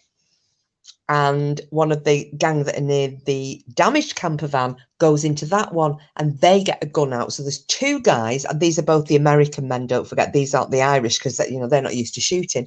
Both the American guys have a gun each, and they get the torch from the lad who's round the other side of the van, one of the Irish lads. They grab the torch and they start walking towards the tree line, which is where they had heard the noise coming from. So the rest of the fellas are still standing. Well, there's one fella who's an old bloke. I think he was the grandfather of the Irish lad. He's still in the camper van with the dogs. He's just stayed there, but he's standing at the doorway. He's just looking out, The others are all out in the darkness on the grass. These two American guys start walking towards the tree line, and they've got this torch. Now, everybody else, they're chattering amongst themselves. What's done that? Do you think something got thrown at it? Do you think da-da-da, what could have happened? Could it have been a bird? They're going through everything. Could it have been like an eagle that's flown into the side? Because the Irish don't know how big eagles are or what kind of damage they can do. Do you think it could have been a deer that's run at the, that's run at the van and kind of hit it and not realised it was there, or it was being chased by something and it was trying to get away? They're going through all these scenarios. The next minute, the two American guys are coming flying back, giving it legs. Get in the van, get in the van. So the Irish lads are in a bit of shock, and they're with a couple of other men who are American. They're all kind of standing, and these two guys are, get in the van, get in the van, get in the van. So they start, the older fella moves back away from the door. They all start piling into the van, and they're like, what the hell's going on? These two guys are as white as sheets. And it turns out that what had happened was, as they walk towards the tree line, they're scanning around with the torch. Don't forget, these other guys are all talking amongst themselves. They're not watching what they're doing. As they're scanning round, they pick up eye shine, a lot of eye shine. And they're thinking it's coyotes or something. We'll walk a bit, because usually coyotes will take off. Even wolves will take off if you get too close to them. They don't want anything to do with humans. And one of them was saying, usually the only time that a coyote won't run away from a human is if it's got rabies. It's got like that biting frenzy on it. And, but there are a lot of eye shine. So they decide to keep walking, intimidate these coyotes to run away. And as they get closer and they're still flashing the light, they then realize these are not coyotes. One of these things, well, they're all kind of crouched down. There are about half a dozen of them at varying distances from the tree line. So one's right on the edge of the grass. There's another one that's partially hidden by a tree. There's another one behind a bush. There's another one that's probably 3 or 4 feet into the forest, but is exposed. So it's kind of that. They're all staggered, but they're in a line. And when they're lighting them up with this, and this has all happened in the space of a couple of minutes, they light them up with the torch. And this is when they hear all this snapping and cracking and popping, which the other guys didn't hear, incidentally. Snapping, cracking, popping, as the first one that they'd seen, the one that was standing right on the edge of the grass, starts to stand. And they realise, oh my fuck, what is this? And it is a Dogman. And as that registers and they the lad spins the torch round, they're all starting to stand up one by one by one. And at that point, that was when they turned and just legged it back, shouting, get in the fucking truck, get in the truck. So that's what had happened. They're all in the truck. They lock the door. The other members of the party are trying to ask them what had happened. These two guys are trying to explain what had happened. And when they're just about to explain, the howling starts. And one by one by one, there's a howl, then another howl, then another howl. They were eating Rice Krispies, snap, crackle and pop. So they hear the howls one by one by one, and they can hear them in the direction that all these things were standing. And then they hear that these howls and yips and things are moving, and they're surrounded. Now, they're flashing the torches out of the windows. They're trying to see if they can see anything, which they can't. So they know that these things are in the tree line, but they're completely surrounded. Now, don't forget, they have another vehicle, but none of them are wanting to go outside. They're all crammed. You know, there's like, what, 10 or 12 of them, all crammed into this one camper van. The two dogs at this point are hiding. One of them is underneath the seats at the back. The other one has tried to crawl under. There's like a cupboard near the bathroom area. This one dog is trying to get itself into a 6-inch high hole, and it's not a small dog. This, I think it was a Labrador. Absolutely terrified, these two dogs. So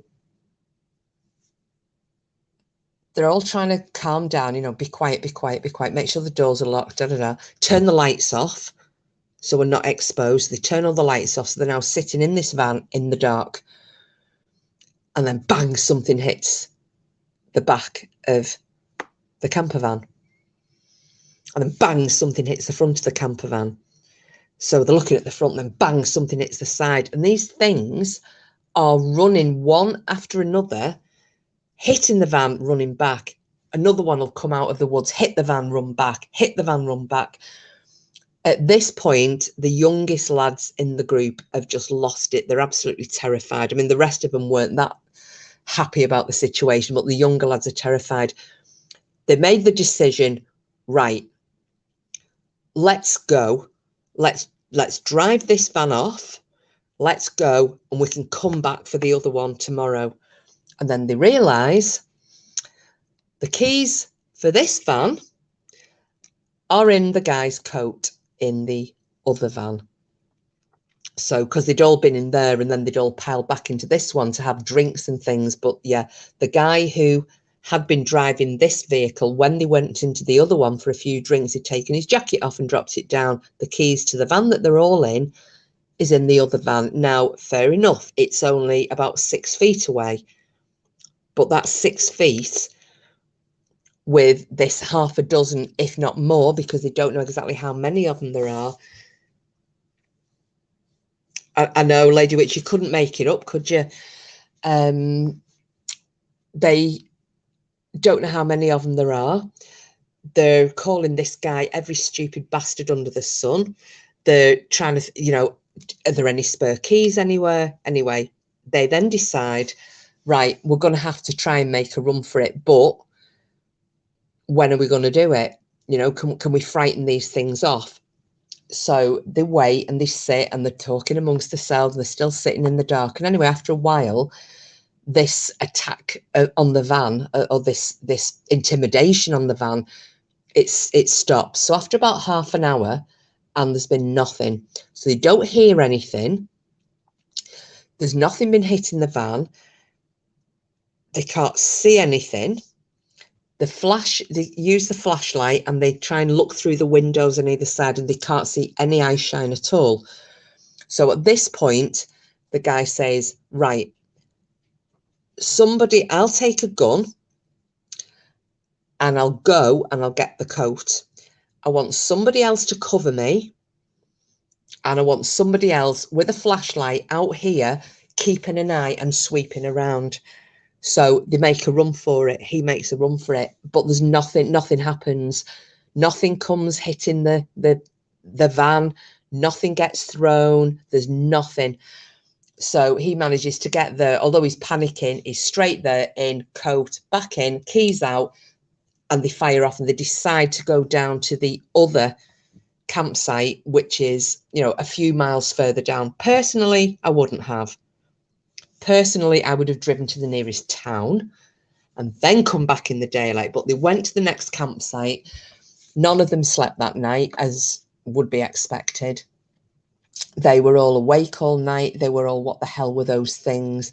They all agreed that they definitely weren't wolves, and they definitely weren't bears, and they definitely weren't Bigfoot. one of the Americans in the party had suggested Dogmen, but nobody else had ever heard of them. So then, as you do when you're already terrified and you're already pooping your pants, he then starts telling them all tales about Dogmen. So just to make things even worse. So he's just making them more terrified. Anyway, they're awake all night. The sun comes up. They then decide they'll go and retrieve the other van. They'll get the stuff because they've left barbecue stuff, and I think there were coolers and things that had meat in and whatnot, and the supplies. They're going to go back and get it, and they've already decided, as they've all been up during the night, some of them keeping watch, but nothing had happened. They decided they are going to go home. They're going to go back because they do not want to extend this trip any longer. They had another couple of days to go on it, but they were not going to bother. They wanted to go home. So sun came up, they drove this camper van back to the original campsite. All the supplies had gone, which doesn't surprise me. They'd had big cooler boxes that was full of meat. That had all gone. The van was untouched, funnily enough. There wasn't any damage to it. And they managed to retrieve the van and drive it home.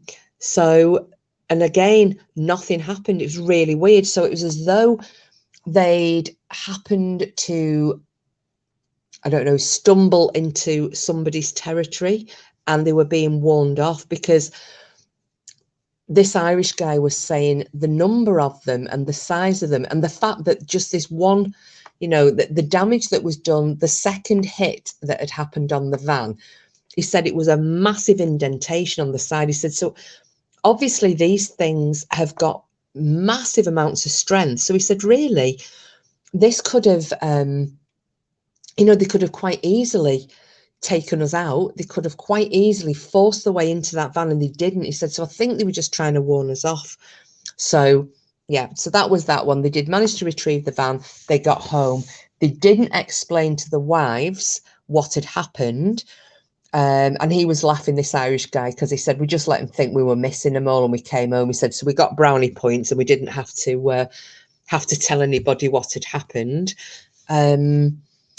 But yeah, so he said, obviously they had the wedding, that all went well, and then he returned back to Ireland.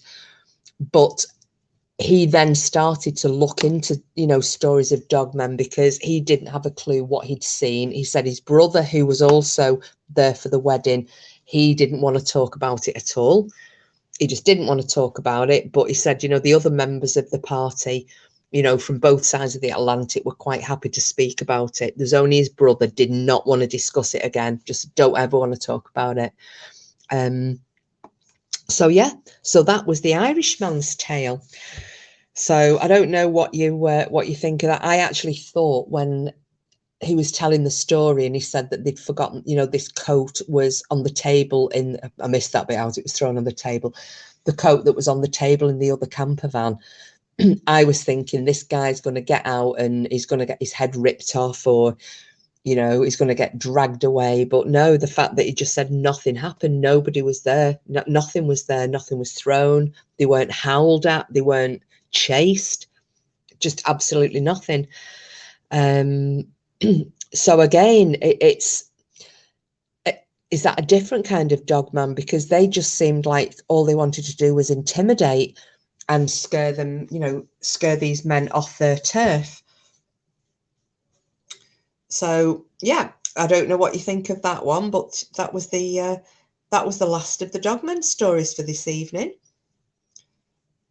So I hope you enjoyed that one. And obviously I'll get a few, well, I mean, there's tons, there are so many Dogmen stories. Like Sid said, if I did a Dogman Monday, I'd never run out of, I wouldn't run out of material at all.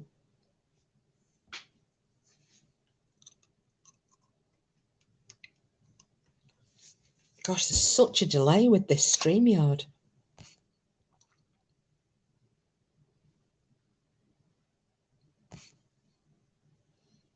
Just wonder, will Green Eyes, will you be able to sleep tonight?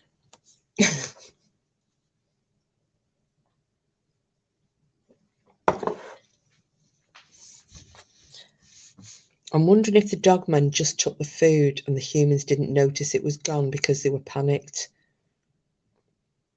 Maybe. They might, yeah, they might have done, Lady Witch. Anyone who buy a cat? Oh God, of course, yeah, you've got a camper van, haven't you, Sid? Oh God.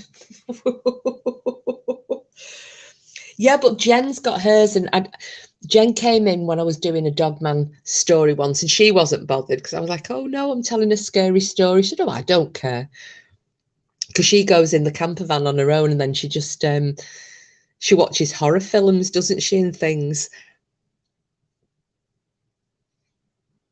I mean, I think, yeah, I'd have probably died of a heart attack at the moment I realised that my keys were in the other van. But I genuinely think these ones weren't out for hurting anybody. I think they literally, it was just a case of, you're on our turf, go. Oh, thank you, Green Eyes. But as I said, I hope you're not too scaredy. Yeah, sounds like they just wanted the meat. Yeah, want the meat, want you off the turf. You know, but that very first one, if you guys who were in here remember, you know, with Brad on the farm, and the fact that that one was like leering through the window at his baby daughter through that screen window when he saw it on the baby monitor, and the fact that it then came in the house, it came into the cellar, it was then in the kitchen, you know, that sounded like that one wanted to do them some harm.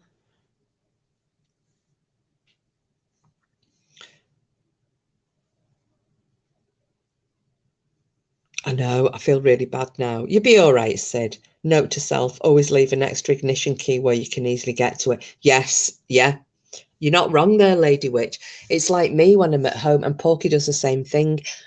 I always leave a key in the back door. It's locked front and back, but a key in the back door and a key in the front.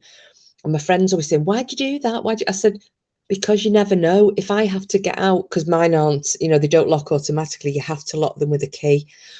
And I said, "If I have to get out in a hurry, I don't want to be rooting around looking for a key." I said, "You know, if there's a fire, if I've got an intruder, I want to be able to just leg it to the door, quick turn of the key, and I'm out. I don't want to have to be looking in a drawer or trying to get to a key hook or in a cupboard or my handbag." So I think it's the same thing. Definitely have a spare key handy. You'll be all right then, Sid. Or always go to bed with the key to the camper van, the spare key round your neck on a chain. Only having a laugh, honest. Yeah, yeah, yeah.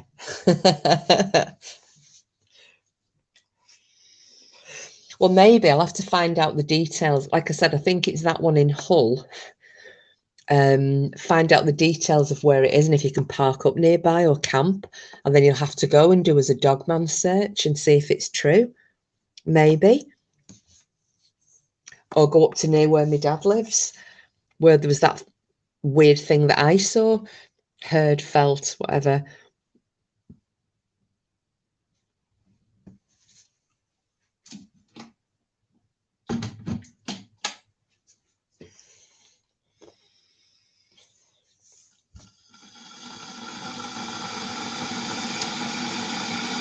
She's streaming out here, is she?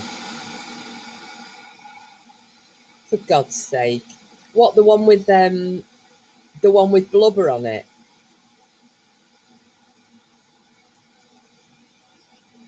Here, stream this.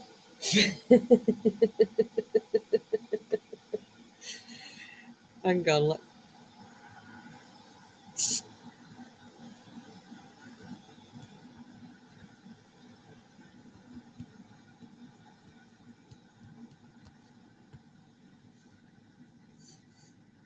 I'm just going to put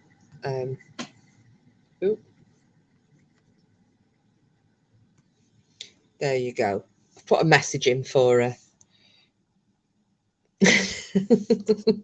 Because I'm so adult.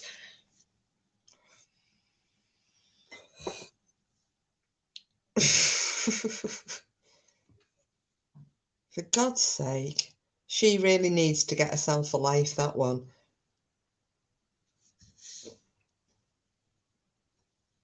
Is she streaming out of... Now, you see, I don't know. Who does she like and who doesn't she like? Is she friend or foe with Outie and Preach? Or is she just doing it because she's got absolutely no content? I seriously... I just...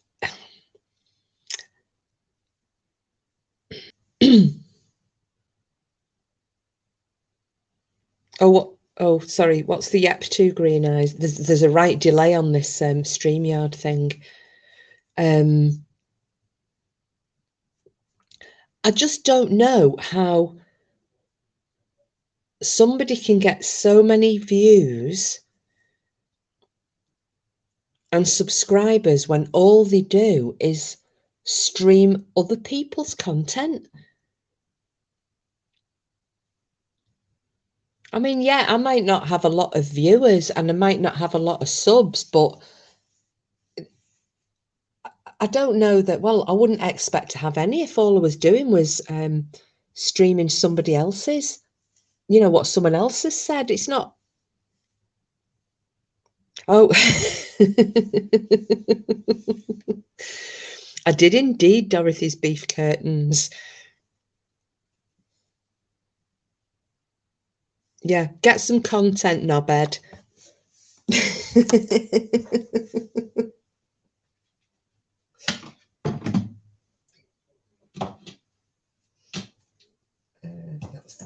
Just make myself another brew. So, put that in there. So do you fancy doing, like Sid had suggested then, a Dogman, like maybe a Dogman Monday or something?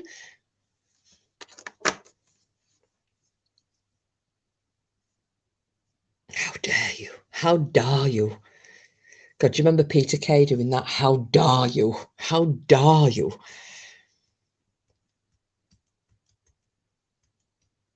Are you going having... Oh, you're going to try and get in there, Green Eyes?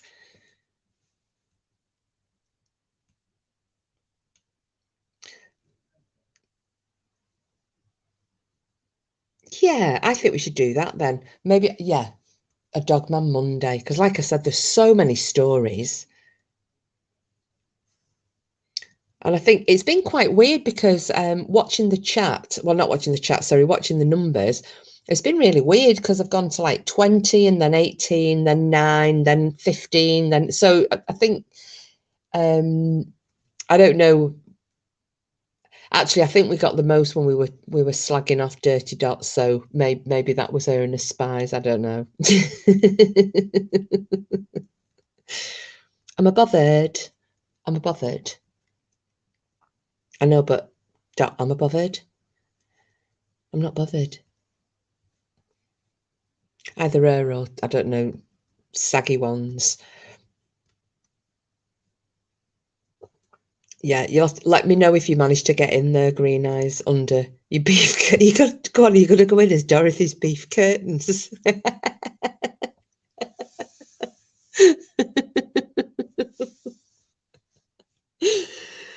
Oh God! If you do, you need to screenshot it, or it didn't happen.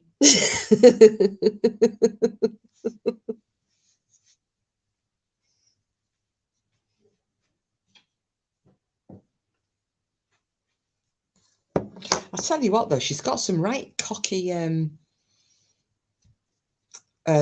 mods on there, hasn't she? I noticed that the other day. Not lovely like all of us were.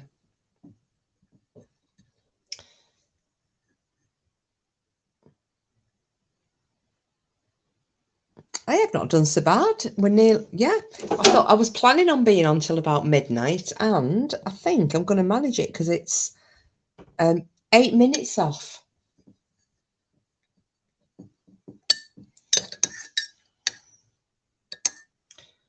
Oh, are they, Green Eyes? What are they arguing about? keep us informed. Sorry about the clanking, I'm brewing up.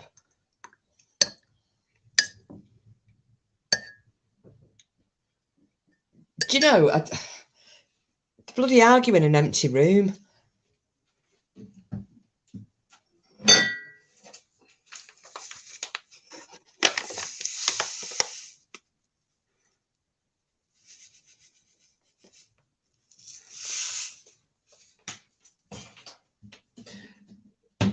Maybe going as, I'm trying to think, maybe not as Dorothy's beef curtains, but what would be the best name to go in there as?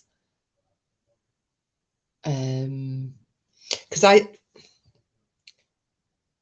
discussing the pros and cons of tuna versus beef. I think that one that Captain Spaulding had before, though, Dorothy's meaty flaps, that was quite funny. Or a tuna boat.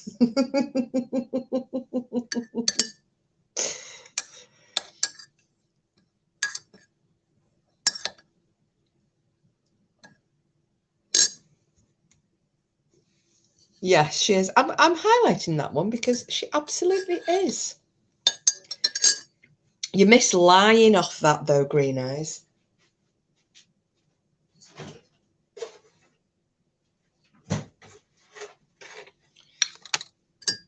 And I cannot stand liars. Well, actually, to be honest, it's liars and gobshites, isn't it? Because she is a damn gobshite.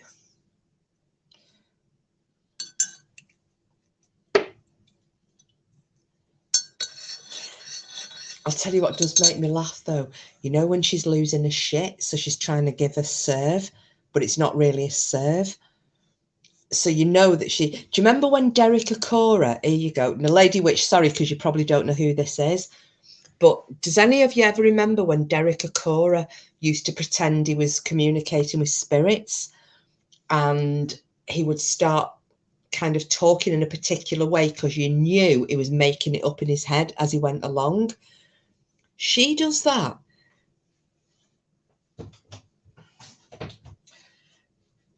You know, some people, if they're giving a serve, it just flows.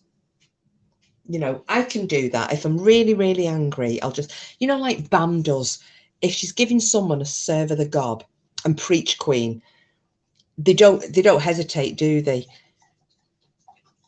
Yeah, that's it, Lady Witch, Mr. Possession. So, you know, if either of those, so let's say, for example, we've got Bam or Preach Queen or I'm trying to think, who else have I heard that? Salty, right? Those three. If they are ripping into somebody, they don't hesitate at all, do they? They don't hesitate. It's just like right, have it. She doesn't, because you can see the brain isn't quite working at the same speed as the mouth. So there's like these uncalled for punctuations in between each word. You know, it'd be like, and Lady Witch, I'm telling you, you don't mess with the biggest bitch on YouTube because I am not having it. Twat. I didn't even try to do her accent because I can't do accents. But hopefully you all know what I mean. It's like these forced bloody interludes. Oh, Zach Baggins, I know. Well, he claims he lost his... Didn't he claim he got some eye issue after the demon house, that Ammon's house? He said he ended up with this condition that means he has to wear these particular glasses for the rest of his life because of that demon.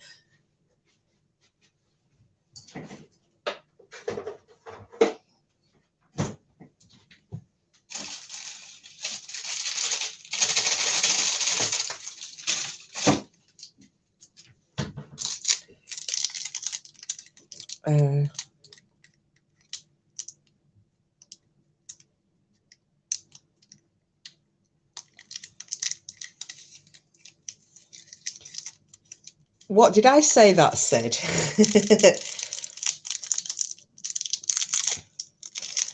I'm being really naughty and having a piece of chocolate. Just because I can, don't tell Porky. Hopefully he won't hear. And this is how minging I am. I'm actually going to dip it in my brew. Oh, I really hope Green Eyes manages to get into that chat. Can you imagine? Have you tried Sid, or are you banned as well?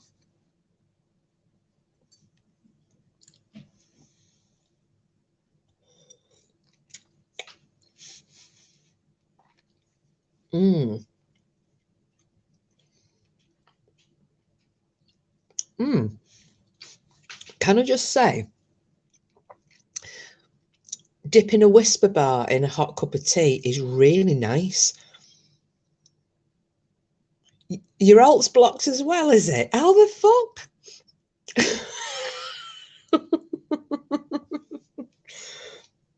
Can she block IP numbers, do you think? Twat.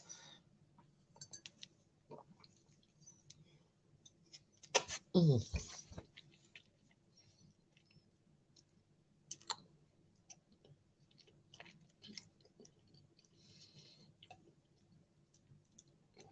don't know if I'm banned. I've never been in since we were called rats. No, you can't say that. You have to whisper it. Well, don't tell him, Mirror Man, because I'm really enjoying this whisper.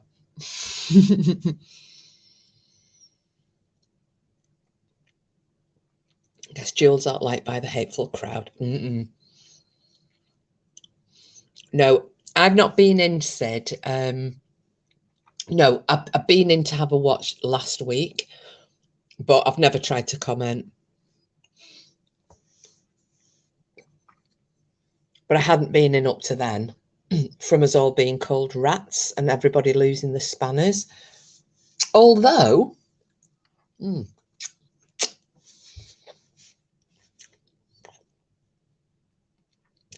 have to lurk sometimes to see what the mad bitch is up to. Yeah, I did this week just because I knew shit was going down.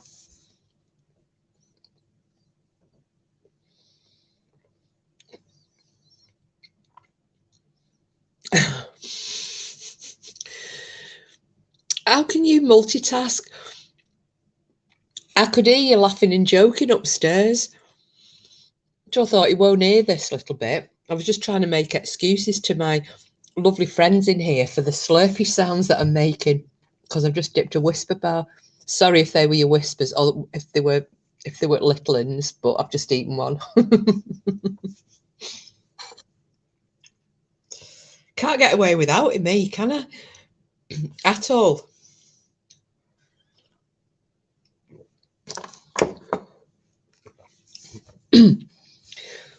Yeah, that was it, Sid, though. I think we were all the same, you know, because Bam was supporting us, so obviously we all went in to support. Because her channel wouldn't have gone anywhere, would it? Think about it. That channel wouldn't have gone anywhere. She wouldn't have got the supporters, she wouldn't have got the subs. Anyway.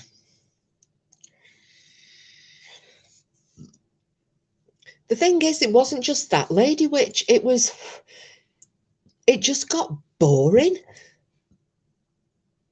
You know, let's just watch this live. Let's watch this live. Let's watch let's watch this upload that somebody put on, because I can't think to do one for myself. No, Sid, that's why do you know, when I said last night, I know everybody wanted a little to vent a bit yesterday and then today when they came in, but like I was saying to Sheila in chat yesterday, I didn't realise how wound up I was getting listening to all the arguing and the infighting and listen, you know, certain channels saying, well, if you know, like we all weren't welcomed in certain places just because of who we like to, you know, whose channels we're members of, and you know, and then you get really angry because I'd be thinking, well, I'd like to think that if somebody wants to ban me from the channel, it's because I'm a twat, rather than it's because I'm friends with somebody that you think is a twat. And I was just getting myself really worked up about it. And then I thought, do you know what? It's not even real life. It's YouTube. Fucking hell. Never going to meet those bloody morons. Let them crack on with it. And I'll be perfectly honest, because I've not been near drama for nearly 2 months now, I feel so much better for it. Still like having a bit of a gossip, you know, and like I said, we're calling people knobs for what they are, but I've not missed it.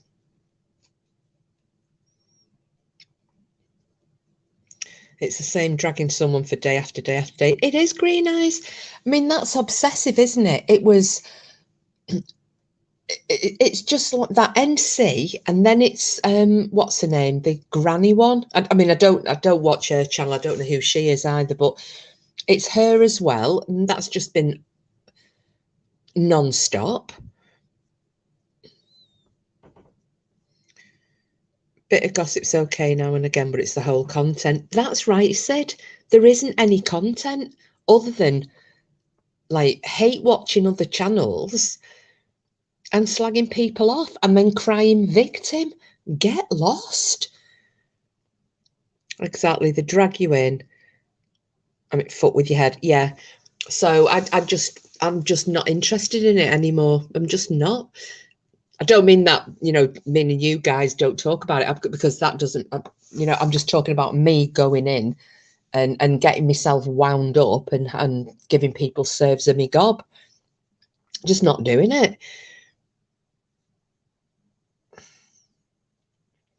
Yeah, but Green Eyes, did you? This is, yeah. I'm gonna do a bit of bitching. But you know, when I went into it the other day after you mentioned being online all those hours, she was talking about Kelly like she loved her. Oh yeah, Kelly has this saying. Oh, it's great. She's got some great sayings, and I'm thinking, have they made up? I didn't listen that long. I just zoned out because I thought you always. And then she's saying, you know, oh, such and such, I love you, girl, love you, you're my best friend. How many best friends that she's loved since she came on the scene? Because that's probably about half a dozen at least, and she's fell out with all of them. Just, yeah, not good at all. You know, I was thinking there were the two women that she started that channel off with initially, wasn't there? Can't remember either of their names, but there were them two. Don't think she knows herself. Look what happened with Vivian a bit. Well, this is what I was going to say. So there were them two, wasn't there? The two that she started that channel with. Then there was Vivian. Well, sorry, no, before Vivian, there was Bam, wasn't there? So she's got them two, Bam, Vivian. That's it, Paula and Starlight. Thank you, Green Eyes. Who else? There was somebody else. I mean, at the minute now she's on Jura, although they had a little fallout, but now they're okay again. Hiya, Paul. How are you, Chuck? We've been telling Dogman stories. You've missed them all. And all this lot have been with the funny names again.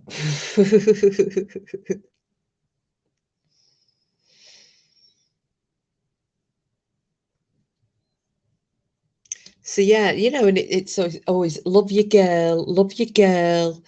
You're my bestie, love your girl, love this girl to pieces, always be there for your girl.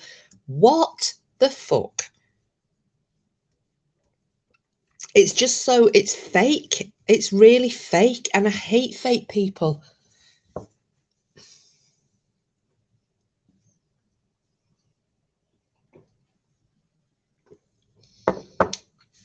you know, just be your damn self. And if people like you, they like you. And if they don't like you when you're yourself, then whatever.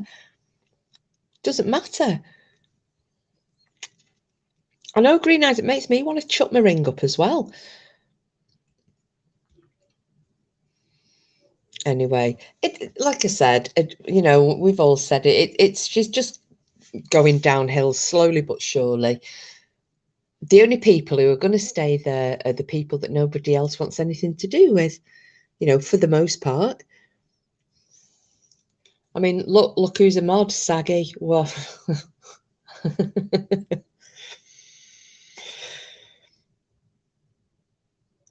horse mutilations a while ago. Wonder if Dogmen were responsible. Well, I can actually tell you something about that, Sid. I'm not saying everywhere, because there were some attacks up in Scotland. Now, they were initially attributing them to alien big cats. And then people started to say, you know, could it be kind of the dogmen, wolfmen stories? However, I'm only going to tell you from my perspective. I had one of my horses, it happened to her. Not as horrendous as you've seen some, you know, which caused the deaths, but I don't really want to go into a lot of detail because it upsets me. She lived, but anyway, that's beside the point. Basically, we found her. I went up to check on them in the evening. It was the summer, and they were living out, and she was quite badly injured. Now, the police, when they came out, they didn't want to make it public, because they said if they were asking me not to talk about it, because they said if we were to put it in, you know, let the local press know that this has happened in this area, because I'm saying people need to know, you know, keep the horses in at night. And we said, well, yeah, however, if the press get wind of it and they publish a story on it, the likelihood is we're going to have some copycats. So we would prefer, we can't make you not say anything. However, you saying something may encourage a copycat to do this to someone else's horse. So I kind of got the guilt, or I kind of got guilt tripped on it and had to keep my mouth shut. Now, I do know for a fact from the injuries that she had, that was a person had done those. It wasn't an animal. So I think that there are possibly, I would say, at least two options. I think one, there are some sick bastards out there that for some reason like to mutilate horses. And it usually has a bit of a sexual component. The one for my horse didn't, but sometimes this has it's a bit like sexual rage. And I don't mean by that the horses are sexually assaulted, but it's just because of the nature of the injuries, the stabbing and the what have you. Anyway, but the other one is some animal of some sort. So it could be alien big cat. It's got to be something of significant size and strength, I think, Sid, because you've got I mean, some of these horses have got injuries on their backs or the backs of the necks, as though something is trying to drag them down. So yeah, I honestly don't know, but I know the ones in Scotland, there was, you know, dogmen had been mentioned. Lady Witch, in my non-professional opinion, she's going through a manic episode. She's going to crash hard and be all kinds of fecked up. Oh yeah, yeah. I mean, the other day it sounded she's I'll be honest with you, and I don't know whether she was just tired. She sounded shitty ass drunk, because she you know, and I'm not being horrible by saying it.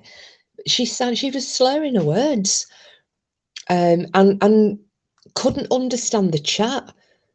Like someone had said, "Good job, I'm in." Oh, I can't remember what they'd said. Something like, "Say, good job, I'm in the UK." Say that was it. Say I'd said to you, "Good." Oh, you know, there's no Dogmen near me. Good job I'm in the UK. And you went, oh yeah, there's no job near you, Jax. And then, oh, good job in the UK. What job is it that you do? Oh, I used to be a thingy writer and I did this and I did that. And oh yeah, you're lucky if you have a job. And I'm thinking, you really not watching what people are writing. And she does sound manic, Green Eyes. Absolutely crazy. And hearing these rants.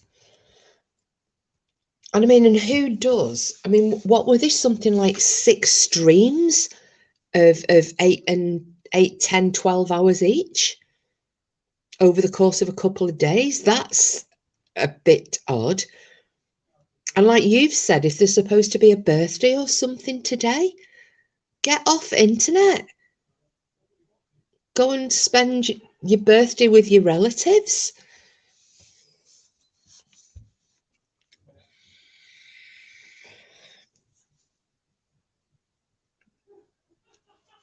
She just sounds batshit crazy. You know, and I'll be honest, she didn't sound like that. Well, she didn't, because I wouldn't have gone anywhere near, you know, even as a friend and doing it as a favour to Bam. I would not have gone anywhere near that if she sounded back then how she does now. She just sounds crazy. You know, and even some of her subs are telling her, aren't they? You know, I've seen different people commenting, saying, you know, her subs are saying in her chat, you know, have a break, go offline, do this, do that. And she's just going off on one. And I actually feel sorry. I mean, you know, I don't know what other people's opinions are, and I only know him from, you know, from being a fellow mod, but I actually feel quite sorry for John Lee, you know, because he's an all right guy. But I think he's going to end up shouldering a lot of what's going on, because there's a couple of mods who are in there who are just complete arseholes. You know, and I think John appears to be the type of person who would just stick around for loyalty's sake, even when probably his spidey senses are going, run for the fucking hills, mate, and don't come back.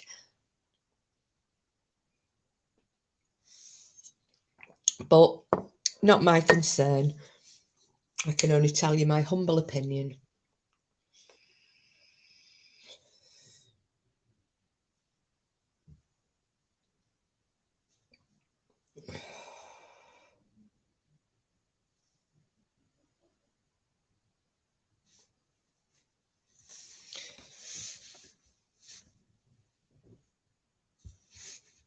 I wonder if she'll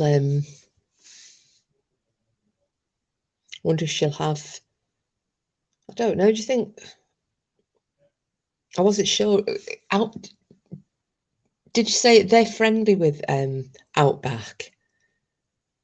I'm just wondering how he'd feel to be having his stuff streamed by someone going through a bit of an episode.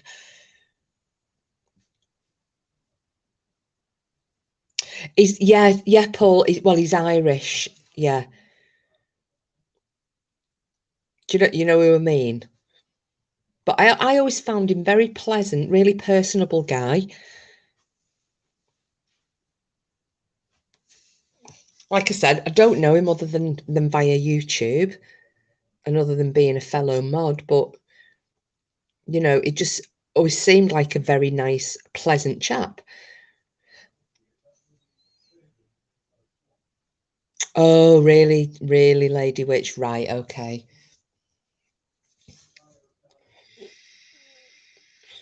Well, maybe that won't last for much longer, because sometimes you just have to distance yourself, don't you?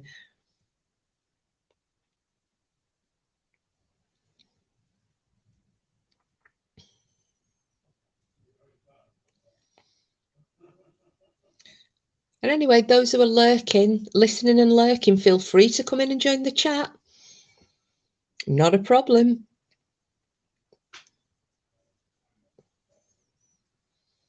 Especially those of you incognito. No need-o.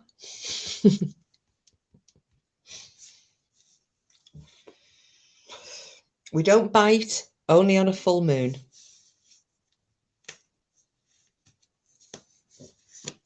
Ow.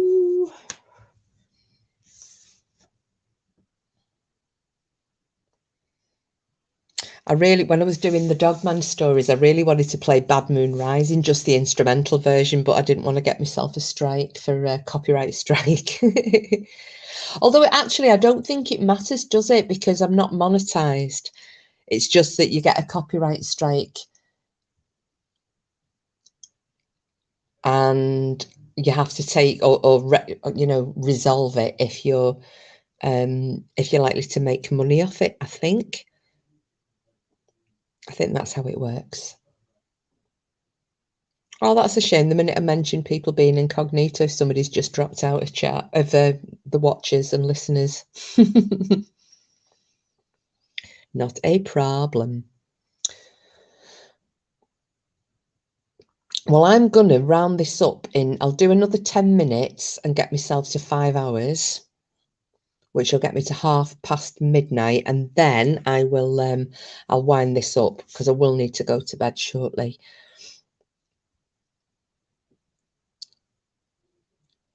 I'll try and get in bed and get fast asleep before Porky hits the hay.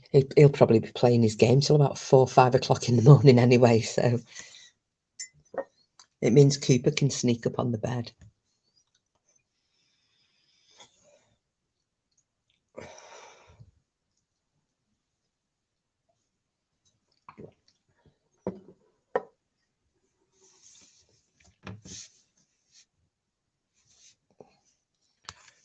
Or even, actually, I wonder whether to do it now because I am feeling quite tired.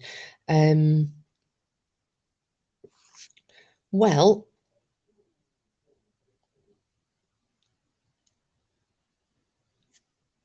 making sure I've not.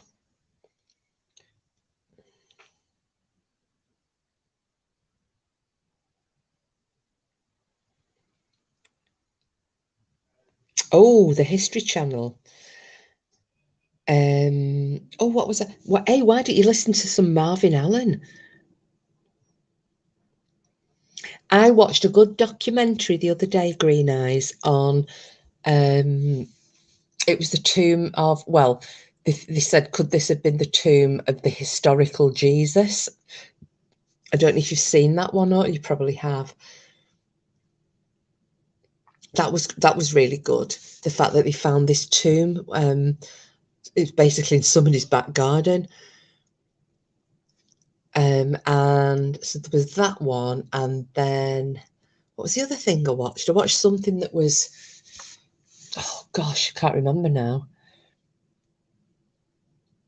I might just listen to him too, but not too late. Yeah, well, I'm thinking that when I get into bed, I might just put Marvin Allen on and try to sail away to sleep because I do like his voice. Have you heard any of his yet, Green Eyes? Right, I tell you what, give me 1 second and I'll try and find it. So don't go anywhere. The screen will go black, however, but it's on YouTube. Give me 1 second, guys. I'll be back in a tick. I will get you the link and I'll put it in here.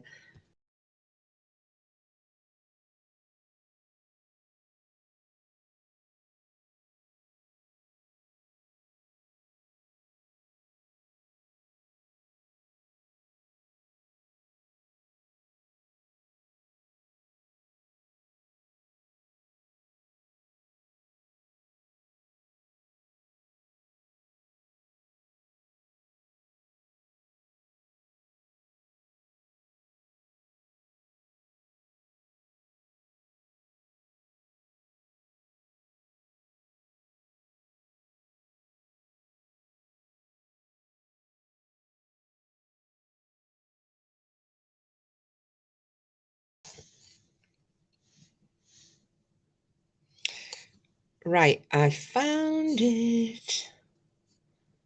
Oh, there you go. I've seen most of them documentaries. Used to work for them. Oh, did you used to work for them, Sid? Oh, can you give us any recommendations? The one that I don't know if it was on Discovery, but I saw one which was where they were looking at the Turin Shroud. And there was this guy, and he wasn't a religious guy at all. And I think that was why he'd been chosen. So he was looking at trying to reconstruct the face and the body of the person, you know, whoever had been wrapped in the shroud, and going off the different, you know, the different marks on it. So including what could be identified as blood and this, that, and the other. And it was, it was awful when it showed. And this guy was actually choking up, and he said, I just can't speak. He said the suffering that this person, you know, whoever he was subjected to prior to death it was so barbaric, it was unbelievable. But that was on YouTube at one point, and it's gone now. So I don't know if that was a Discovery one or History Channel or something, but yeah, that's quite a good one. I think it's about an hour and a half long, Green Eyes, the one that I've just posted for you. So yeah, oh, you'll have to, because it was Europe, we had about 10 different languages. There's a good one on the Dead Sea Scrolls as well, isn't there? I like things like that.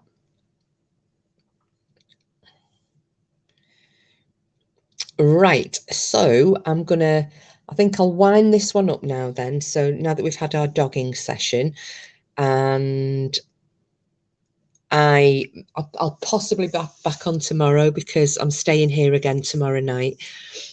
So if he's doing his gaming, I'm going to be sat downstairs bored, so might come on for an hour or so. So I hope you all, wherever you are, enjoy the rest of your evening or afternoon or your night. And thank you all very much for coming in again and putting up with me, talking me Dogman and me cryptid shite.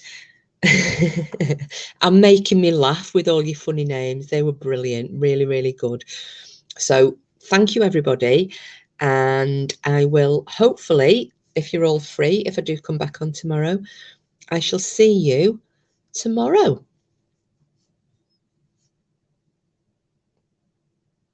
Oh, night, Mrs. Mercury. Oh, brilliant, Chris. Cheers. I hope you do, Dominic. Oh, I absolutely will, Sid. It's been a while since I've done one, but yeah, I can do a regular one if you like.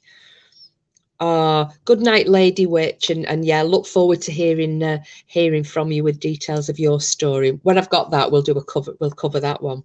I'll just check when you're free. Excellent evening as usual. Night all. Thank you so much, Green Eyes.